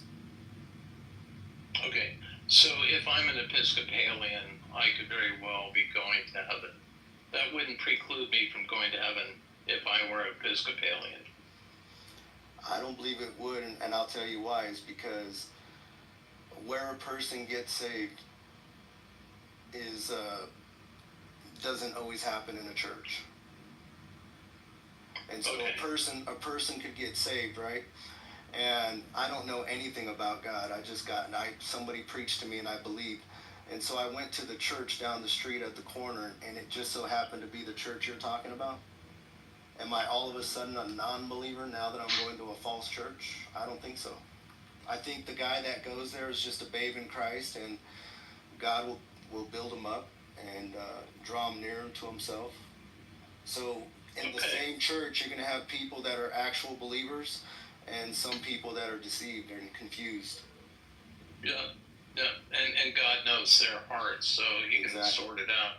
So when Jesus said, "There will come one after me, a wolf in sheep's clothing, who will lead many astray," who do you think he was talking about? What Bible verse is that? Well, yeah, he was warning his disciples, "There will come one after me, a wolf in sheep's clothing, who will lead many astray." Show me what you're talking about so we can have a better connection with this conversation. Oh, you've never heard this verse before? Or else we could talk about something we can both agree on right from the hip. Well, I believe that Jesus is the Messiah. Yeah, but Bill, why don't you take a second to look that scripture up, Bill, and then just say it out loud. Matthew 7:15. Okay. And Bill, your belief in Jesus is a little different than other people, though, right? I guess I'm not sure, but okay. I'm just talking. My belief comes straight out of the Gospels. Okay. Yeah, well, you don't. The Synoptic Gospels. But do you agree that Jesus rose from the dead?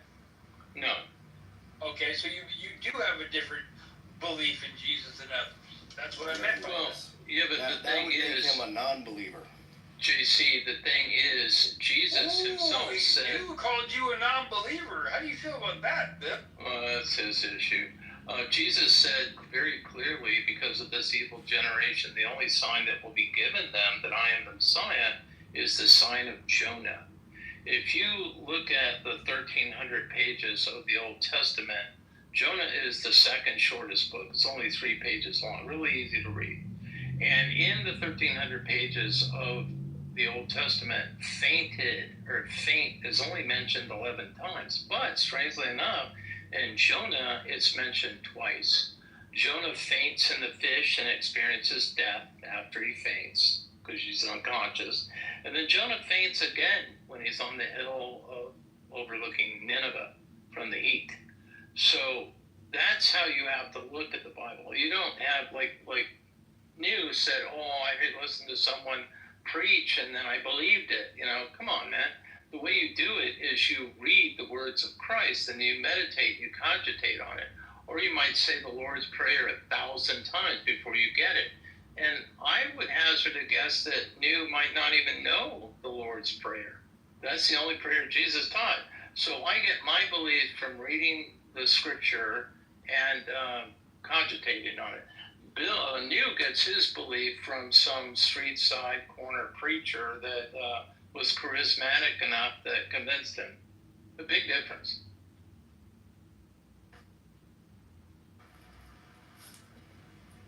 I'll correct you on that. My belief comes from the Bible. Your belief is custom. You don't even believe in the resurrection. You can't even say you believe in the Bible. If you did, you would say you believed in the resurrection. I believe in the teachings of Christ. Hey, I'll let you talk. So my belief. Well, don't tell me what I believe. I can speak for myself. You just said what I believe. I just say what you believe. You said what I believed, and I waited. But that's what you said. You said you listened to some street corner preacher. No, I said if a person. I see you're not even a good listener, Bill. Let's just go to the scripture you talked about, Matthew 7:15. The Bible says, "Beware of false prophets." What about it? What do you want to know about it? Oh, there's another one that's more accurate. I'll get to that one. Well, but yeah, he does say, beware of false prophets. And what were you going to say about that?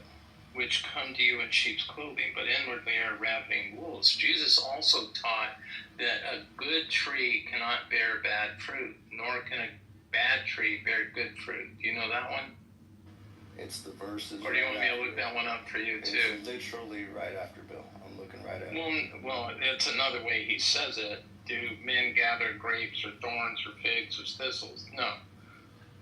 And it says, so every good tree brings forth good fruit, but a corrupt tree brings forth evil fruit, right? Am I jumping the gun if I'm suggesting that you're suggesting that he's talking about Paul? Did Paul only bring forth good fruit? Well, why don't you read the part when Jesus said that Paul's a chosen vessel unto him? Where's that? Jesus said Where's that? Where's that? Let's go look at that in the book of Acts. You really don't know that? Oh, no, that's the book of Acts. That's not in the Synoptic Gospel, dude. No, I'm talking about this. That's cheating. Well, that's the big difference between us, Bill. My belief is rooted in the Bible. Your belief is rooted in your own custom. No. My belief is rooted in the teachings of Jesus from the Synoptic Gospels. Yeah, your belief is rooted in the teachings of Paul. In the Bible. And frankly, the whole Bible. Yeah, well, no, it can't be, because Paul contradicts the whole Bible. No, Paul does not contradict. They minister the teachings of Moses. He contradicts the teachings of Abraham. He contradicts the teachings of Jesus. Bill, you are so far removed from the truth. It's not. I know you think that. Christian, you're the typical confused Christian. This guy is so far removed from being a Christian. I am certainly not a following Christian. That's for damn sure. Look at guys, the only way you can follow Jesus is by following Paul. What Bill is saying is that... Oh, really? Let me I see. Wait a minute, say that again. The only way you can follow Jesus is by following Paul. According to the Bible. Anyways. Oh, you really believe that? According to Paul, not according to the Bible. Okay, what Paul's in the Bible. Yeah, but you just said it. The only way you can follow Jesus. Well, that's what the Bible says. I'm just saying that's not what the Bible says. Not by following the teachings of Abraham or the teachings of Moses. Right. Well, you can't even follow Jesus by the teachings of Jesus, can you? And by your logic, right? Not by my... I'm just telling you what the story says. Wait a minute. You just said you can only follow Jesus by the teachings of Paul, not by the teachings of Jesus. That's what you said. No, let me explain this to you. That's how confused you are. No, you're just confused. So you can't follow Jesus by the teachings of Jesus. 2 seconds, dude. I'll explain it. I'm just trying to get it straight when you understand. Hey, let's hear from Bala Walid. What's up, Bala Walid? Good evening to everybody in the room. Good evening to you, Bala Walid. What's going on? I was just listening to Brother Bill and Brother News conversation. And, I study. I try my best to read and study the scripture, the Bible. And also, the one version, I use the King James Version. So I like to study different scripture, discover the truth by myself. And I'm not going to say everything because I don't know since I was out from the room. But on a high level, what Brother Bill is saying, I actually agree with it, because in the 1 Corinthians, it says God is not the author of confusion, but God is the author of peace and tranquility. Then 2 Timothy says that all scripture, the word is all scripture, is God inspired.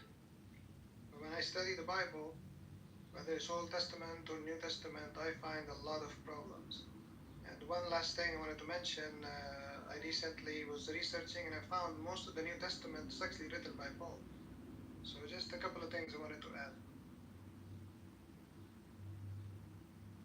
Well, thanks for clearing that up for everybody.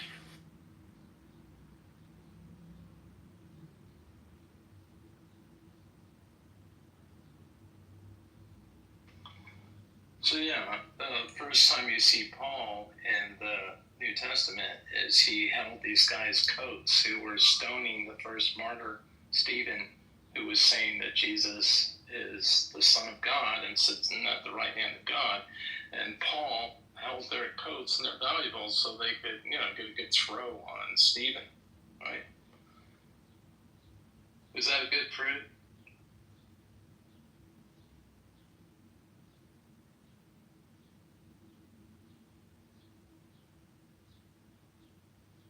That was a question for you, New. I didn't hear that. Say it again, Bill. I am well aware that you're very selective at what you're willing to hear. You remind me of that line, a man hears what he wants to hear and disregards the rest. It's not that. I disengaged from the conversation when you cut me off 30 seconds after I started talking. Oh, go ahead. JCC said he wanted to talk to all the leads, so I was like, all right, go ahead. Well, I was breaking up you guys bickering back and forth about scripture. It was funny. Well, JCC, I wasn't trying to bicker. He just wouldn't let me refute what he was saying. He got a little scared there or something. But I just wanted to clear No, go ahead. You can project all you want. Go ahead. Okay. I wanted to clear up the air. The reason, and I put it in the chat, Romans 11, 1 Corinthians chapter 11, verse 1. It says, be ye followers of me, even as I also am of Christ, which is Paul talking. And the reason why you have to follow Paul to follow Christ is because there are 2 covenants in the Bible. If you want to be a partaker in the new covenant, you have to follow Paul to follow God. It's conceptually the same in the Old Testament. In the Old Covenant, you had to follow Moses to follow God. It's the same thing here, but Moses points you to Jesus Christ. So all believers are believing in Jesus Christ, you got to follow Paul with the instructions for the new covenant. So they don't contradict each other. They're ministering under 2 different covenants. That's what I wanted to say about it. All right, so why can't you just follow the teachings of Christ? Isn't that good enough for you? But wouldn't you be disobeying Christ if you're not listening to his chosen vessel that he gave specifically for you? No, he did not choose Paul. Paul was not even a disciple. But that's your opinion. But the way I'm talking about the way the Bible goes. Are you telling me that Christ chose Paul as a disciple? As one of the 12? Are you telling me that? You're making that up in your mind. I never said anything about the 12. Okay, well, did Jesus choose Paul as one of the 12? Chosen vessel, not chosen 12, chosen vessel. Paul came after the 12. And where does Jesus say he chose Paul? In the book of Acts. Well, that's not one of the Gospels, dude. Show me in any of the three synoptic Gospels. Is the book of Acts the part of the Bible? You sound crazy, dude. The book of Acts is in the Bible. You're the crazy one. I'm telling you stuff out of the Bible, and you're telling me I'm the crazy one. No, you're telling me stuff that Paul created. Okay, wait a second. Right. Can you at least admit what I said is in the Bible? Paul is a chosen vessel of Jesus, according to Jesus in the book of Acts. Can you at least admit that? Yes? Oh, well, let's see. Acts. Okay, show me what. You probably know this pretty well. Where in Acts does Jesus say he chose Paul? Acts chapter 9.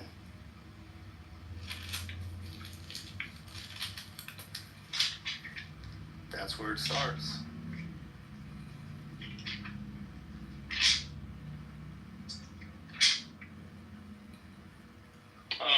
Oh yeah, the road to Damascus story. Yeah. I mean, so it's funny to me that you would sit here and act like I'm crazy making things up. You can at least just say, yeah, it says that, but I don't agree with it. No, I don't. Yeah, that's fine. I totally respect that, Bill. But what I don't respect is when you try to make it seem like I'm just pulling things out of thin air. No, you're pulling it out of Acts. Right. You're not pulling. Right. Wait a minute. You're not pulling anything. Was that a play on words right there? Pretty much. You're not pulling anything out of the Gospels. That's my problem with you, New. You're not finding anything in the Gospels. Right? What do you mean finding anything in the Gospels? Well, you can't show me anything in the Gospels, the synoptic Gospels. Well, show me. I'm waiting. Show you what? You're just showing me Paul saying. No, every time we say something, what I'm showing you is every time I say something, you say that's not true, and then I show you. And then we start talking again, and you say that's not true, and then I show you. And then we start talking. Man, go look back in the chat. I'm saying the same thing. I'm saying the same thing over and over again. You are not showing me a single thing to prove your point in the Gospels. Not one Gospel have you quoted. You're only quoting Paul to prove Paul. You're not quoting any Gospel literature at all. Not once. Show me something in the Gospel, Matthew, Mark, and Luke, that proves your point. Just one thing. Let's hear it. I'll wait. That tells you to follow Paul? Or that tells you that Jesus is God. All right. Let's go to the book of St. John. No, John is not a synoptic gospel, dude. Do you know what a synoptic gospel is? You made that up, dude. I don't know what that is. No, we'll Google it. Synoptic. I'll spell it for you.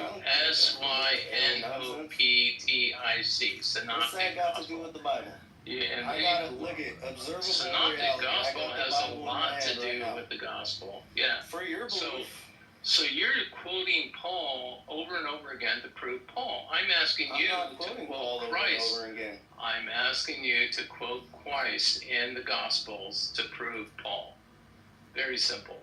Show me, quote, something in the Gospel that proves your point. And you can't. You cannot. You can't show that for 2 seconds. Otherwise I would. Shut the hell up.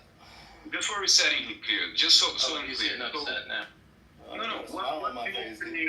So just so I got it right? So it's not just you said you didn't say, so just we can move on, right? So what Bill is saying is that it might be important because that's the difference between Christianity being a religion founded in Roman truth or in something pre-Roman or by other than Roman.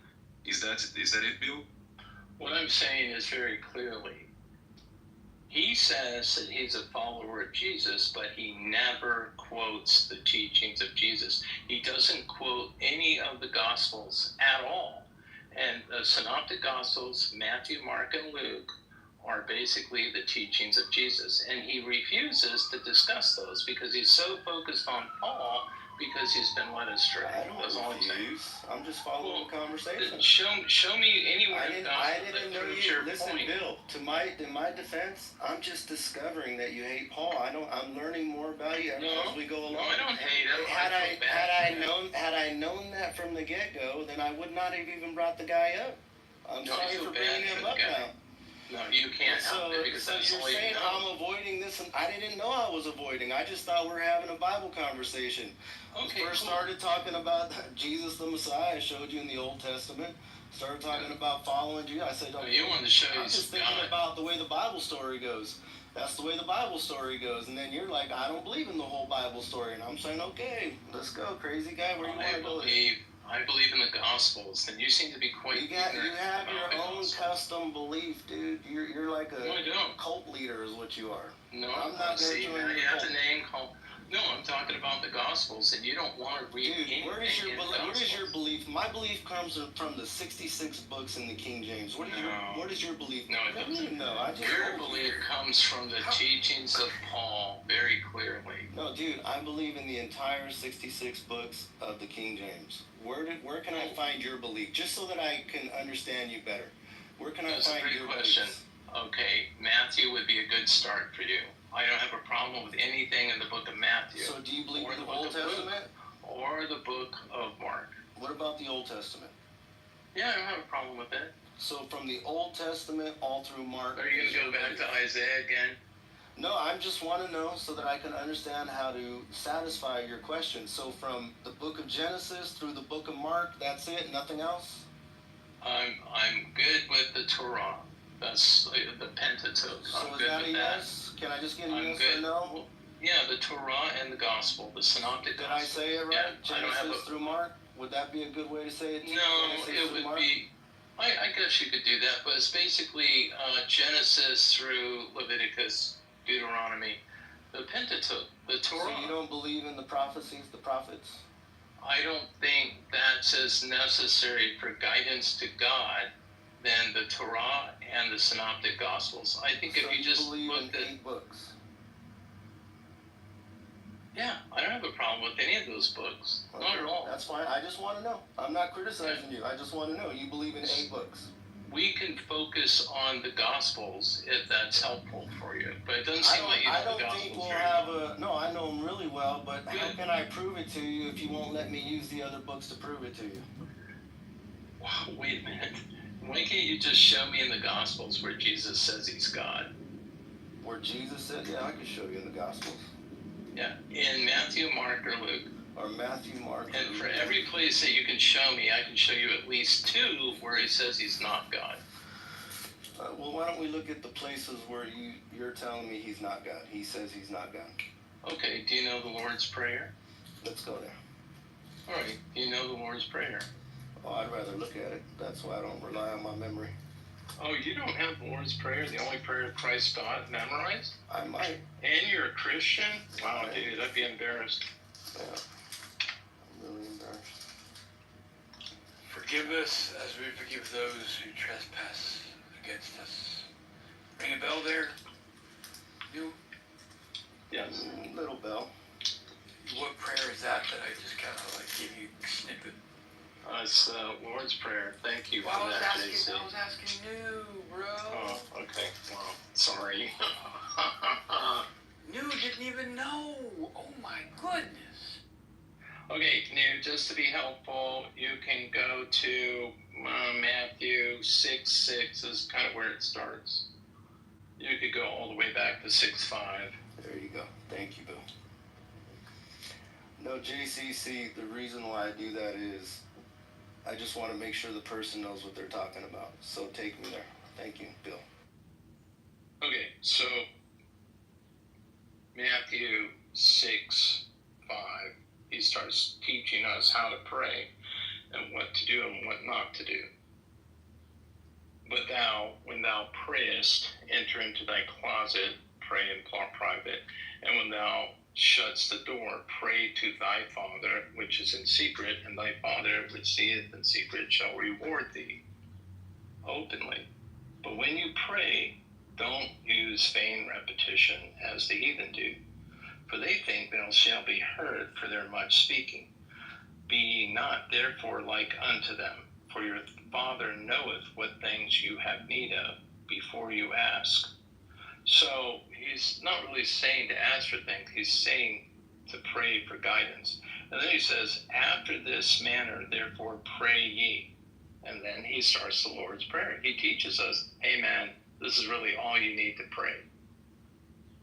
So for me, that's the recognition of Jesus as the Messiah, and the Lord's Prayer is the foundation of being a true Christian, because that's the core teachings of Jesus, right?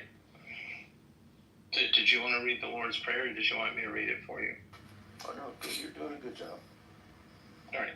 So after he tells us how to pray and where to pray, he comes right out and says, therefore pray this, our Father, which art in heaven, hallowed be thy name. And he says, our Father, thy kingdom come, thy will, doesn't say our will, it's talking about the Father's will. Thy will be done in earth as it is in heaven. Give us this day our daily bread, and forgive us our debts, or forgive us our trespasses, like JC said. Forgive us our trespasses as we forgive our trespassers. So it's not a blanket forgiveness. It all depends on your willingness to forgive others. So as you judge, that's how you're going to be judged, is basically what he's saying. And lead us not into temptation, but deliver us from evil. For thine, it's talking about God again, for thine is the kingdom, the power, and the glory forever. Amen. So he even says, for if ye forgive men their trespasses, your heavenly Father will also forgive you. But if you forgive not men their trespasses, neither will your Father forgive your trespasses. So in terms of forgiveness, he's not talking about, hey man, I'm getting ready to die for your sins. No, it's very contingent upon your own behavior. For me, what we just read, what we just looked at, is the essence of being a Christian or a follower of Christ. And I think your point to bring us here was to demonstrate that Jesus is not the Father. Correct? That was your main point? Well, that's what we were talking about. Actually, to show you the teachings of Jesus, the purest form of the teachings of Jesus. I mean, you have the Beatitudes as well, the Sermon on the Mount, but this is probably the most abbreviated, purest form of his teachings, right? So yeah, that's one part where Jesus is saying that, he's making the distinction between himself and God. And he goes on. Well, he's just telling them to pray to the Father this way, right? Well, he says our Father, and he's including himself. He's saying, you guys, he says, pray ye. After this manner, therefore, pray ye. He's talking to them. He says, you guys, this is how you do it. You say, our Father, which art in heaven. All I'm saying is, if we were just to use this alone, that doesn't support that it's suggesting he's not the Father. That's all I'm saying. Just that one detail. Why wouldn't he teach him to pray to him then? Well, he is the Father. Why wouldn't he just say our Father? The prayer is our Father. He's not saying that. Okay, so here's the other one that's a little more clear. Okay. When Jesus is asking his disciples, who do you think I am? What scripture, Bill? So I can turn there. Let's see, I'd have to find that. Just take a second. It'll be better if we do it that way. I think it might be 548. 548. Ugh.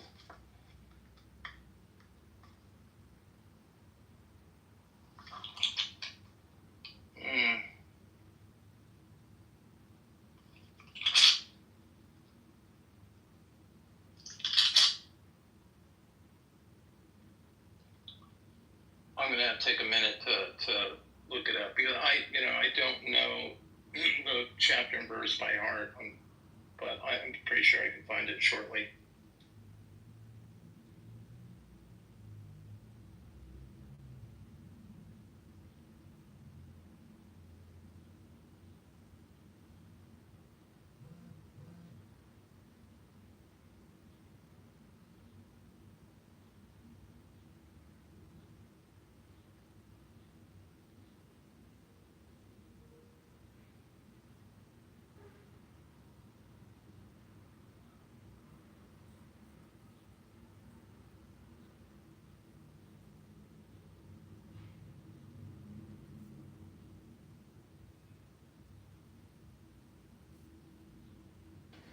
How you doing, Shanito?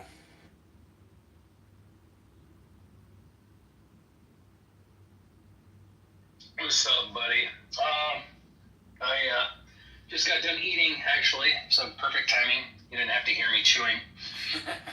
How you doing, man? Doing all right.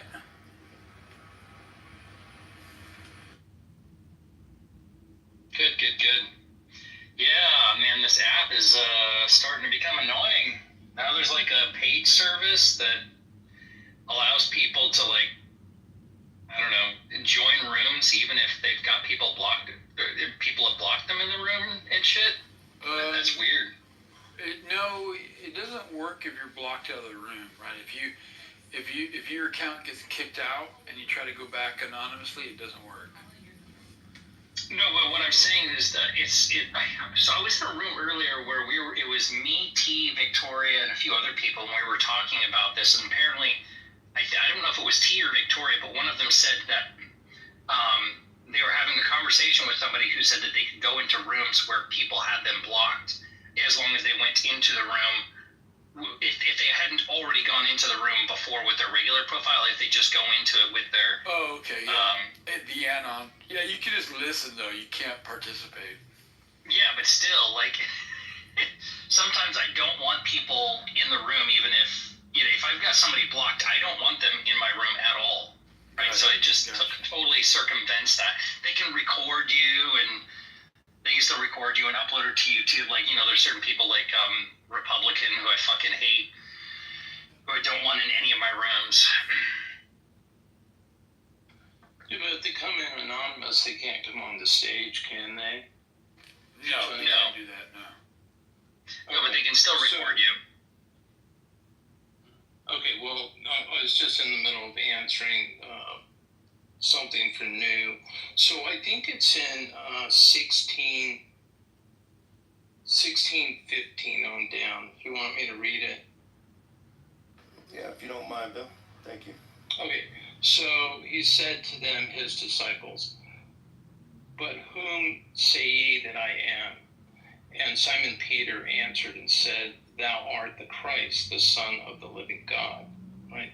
So he said, you're the Messiah, you're the Christ, you're the Son of the living God. And Jesus answered. Jesus didn't say, "No, dude, I'm God." Right?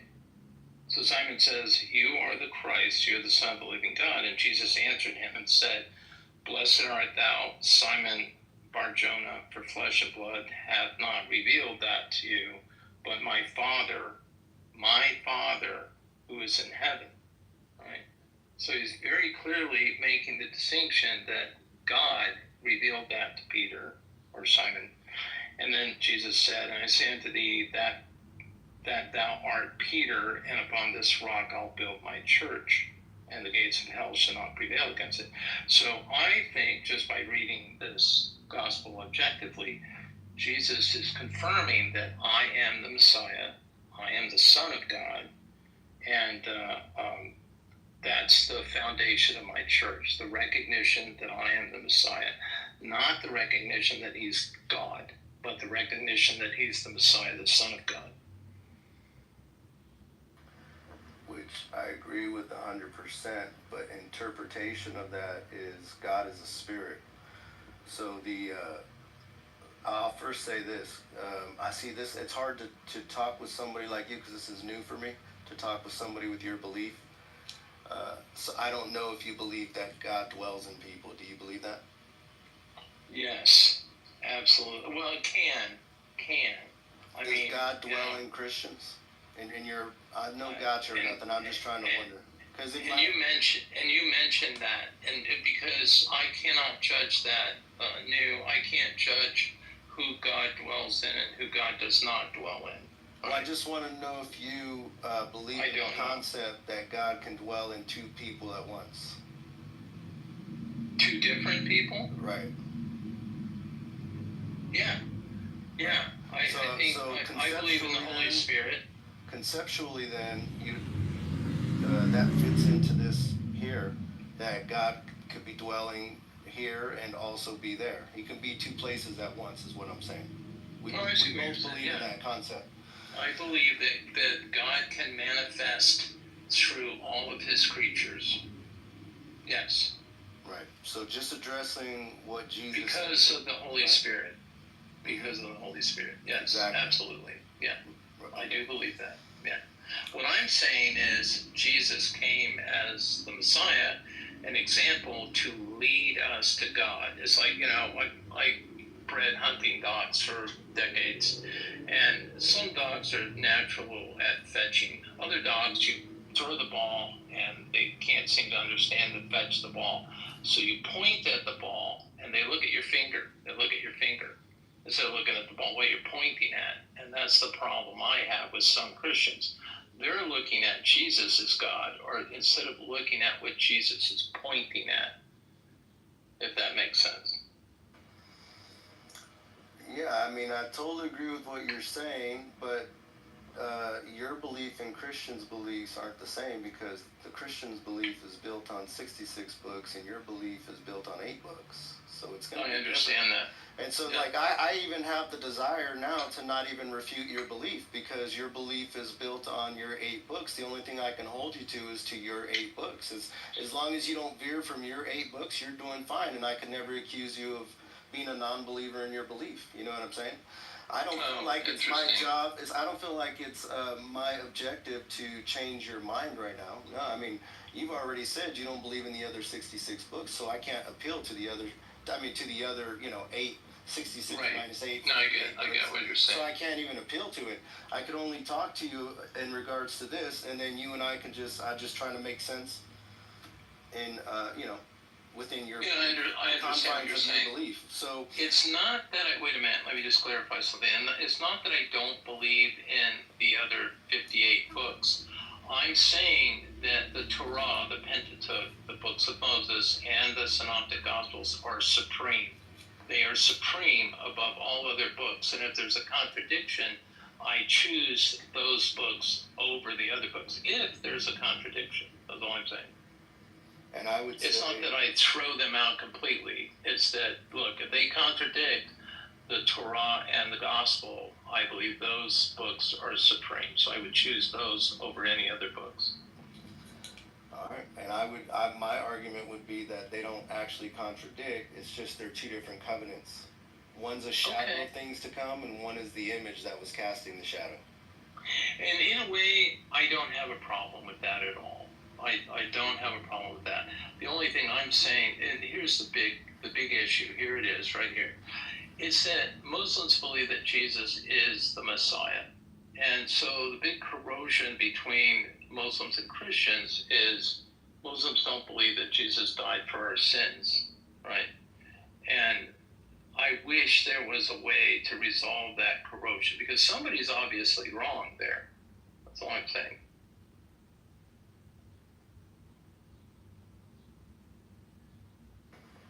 I think we'd have to talk more about that to come up with a good plan on that one, Bill. And I would like that. So, I'm happy that we came to some sort of reconciliation. I very much appreciate it. So thank you very much. Yeah, likewise here, Bill. Thank you. Shanito, nice to meet you. I didn't get a chance to meet you, really. Heard you talk there a little bit, and just want to say hello to you. Hey, I guess I was invited, modded, and then left alone. I had no idea everybody bailed.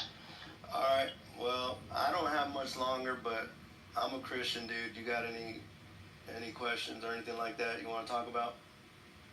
I mean, I just came in to listen. No, I'm an atheist. More specifically, I'm an agnostic, which is not the same as an agnostic. I don't know if you know the difference. Mm-mm. No, I like to come into these types of rooms to learn about it. Okay. So, as an atheist, I've never formed a belief in God. I'm one of the very rare few atheists that was never indoctrinated into religion. So I'm an outsider looking in kind of deal.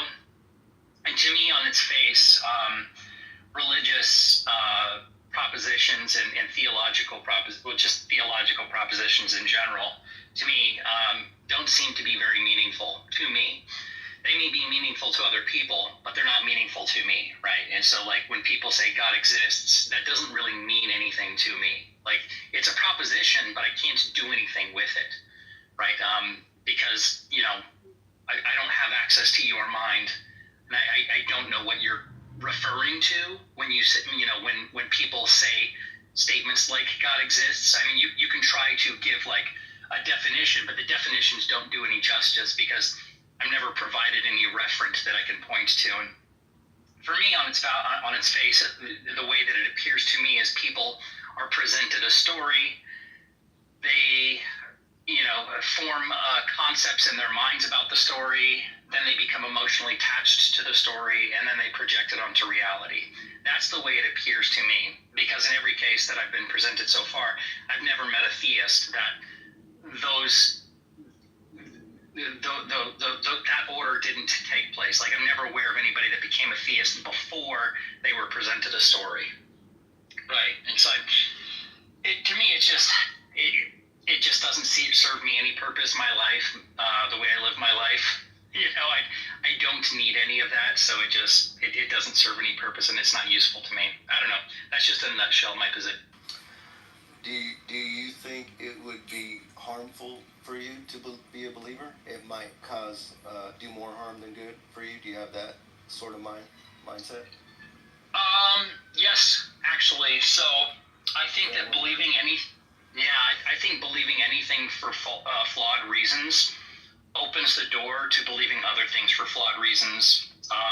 It's the pathway by which people are taken advantage of. That's what con artists are looking for, because they start by getting you into an agreeable state, and once they've gotten you into an agreeable state, they can start smuggling in, you know, premises and information that you wouldn't normally accept. And I think that rationality is superior when I'm navigating my life, and so I don't believe anything that I don't have good reasons for, or I'm not aware of anything that I believe for bad reasons. When I become aware of something that I believe for bad reasons, I stop believing in it.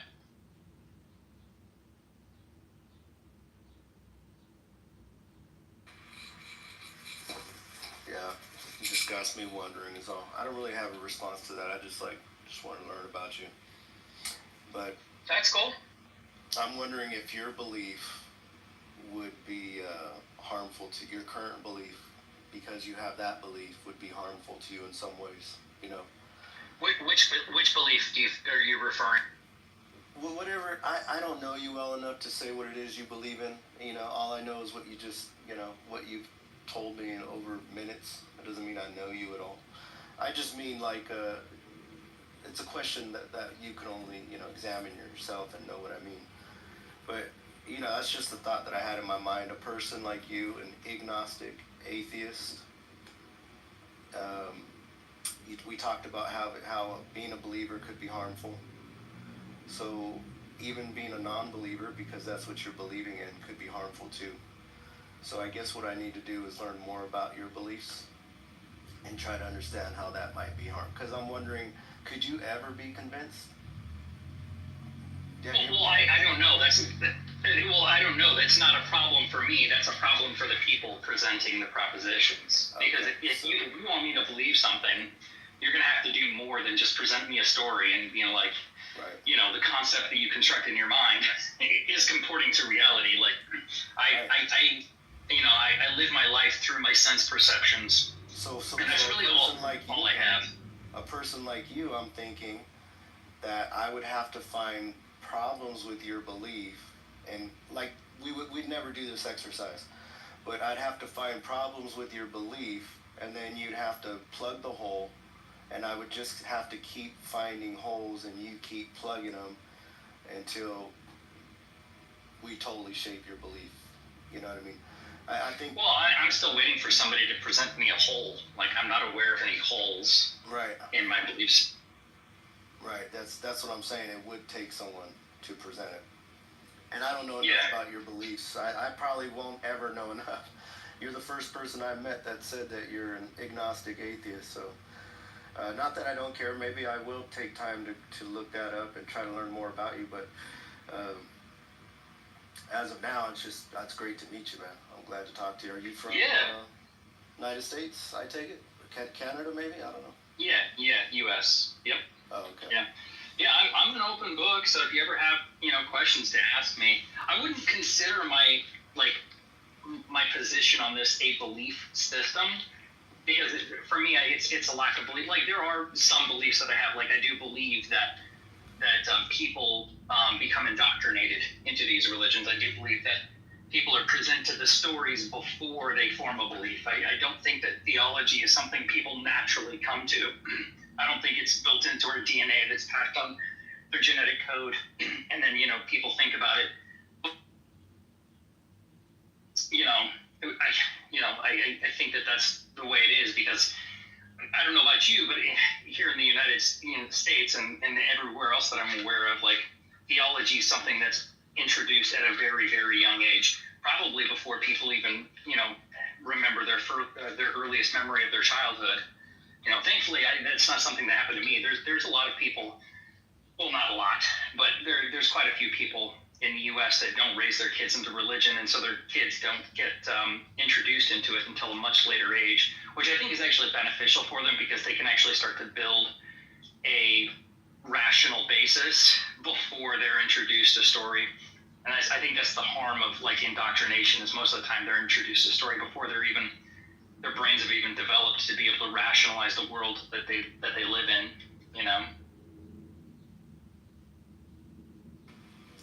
Can I share my belief with you? And you could think I'm crazy, but no, yeah, I don't. So I'm not on this app to insult people.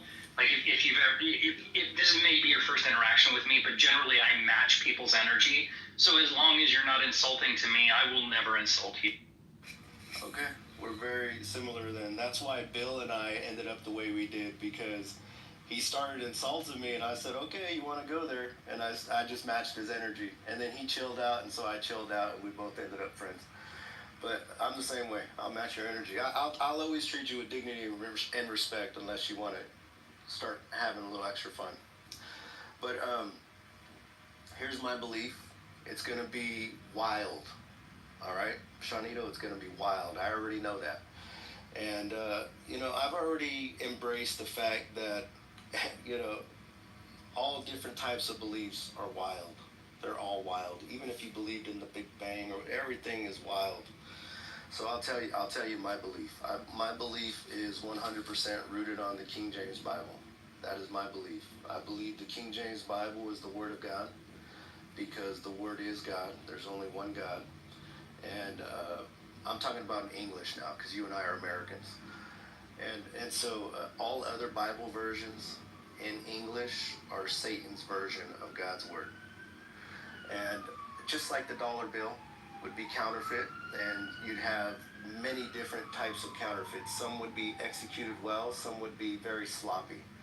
So some you can easily tell aren't real dollar bills, they're counterfeit, and some it takes a little bit more skill to discover if it's a counterfeit bill. And that is basically my belief. You can always tighten the screws on me on what you can find in the 66 book King James. Let me say one more thing about it. There are all kinds of stories. Oh, that book was translated this way, that way. I don't believe that, because the book itself doesn't say that it was translated like that. You know what I mean? So does it have to? Does the book have to say that it was translated in order for it to be translated? If that's what I'm saying is the narrative that people use, the way that they say that, oh, the way you got, well, because this is what happens. People will try to criticize the King James because they'll say, it says X, Y, Z in the Bible, and then I'll go to the Bible, it doesn't say that. And so the next thing they'll say is, well, that Bible's no good anyways, it was translated, blah, blah, blah, blah, blah, blah, blah. And I'm telling you, all that blah, blah, blah, blah, blah is just blah, blah, blah, blah, blah. None of that is scriptural. The way that we receive God's word in English is God sent a preacher, and he started preaching in English. That I can prove. I can show you conceptually that's the way it happens. Yeah, well, so I've got a problem with that. Are you a biblical scholar? No, No, just a Yeah, me neither. But the consensus amongst biblical scholars is that the book was translated multiple times. So I mean, if you're going to form your beliefs for your own reasons, that's fine. But I'm going to trust the experts on this matter. First of all, second of all, I do want to address something earlier because you said we all have crazy beliefs, or what was the thing? You said wild. You said wild beliefs, and then you started mentioning the Big Bang. What do you think the Big Bang is? Just another belief. No. It's not a belief. What do you think the Big Bang is? What do you think it is? A creation story. Colloquially is known it's not. It's not. I can help you out so with if this. I were just talking to my neighbor and I said, "Hey man, what about the Big Bang?" I can explain this to you. Like, we don't need to talk about your neighbor right now.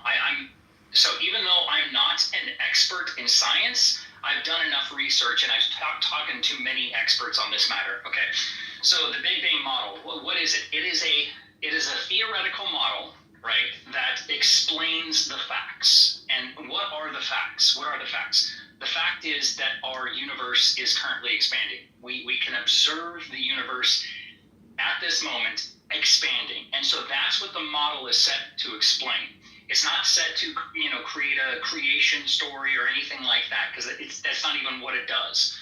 So we observe the universe expanding, right? And so we're trying to build a model to explain this expansion. And so what we're doing is we're extrapolating all of the data that we're collecting about the stars, the galaxies, the universe, and so there's tons and tons and tons of information that we're gathering. It's like, have you ever built a jigsaw puzzle, right? And so you've got all these pieces that are your data pieces, and then you're putting your jigsaw puzzle pieces together, and you're like, well, this fits here, and this fits here, like this goes there, this goes there. And then what happens is, as we extrapolate all of this data, it brings us to a singular point in the past, roughly, because all of these models are provisional. They're subject to revision once we gain access to new information. That we extrapolate this data all the way back to a singular point in the past, which some people will label as the singularity. And that is where the model terminates. It doesn't say anything about creation. It doesn't say anything about like something coming from nothing or like poofing into existence. None of that verbiage is ever used at all in the Big Bang model. That's all straw man that's been presented by theists when they're trying to. A lot of people that are theists are feeling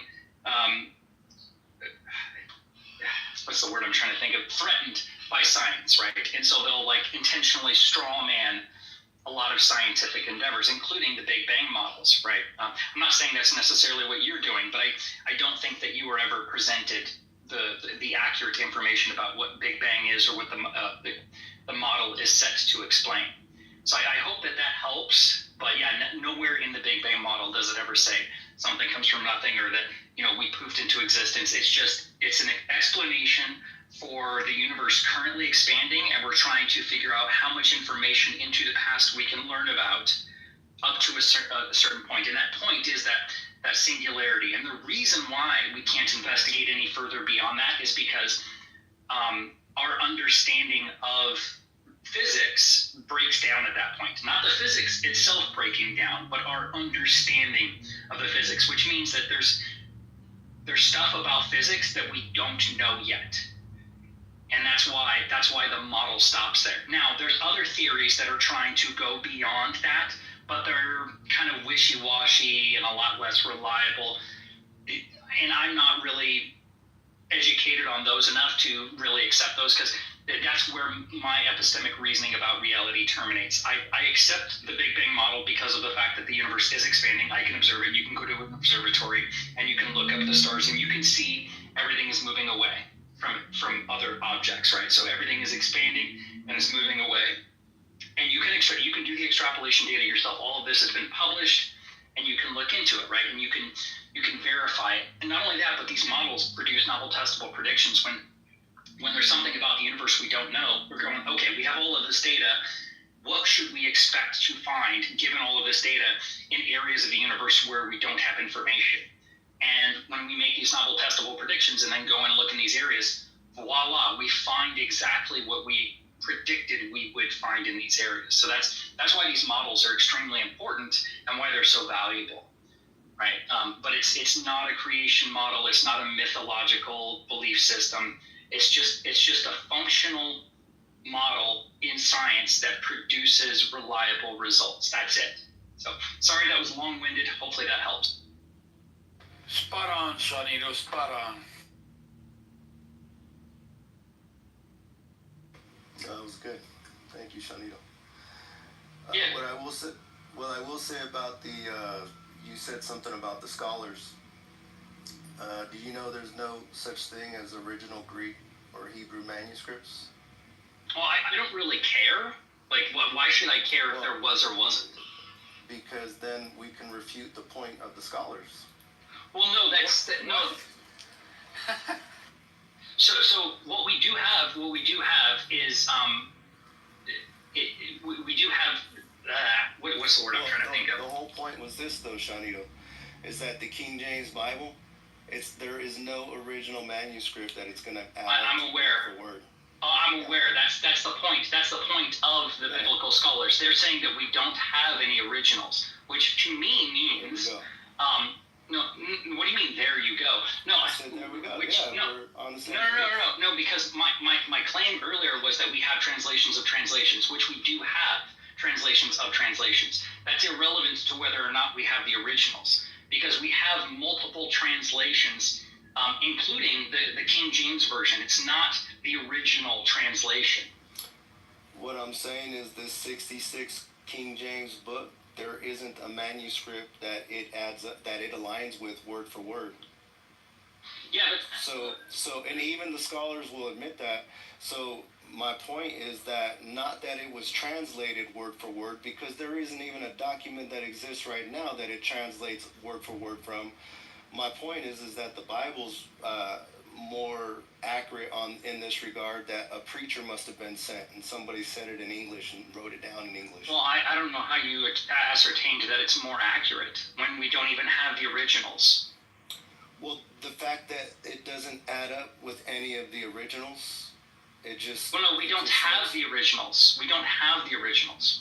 Okay, but that's my point. So then how could this be a book translated from something when... I just explained it to you. I just explained it to you. You're not listening to me. You're not listening. You're not listening to me, buddy. There's nothing that exists today that this thing can go back and translate to Greek or Hebrew. Again, you're not listening to me. What I'm saying is that the books that you have today have all come from previous translations and rewritten. They've been rewritten and retranslated multiple times before they got into your hands, including the King James. That's just the stories, all. But I'll tell you right now, it doesn't. But that's what the biblical scholars are saying. So I'm going to trust the experts on this one. They can say that if they want to, but the fact still remains that in Greek and Hebrew, the King James Bible doesn't translate word for word over from. Again, I don't see what that has to do with my point. It seems like you're bringing in this red herring rhetoric right now. And I'm not trying to be insulting, but that's what it seems like you're doing. Because I don't know what your point is. My point is the fact that, because you're referring to the King James Bible, but we know that the King James Bible is itself a translation from another piece of literature, right? It's not the King James Bible. It's not the first translation. What do you mean show you? I don't have the translations. I'm talking about what the biblical scholars I'm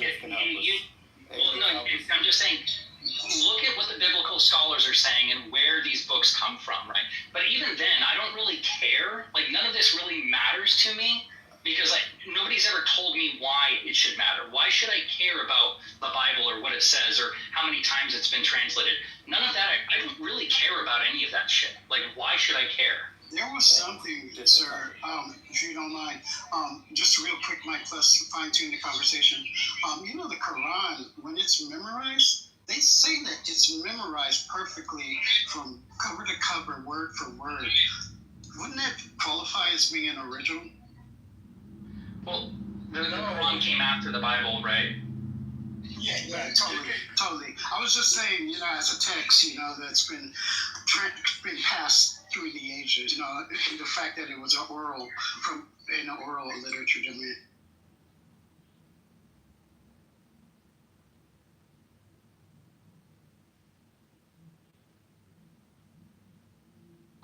I mean, if you've ever played the telephone game, I mean, you should know how easy it is for information to be, misconstrued or misplaced or misunderstood or, I mean, there's YouTube videos on this where you can watch literally these social study events where they'll go into public and these group of people, they'll go into a very public place where there's a bunch of people and they'll create a spectacle. And the entire objective of this is to create a spectacle enough to grab people's attention. And then what they do is they go around and solicit all of these bystanders who were never part of this this spectacle that was created, right? And what they're doing is they're asking them initially, like, hey, what did you see? And try to be as detailed as possible. We're trying to investigate this matter. And then they'll pull all of these people and get as much information from them as possible. And then what they'll do is they'll wait 20, 30 minutes because every time they talk to somebody and then they move on to somebody else, there's a timer started between the time that they started with the first person. And by the time they get done with the last person, they go back to the first person. There's 30 minutes to pass by and they're like, okay, we just got some different stories here. We need to make sure that the information we got from you was correct. So could you please just reiterate to us what you saw? And what's interesting is that in every single case that they found, these people would not necessarily intentionally, but they were leaving out information. They were adding new information. Some of the information was changing. And so even within 30 minutes, people's memories of an event that just happened 30 minutes ago is finicky, right? And so we understand that memories are malleable. We understand that they're not static. We understand that they can become damaged, altered, changed, and new information is being inserted in. It's just the nature of being human. I mean, I'm sure other animals do it too, but it's one of our problems, one of our properties that we have, that our memories are just not reliable, right? Which is why we started writing things down, because it became less unreliable when we wrote them down. I wonder what you're saying, if the Bible and texts like the Bible are basically a form of unstable irony where the literal and figurative meanings are ambiguous.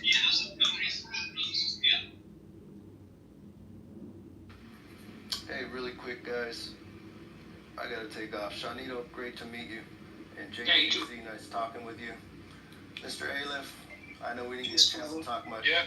But, I look forward to conversating with you guys again. You guys have a great day, great weekend. All right. Take care. Hey, you too, buddy.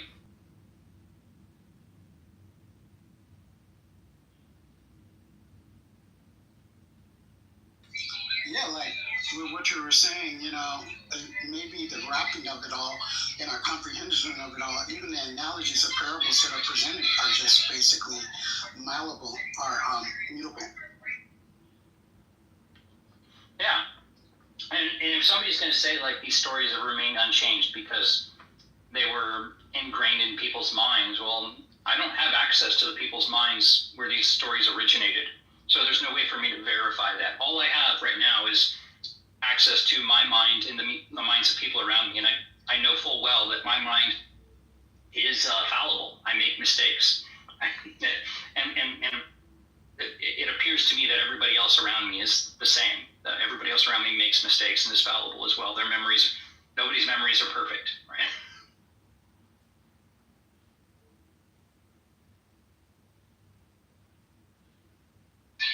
It's said that Kim Jong-un or whatever, that family, the North Korean family, that they basically took the Bible and filed the serial numbers off and put their own names on it. Wait, Kim Jong-un did what? That family, basically, when they took control of the country, they took the Bible and they filed the serial numbers off of the Bible, you know, and put their names on it, make themselves the Jesus and the gods and whatever. I don't know. I had no idea that that's what they were doing. I know there's a guy in South Korea that sends up balloons over the border, and he'll put like newspapers in there and pieces of various of literature, including like the Bible, you know, various religious doctrines and stuff, and he'll put them in this giant ball, and then the balloons go over, and then when the balloons explode, down comes all this confetti of information, and so he's trying to, apparently the North Korean government has sent out a death contract for him, so they want this man dead. Is that crazy? It's like, how crazy can it get? And I heard that one of their responses is that they put feces in the balloons, North Korean side, right? And send those balloons back over the border. Right? What a way to escalate. Yeah. I've seen a lot of these documentaries of people that I can't believe that as closed off as North Korea is, they still allow people to go in, but you're not allowed to talk to anybody basically when you go in there. You're basically kept at a leash the entire time you're there. You know. Have you seen any of those Vice documentaries or those short little visits that people take in North Korea? Even though they shouldn't. I'm just like, what are you doing? You know, because of the way they do it. They take them to dinner, they do all these things, but nobody else is there. When they go to the restaurant, there's no one else in the restaurant. You know? It's a totally isolated, controlled tour of the country. Right. It almost feels like they're going to a theme park, you know, and it's been specifically doctored to make it appear one way when it's all everything but that, you know. I remember there was one scene where they go through a museum there where they have like depictions of their history, and they have this one historical thing where it actually shows like women being raped and children being murdered, and it was I guess the North Koreans were fighting some American unit, and then the American unit started pillaging and raping the North Koreans and killing them. I don't know if there's any truthfulness to any of this, obviously, because we know how the North Koreans will, you know, use these fake stories to, you know, create some sort of perspective, the propaganda and all that.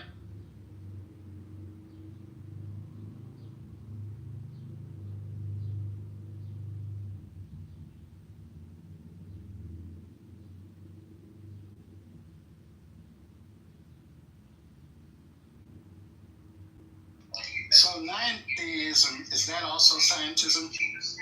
No. Non-theist is an atheist, not a theist. Oh, he said non-theism? You know, is that scientism? Yeah, I know. Yeah, no, it's not. No!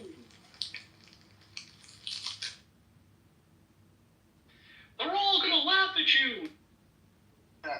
That's when we really get the flat earthers in here.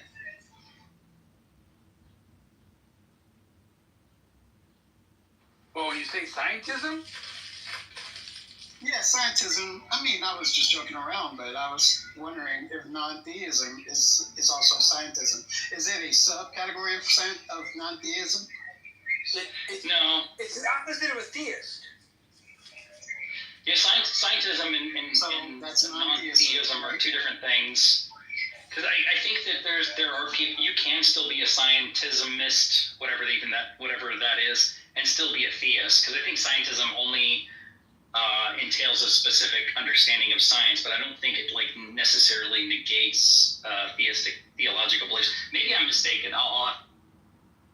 Yeah, Shonina, scientism is like, it's when people make science a religion, where the only explanation and the one true explanation is science. That's when it becomes scientism. Oh, I see. Yeah, I just looked it up. Yeah. The philosophical view that science is the only valid way to obtain knowledge about reality. Yeah, I think that's a bit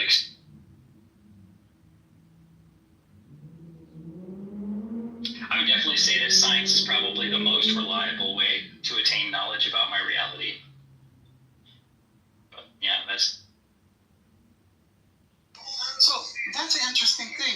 because if you're a medical practitioner, right, and you're trying to deal with a specific medical condition that you basically have treatments for, but you don't have a cure, right? But then someone who's like in Peru, they found this plant. They don't understand the plant's properties. They don't even understand what it does to the body. But over time, generations upon generations, someone has discovered that this has been very effective in stopping this health condition. You know, so I'm just wondering, like, that seems to be somewhere in the middle now. There.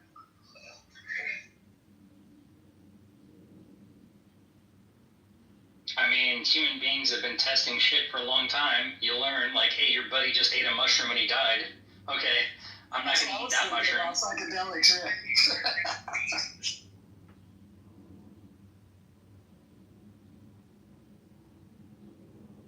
Yeah, I mean, the smart ones are the ones that make other people do something they don't know what's going to happen. So if you come across something and you don't know if it's edible, make your buddy eat it. See what happens.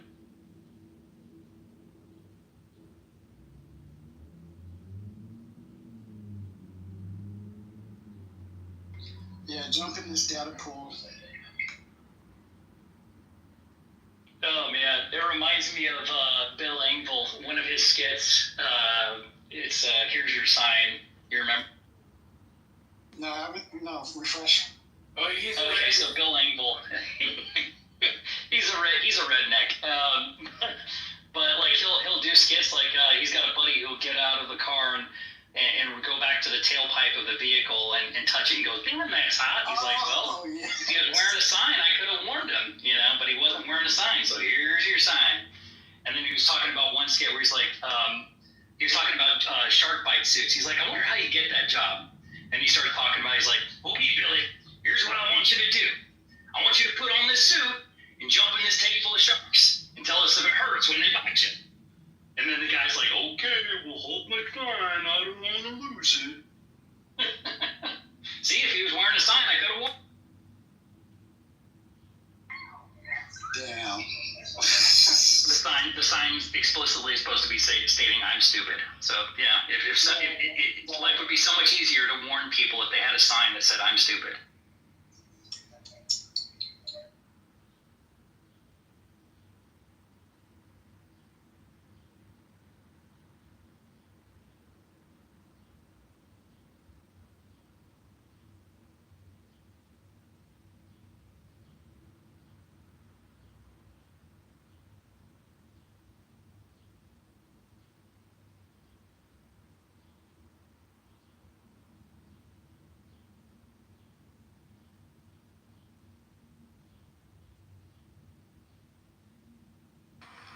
Well, how you doing, man? I hope you're well. Yeah, thanks God. Thank you, JCC. Well. Look who it is.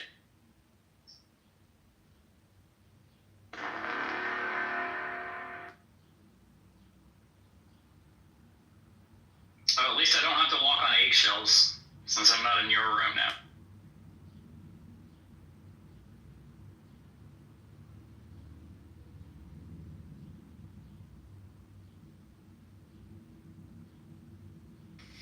Dude, I'm about to leave again.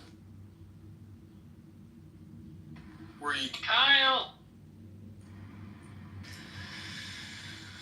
Shanito making waves on Clubhouse. What happened? No, it's just the echoes of Shanito never stop. I'm always in some room, like someone's like, well, you know, hey, Shanito's like got a fucking opinion about some shit. I'm like, oh, is that a fact? And then someone's all like, try to say what your opinion was and they fuck it up horribly, and I'm like, of course.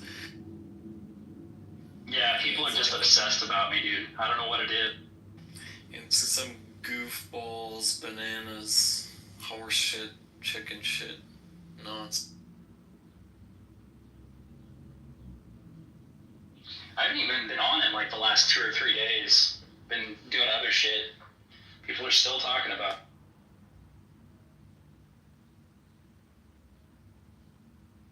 What do you guys think about this app bullshit that's going on right now? I'm doing a trial. I clicked on it, got the trial, and canceled it, so I'm not going to get charged. So I don't really care. You don't have to get it, and I don't give a shit. Someone's listening, and it doesn't bother me.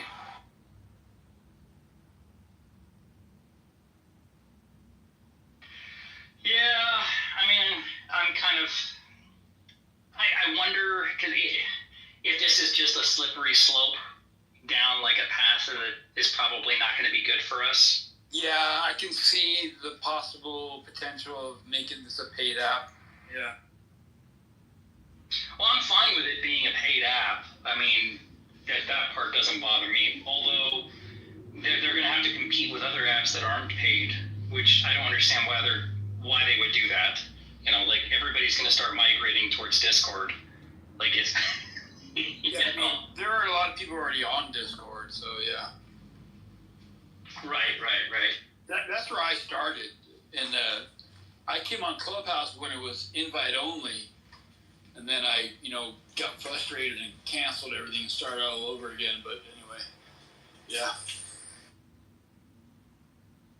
But I just think this, like, what they're offering with this paid service is just completely lackluster. Like, it doesn't provide me anything, and I think it really only benefits the trolls.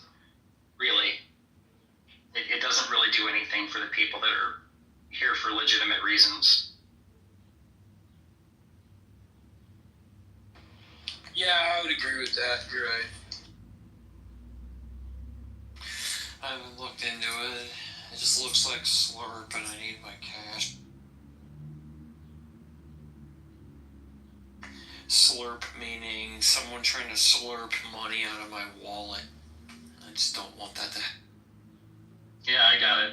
I drink your milkshake.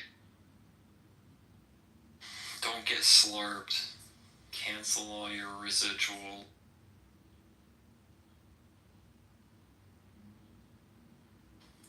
Hold cash. Distribute the cash to various accounts. This is not financial advice.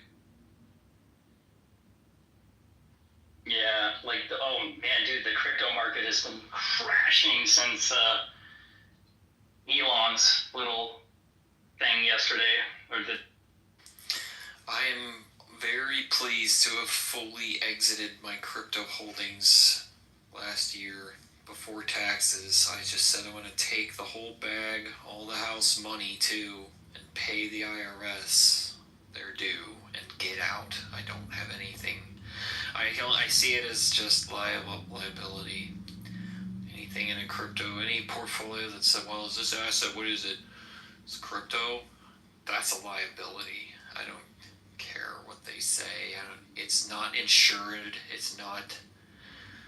And once it's on Coinbase or some other exchange, then your exit strategy's fucked. You're going to pay the IRS. You're going to pay huge exchange fees. It's not pretty, man. I don't like crypto.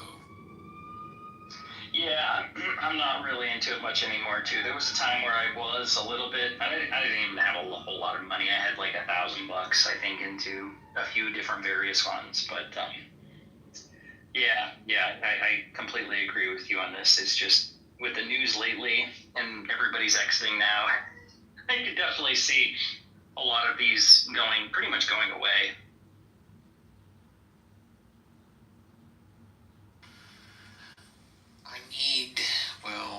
I think the hope and the need is more like it's this greed thing. The markets that go down again. So people will try to capitalize on it crashing like that.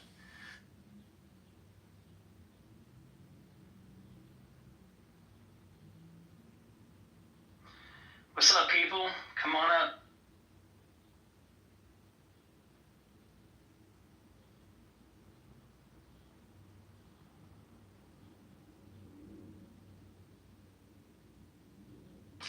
I tried listening to Sasha debate Crimsonite, but both those people's voices I can't stand for too long.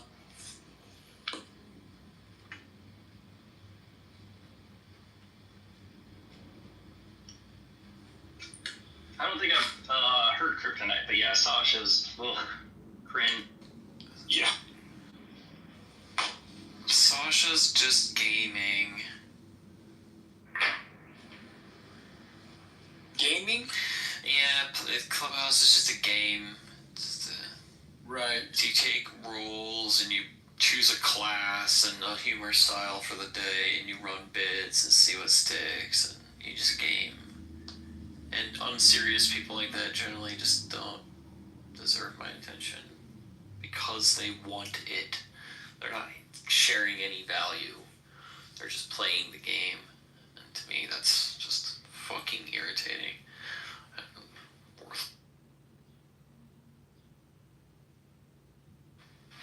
I'm out of here. Alright, brother. We'll see you later. Have a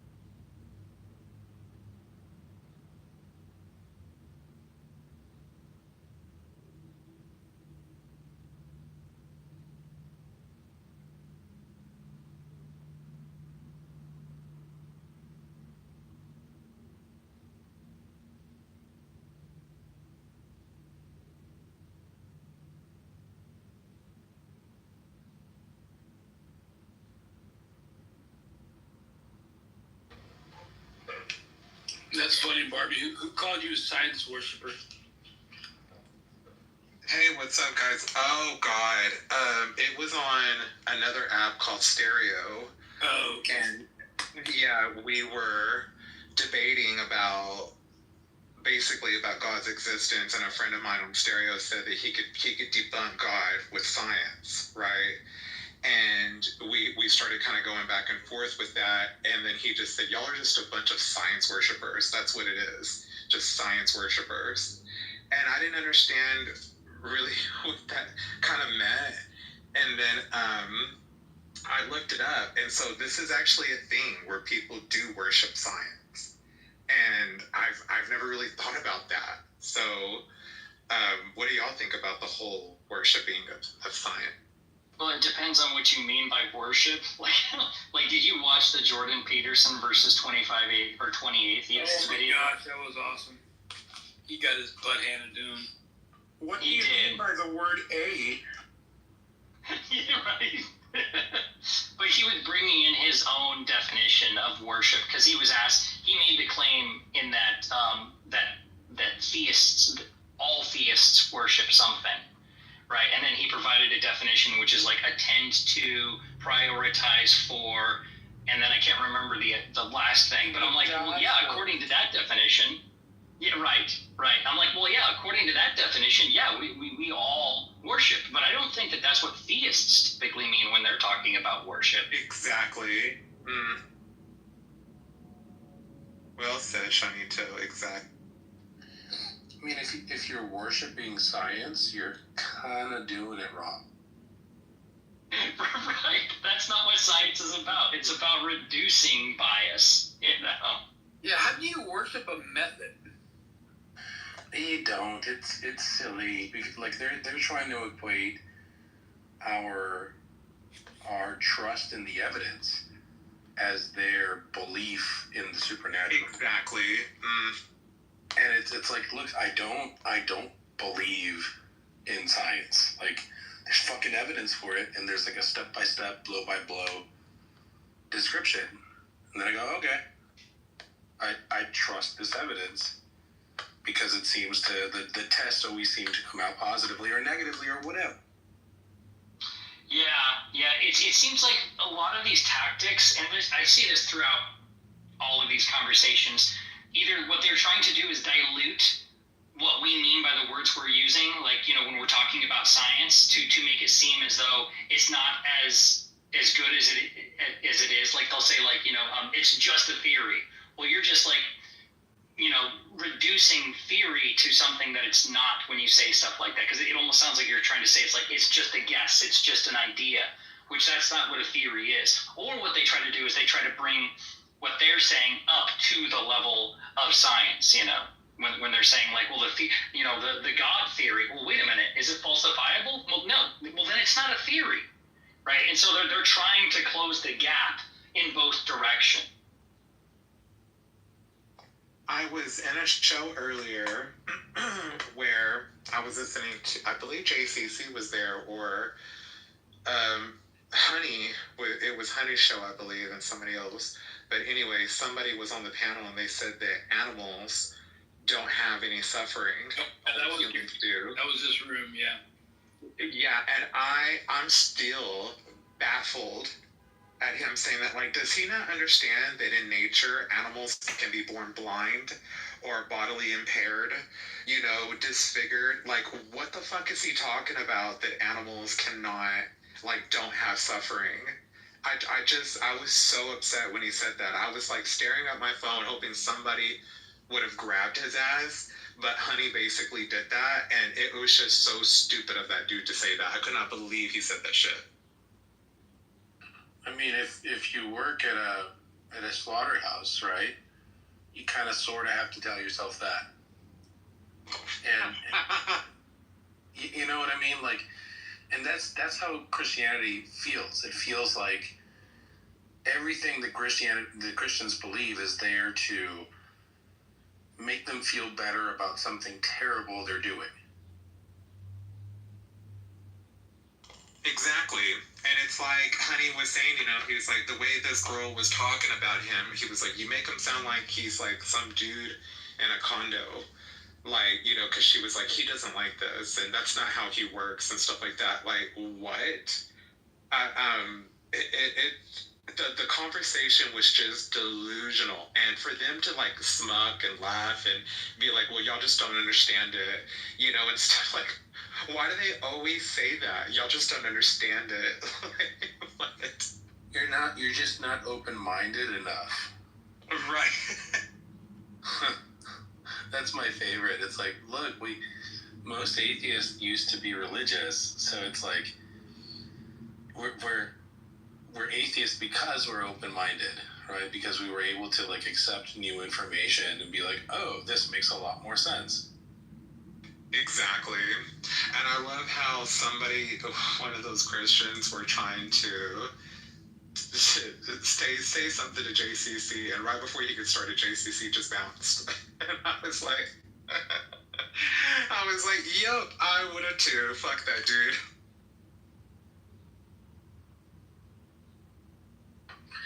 Yeah, I mean, there's a few things, like, you know, you win when all they can say is, oh, you're so smug, or like, you know, something around those lines of like, oh, well, I'll pray for you, or like, or, you know what I mean? Like, they're trying to save face, they're trying to be clever, but like, in reality, they're just conceding that they have nothing to argue against your perspective. and that's like I consider that a win. 100%.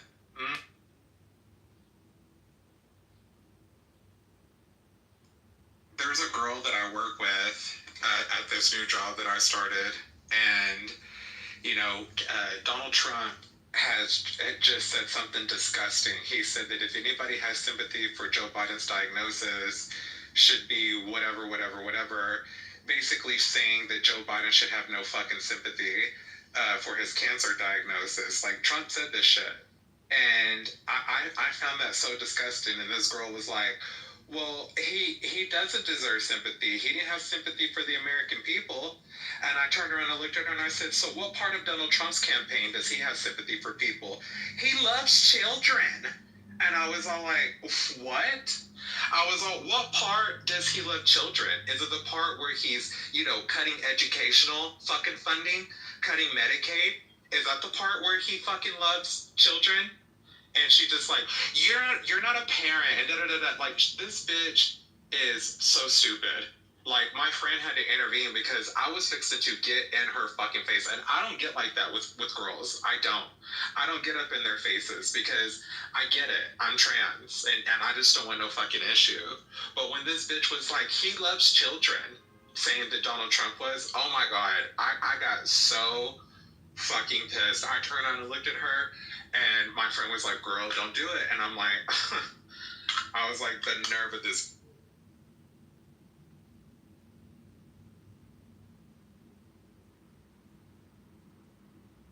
Yeah, I mean, it's that kind of thing where you go, oh, like this person's just an idiot. Like, why am I talking to this idiot? And then expecting to have like a normal conversation with them. Yeah, I had to walk away because I was like, nope, this is just going to be a bunch of fucking, name calling, and Danielle, the big evil tranny, is being mean to the poor cis woman. That's the way it's always played out. And I just get so tired of that fucking narrative. So I just learned to fucking keep my mouth shut because, whatever. But yeah, for her to sit there and say, well, Donald Trump loves children, Joe Biden didn't. And, she was agreeing that nobody should show sympathy for Joe Biden. It's like, man, cancer sucks, period. I've seen 3 people that I love die terrible fucking deaths because of cancer. Like, I don't wish that on my worst enemy. Like, I feel so bad for Joe Biden. He might not have been the best president to you, but I don't even wish cancer on Donald Trump. That's how fucked up cancer is. So for him to just kind of make jokes about it was just so stupid. Yeah, and I mean, Joe Biden wasn't the worst president. He was definitely the most senile president that we've ever had. Right? And I don't think he should have been president. Right? But I don't wish him ill will.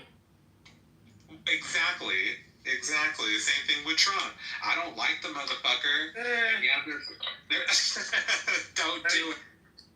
I think that if Donald Trump stubs his toe tomorrow to the point where they have to take the whole nail off, I'm not going to be sad for him. No, most definitely not. If he was diagnosed with something horrible like cancer, I wouldn't feel completely sorry for him, but I would definitely feel sorry for his children and his wife and everybody that was that loved him very much. Was going to see him. His wife? Yeah, Melania. You think she loves him, or? No, I don't. I could no lie. I'm all get that green card, sister. Right. Get it, Melania. Yeah. So, what do y'all think about Pride next month? All the events they're being FBI and police forces are being told not to security or show up to any Pride event. What do y'all think about? Wait, no security at all anymore? That's what I heard. I heard that there was supposed to be no security, that they're giving out warnings not to show up, not to show any kind of alliance with the Pride events that are supposed to go on. This is to police force, any type of security.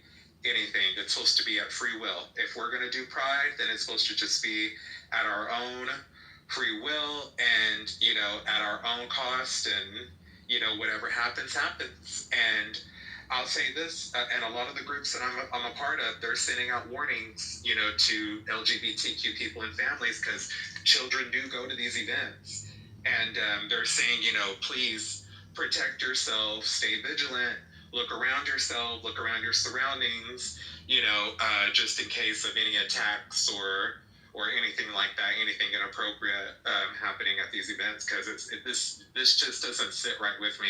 Yeah, what's going on? I thought big events always had some kind of police for just that safety purpose. I from what I'm understanding, they're not supposed to show up to any events because Pride's been canceled, supposedly. But gay people or LGBTQ people are still going to celebrate. I mean, if the first of all, the cops were never really much of help. Agreed. Queer. And two, like if that's how it's gonna be, then you're just gonna have a whole bunch of fucking queer people like with firearms. Yup. Right, and like we all know a few queer people that fucking pack heat, you know. Yup. And like that's just, if that's just how it is, then like next time there's some sort of fucking attack at a gay pride parade, like you better expect that the people are gonna start shooting back. Yep. Yuppers, I would agree. I'm in Long Beach. We have one of the biggest Pride events just passed, and there was a year where they really had trouble getting their certificates for doing an event. So they just said fuck it and had a protest instead. But yes, like it's true that like if you're gonna have alcohol, if you're gonna block streets, you're supposed to like get a certificate and have security. And when you have alcohol, it's normally like one security officer for every 100 people.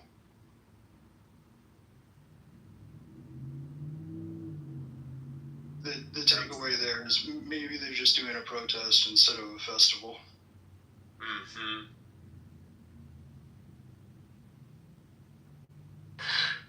Yeah. I mean, I think things are getting like comically dark. You know, like things are definitely not in a good place right now, but like also the level of like just like how inept Trump and his cronies are gives me hope.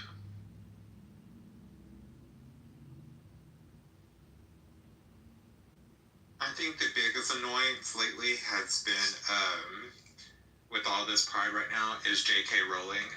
J.K. Rowling has been really shitting on trans people right now with some of her shit posts and things like that. Who was it? There's a comedian on the Beat 104 or whatever, with Charlemagne or whatever, and she started making comments about J.K. Rowling that she agreed with her, and then she was saying, making jokes about her uterus, saying that how trans people wish they had that. She goes, I got what trans people wish they have, and stuff like that. And so it's just been really trying, because all this does is give ammo to hateful people, you know. And what are we supposed to do in these moments besides retaliate, you know? And then we fuck our lives up by sitting in a cell, you know, rotting away, and that gets nothing done. But we can't get nothing done out here anyway, because we're being forced to keep our mouth shut, you know. It's just so it's infuriating. I mean, online, you know, definitely give people rope, right? Just give people rope. And in real life, it's like it's the pendulum, right? Like things are swinging to the right, but then there'll be a turn, and a person just has to be willful enough to fight to stick it out, you know. I agree. Because it's like there are no heroes. There's no cavalry coming to save us. So then it has to be just like the groundswell of people willing to fight back. Because like the internet keeps showing us, right? Like there was this like fucking MAGA dude who was online. He was like, yeah, I'll fucking fight anybody and blah, blah, blah. And someone's like, I'll fucking fight you. He's like, oh, well, maybe like not till next week because I have things to do. Right? Like, so it's like, I'm of the mind of like getting people's stupid fucking faces. Right, but I'm also of the mind of like, let people just give them rope. Like this is a fucking app. Like this is a recording app. Like download the recording, and like share it with their bosses. Right, like there's no reason to be gentle.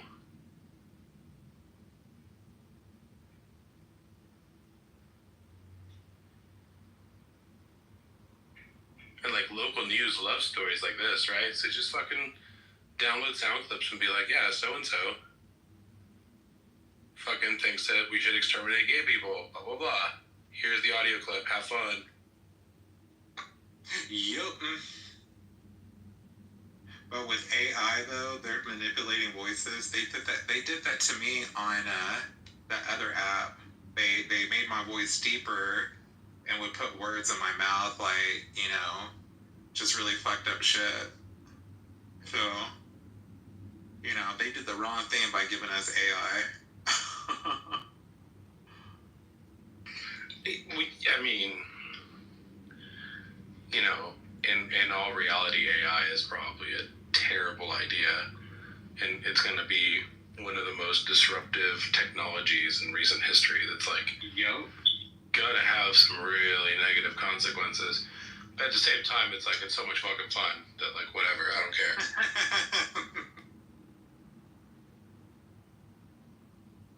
Like, is it the end of civilization as we know it?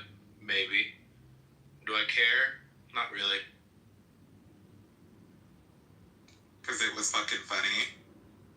Because the old order, like, I would only really be afraid of the new order just because of it being unknown. Right? Like, the way the current system works is not good. It's not a moral system. It's not an ethical system. It's massively flawed. It could be so much better.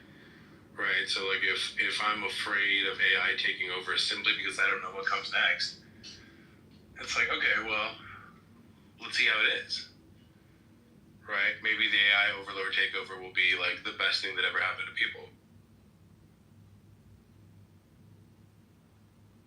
Anyway, fuck the police. 100%. 100%. Side note, I got invited to a Pride event in Houston, and I got invited to Pride events last year, but this one's supposed to be like a big one, right? They say that Travis Barker, Kourtney Kardashian is supposed to be there. A few other celebs are supposed to be around and stuff like that, but it's supposed to be a big event, and I'm kind of thinking about going, but I live like 6 hours away from Houston. So I'm not really looking forward to the drive, and that's probably the only thing that's going to keep me from going. And they did issue warning advisories for like protection. Like I know there's going to be, I know that like the actual venue is going to have security, like that they already have. They're working for that venue, and I know they're not allowing purses or anything like that in there. Like you have to have a clear bag or something like that. Yeah, it's supposed to be a really legit event. So I kind of want to go. You know, I kind of do, kind of don't. Also got invited to one there in California too from a friend of mine. And I kind of thought about going to that as well, taking a trip down that way. I don't know, but that's in another couple of weeks, so who knows? What's up, John? Yeah, I was thinking about honey badger and the roasting of theists, um, because if the concept of the self is like the equivalency of God, uh, all the theists are projecting God um, through self, and they got to sell it, which is like an elf, self. So I was just kind of laughing how you can roast somebody who is essentially projecting self. And anyways, those were my thoughts. No, that is a very good point, though. That's very true.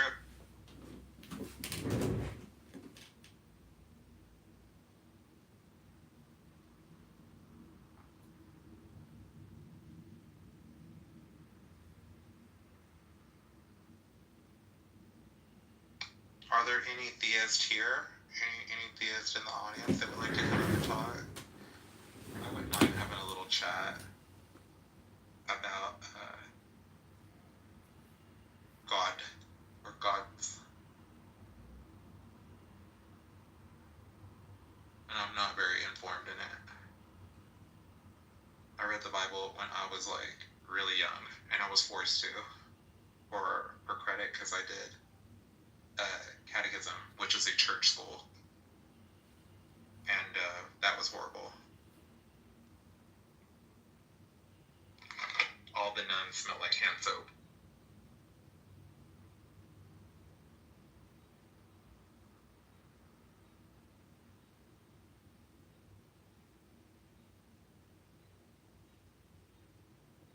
And they all had yellow teeth. Strangely, why is it that nuns and pastors have horrible teeth?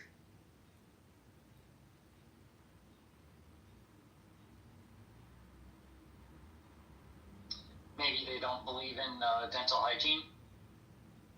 Right. Bad hygiene is actually like one of the good indicators for depressive syndrome. That's true, James. Yep.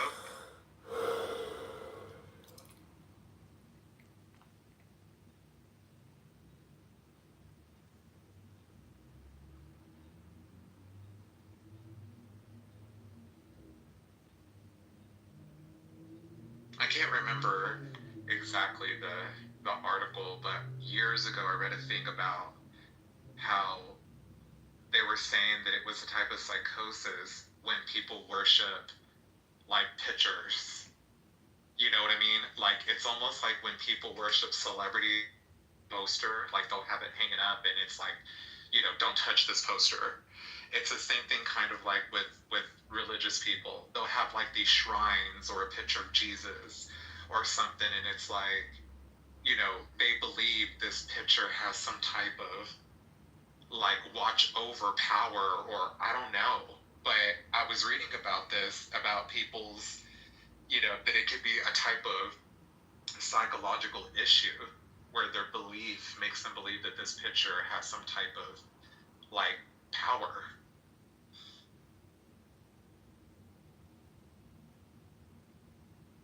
Yeah. I think that's just within the realm of anthropomorphizing. That's something that humans just naturally do. Worship pictures. I mean, I have pictures of Marilyn Monroe up. I've never met her, but I don't worship these pictures, but I do have her. Oh, come on. You have candles lit around her frame in a very dark room. And you're burning some incense, you know it. I do. I've got all those religious candles from the grocery stores around her. No, it's not like that. I mean, I would have no shame if it was like that. I mean, fuck it, it's Marilyn Monroe. Who wouldn't worship that? But I just thought it was really, really interesting how many people, have like a holy picture in their purse or in their wallet or in their house or something, and it's just the most, forbidden shrine. Don't stare at it, don't hurt it, don't do anything bad to this picture because it's got Jesus in it. It's like, man, fuck your picture. A rosary hanging from the rearview mirror. Yes, exactly, JCC. You get it.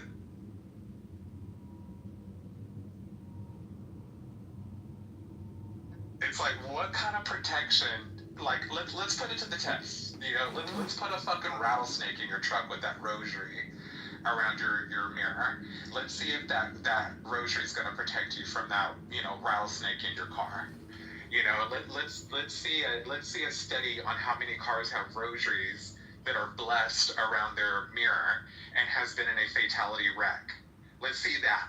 You know what I mean? Those rosaries don't mean shit.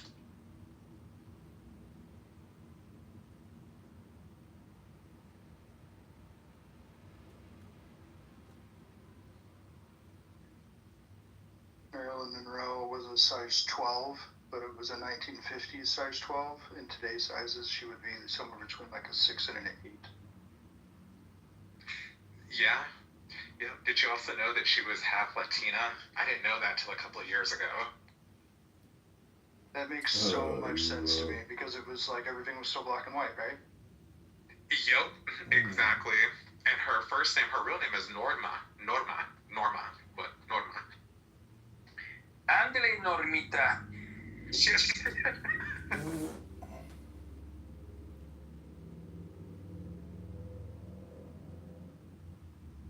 I also have this really huge, like above my vanity. It's of Jane Mansfield laying down. It's a sideways, really long rectangle picture, but it's of her like laying down on her hand, like by the pool.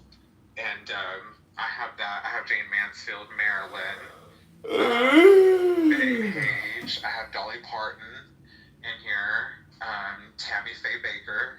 Love Tammy Faye. Remember her? She was that woman who scammed all those people. Her and her husband wore all that makeup, and her and her husband scammed all those people that were like believers of God, and they were like evangelists and shit like that. Tammy Faye Baker is the OG evangelist scammer. You know, like that bitch, she had a whole scheme where she was scamming people, her and her husband.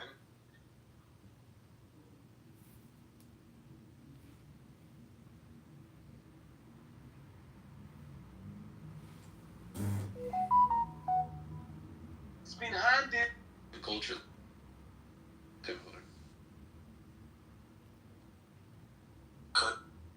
You are responsible for it all. And because of that, it's all good. I trust your design. I trust your spirit.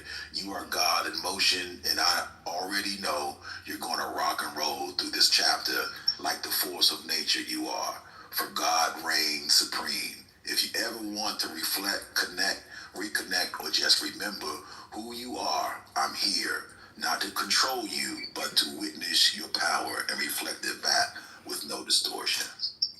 Beautiful, beautiful. But guess what, though? What? If you say that live and direct, yeah. Well, he's the one that got off the phone with me. He's the because you could do that.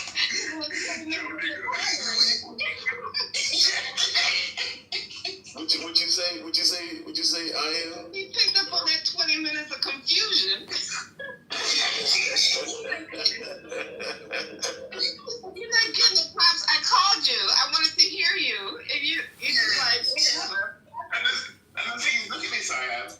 What he had in his heart is what he just read. See? If you expect that, what you had in your heart, right? See, the boy wouldn't be talking about it now. No, I just, we're talking about it now because it was some good shit to talk about. No, I'm saying the boy, your son will be, the energy that probably would have, I'm assuming here, is an assumption, right? But the energy that, because what you just read out there, they're beautiful words, man. But I'm just thinking what the difference it would make if you heard it in the moment. For the impact that he would have felt. He would have felt it as opposed to just reading it. Because when you read a text, it comes out differently. He probably read it in a voice that was kind of, in your voice of maybe belittling him in some way. Perhaps. He's sending me that down for. The way that you read it, he would have felt it. And it would have felt like, oh my God. shit and pondering how now he got it. He can now look. That's something. Look, he can print that shit out and put that shit on a wall and frame it. See what I'm saying? It's capable of love. Just say it. Stop writing. Say it. What is it? What? Say what? What is it? Do you know what? Let me tell you a lesson that I learned last year, right? Now, what happened is that not last year, the year before, my mother passed away. Me and my mom were really as close, right?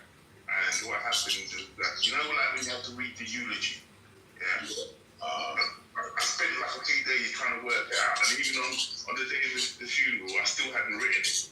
So basically, I took some notes, put it on the paper, and I thought to myself, you know what, I'm just gonna like tell a story, right? So my brother spoke, and my cousin spoke, and I was the last one to speak. And I recalled the story of an occurrence between me, my mum, my brothers when we went to the park when I was a kid.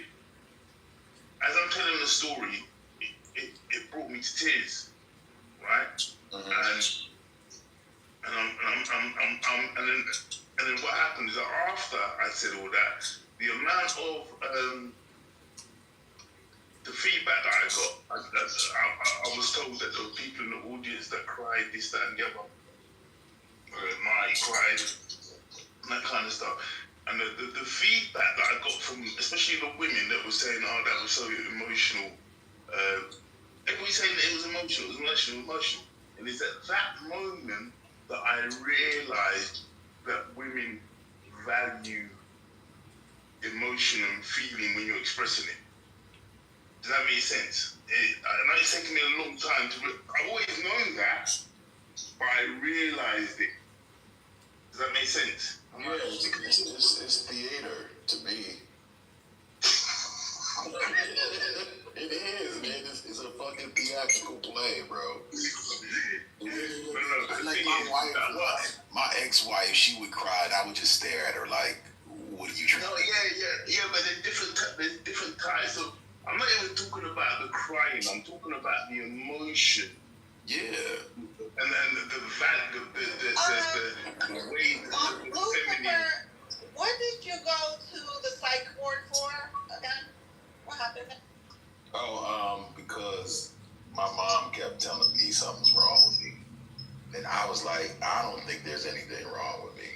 And I just like, I got tired of her telling me something was wrong. She would be screaming and shit, carrying on and telling me something wrong with me. And I'm like, I think something wrong with you, bitch. Like, then you know, there's nothing there. But I was like, fine, I'll go. And I went, and they kicked me out. I went 3 times. Why? They kicked you out? Why? I guess because they said I was being undomesticated. Because I was asking them questions. I was trying to, like, when things would happen, like, they wanted me to do something, I would ask, you know, what exactly is it all about? And then I would say, you know, I would ask to speak to someone so I could clearly understand before I signed new documentation. And then I would be like, well, why do you need to do this when you can talk to me? You know what I mean? I was just like looking at You weren't conforming. Yeah, I wasn't conforming. And a lot of the staff in all those situations, the staff, it seemed like they lost their patience. It was like, listen. No, but you know what's funny about it? Not once, not twice, but 3 times. It's just like it was no different than the relationships in my life. They was acting like they was there to help, and they got tired of me. You know what I'm saying? The women in my life just walked. They was like, "Look, I'm tired of this nigga. Like this nigga talk too much. He asked too many. He asked too many questions. Like he's too much." I mean, do you know you talk a lot? Do you know? Yeah. I do. Okay. Yeah, I mean, I love me, you know. It's just them. They don't love me. That's fine. But, you know, they don't, like, to me, the relationships that I had, the experiences I had with them were to me, were social experiences. They were experiments. I enjoyed every minute of it. Wait. They acted like they were there for you. That shit has me. Yeah, I mean, the truth, come on, man. Like, okay, listen, like, for me, me, I understand, selfishness is key, right? And I understand they're doing things for their own benefit, and that's fine. But they were fighting with the fact of that's not what they were doing. And, calling me narcissistic and all that shit. I'm like, well, okay, cool. But, you're also narcissistic, When do you but I still compromise, love you. Lucifer? Do you ever compromise for a relationship, or you No, have your way? no, there's no need to compromise. Everybody gets their way. There's no. So do you see the other person's way, or you want them? Yeah, I see their way. I accept them for who they are. Really? So Absolutely. you don't try to steer them to your way? No, I think I steer people through. They think that I'm trying to steer them to my way because I'm challenging my way through questioning you and your ways. So I guess it comes across like I'm trying to change you. I'm just taking my own shit and putting it to the test. That's all I'm doing. That's all I'm doing. I get it. You're being you. You're okay with it. You said you loved yourself, so there's no need for you to change for anybody. Right. And how you communicate with your son is it is what it is. So I get it. Yeah. And as long as you're happy with that, then you're good. Yeah. And so there's nothing more to be said or done about it. Yeah, and just the conversation about it is just funny. That's all. Charles was laughing. Charles was laughing, and I bet you if I was on stage talking about this shit, other people would be laughing about it too. The way I you know why I'm laughing? The reason why I'm laughing. I can't find the words to say the whole picture of my mind. The reason why I'm laughing, I guess, is the kind of like straightforwardness. That's just the way it is. No, it's shit. Hey, listen, this shit. You ever like something happened, like you dropped something and you was pissed off at the time, and then when you review it again, it was funny as fuck. Because if you see somebody else do the same thing, you be cracking the fuck up. Yeah. So that's pretty much, it's just like, that's how I see, like, when I look at my life, I'm like, oh, all right, let me tell them about this shit, because that shit was. I just want to ask Zoe a question around what she was asking Lucifer, right? Mm-hmm. Like, because you were asking, you was asking, do you,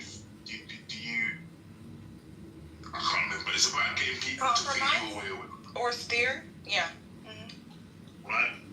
Now, what inspired, because you sounded a little bit like a therapist to me there. I'm just thinking, what inspired you to ask that? I see it happen in real time with Lucifer. His interaction. Yeah, but that's how she do her men. She don't compromise. That's why she ain't with the last nigga she was with. There was no compromise. Either we're gonna repeat the bullshit or evolve. See, no. Excuse me. Is there any compromise to that? You think there could be a compromise to make it work? I wish her soul loved him. So she did compromise. She compromised her peace. Yeah. The fuck? I almost lost my mind. She is so happy that you. She was like, yeah. I wouldn't say girl power. What's interesting, but like, everything can be true. We don't all have to have the same experience. My opinion is I see why. It depends on how fast I'm doing it. I usually do like slow push-ups, really slow push-ups. The faster you do them, the less effort it takes realistically. And none of us can do. But that's just endurance. So you can do like building. The building phase is doing slow push-ups. And the totality of our lives. Just like the duration, like how you have endurance, that's the fast push-ups. Like what I said earlier, I want to see if I can actually do military standards, like do the runs and everything that goes required. I feel like you don't really need that much exercise outside of that. It's like if you can meet those requirements, you should be good. I think that alignment is realizing that you don't need the complex like exercise problems that I'm like, what the fuck is this? This makes no sense. This cannot be replicated. It takes too much time. It's too much bullshit. We need something that's scalable, that can do almost anywhere, and that can just like pull off. Which one of these could it be? So that's why I looked at calisthenics, because I was like, hey, we can actually do things in that regard, but what if we can just like, add the things to that? We're gonna see if we can do that also. But yeah, largely I'm gonna be more calisthenics based than anything. It's like a weird sound in the background. It sounds like somebody's gooning. What is that? Gooning? That might be my controller. I didn't realize my mic was still open. Imagine if anyone like said a gamer word there. Modern Warfare 2. On the recorded space. Amazing. Peed on the recorded space. I was kidding. The stuff that I've done on the recording space would absolutely fucking shock you. It's been like these morning spaces at 6 a.m. I did a lot of things in those spaces. Damn. I'm so glad that my mic was off for a lot of that too, because if it wasn't, damn. Just absolutely damn. What are you playing, Vera? Super Smash Brothers. Base. Damn, okay. Which one? I'm just Ultimate. I'm just finishing up my trophy collection. Okay. Just a little challenge on the side. Yeah. Plus, it's like, it doesn't really require me to do much effort. I can just play a Sonic and just hit neutral B and generally win. So it's just a good background activity. You should just automate that. Yeah, you're just on some bullshit. I could. I think I still have a Titan somewhere around here. Titan 1. There's nice little chips that let you programmatically send input into a game controller out to the console. Super handy. Damn. That is pretty neat. So we're talking about the working out, right? So if you get two 25-pound weights, man, you can do a whole lot with them. I got absolutely shredded in my late 20s and early 30s with just two 25-pound weights out in the middle of nowhere. Nice. Something that's cool in calisthenics is lifting yourself up to a handstand from the ground. You actually put your feet at your hands, and then you lift yourself up slowly to a handstand. Yeah. I'm gonna do that at some point. I just don't have the ability to do that right now. I'm just curious what standard of military you're in. Like what branch? What branch did we select? The Space Force. Didn't we say Army or something? I don't know. I was like looking at hey, what is the toughest one? Like, what are those requirements? Well, like the Marine Corps and the Army do different things.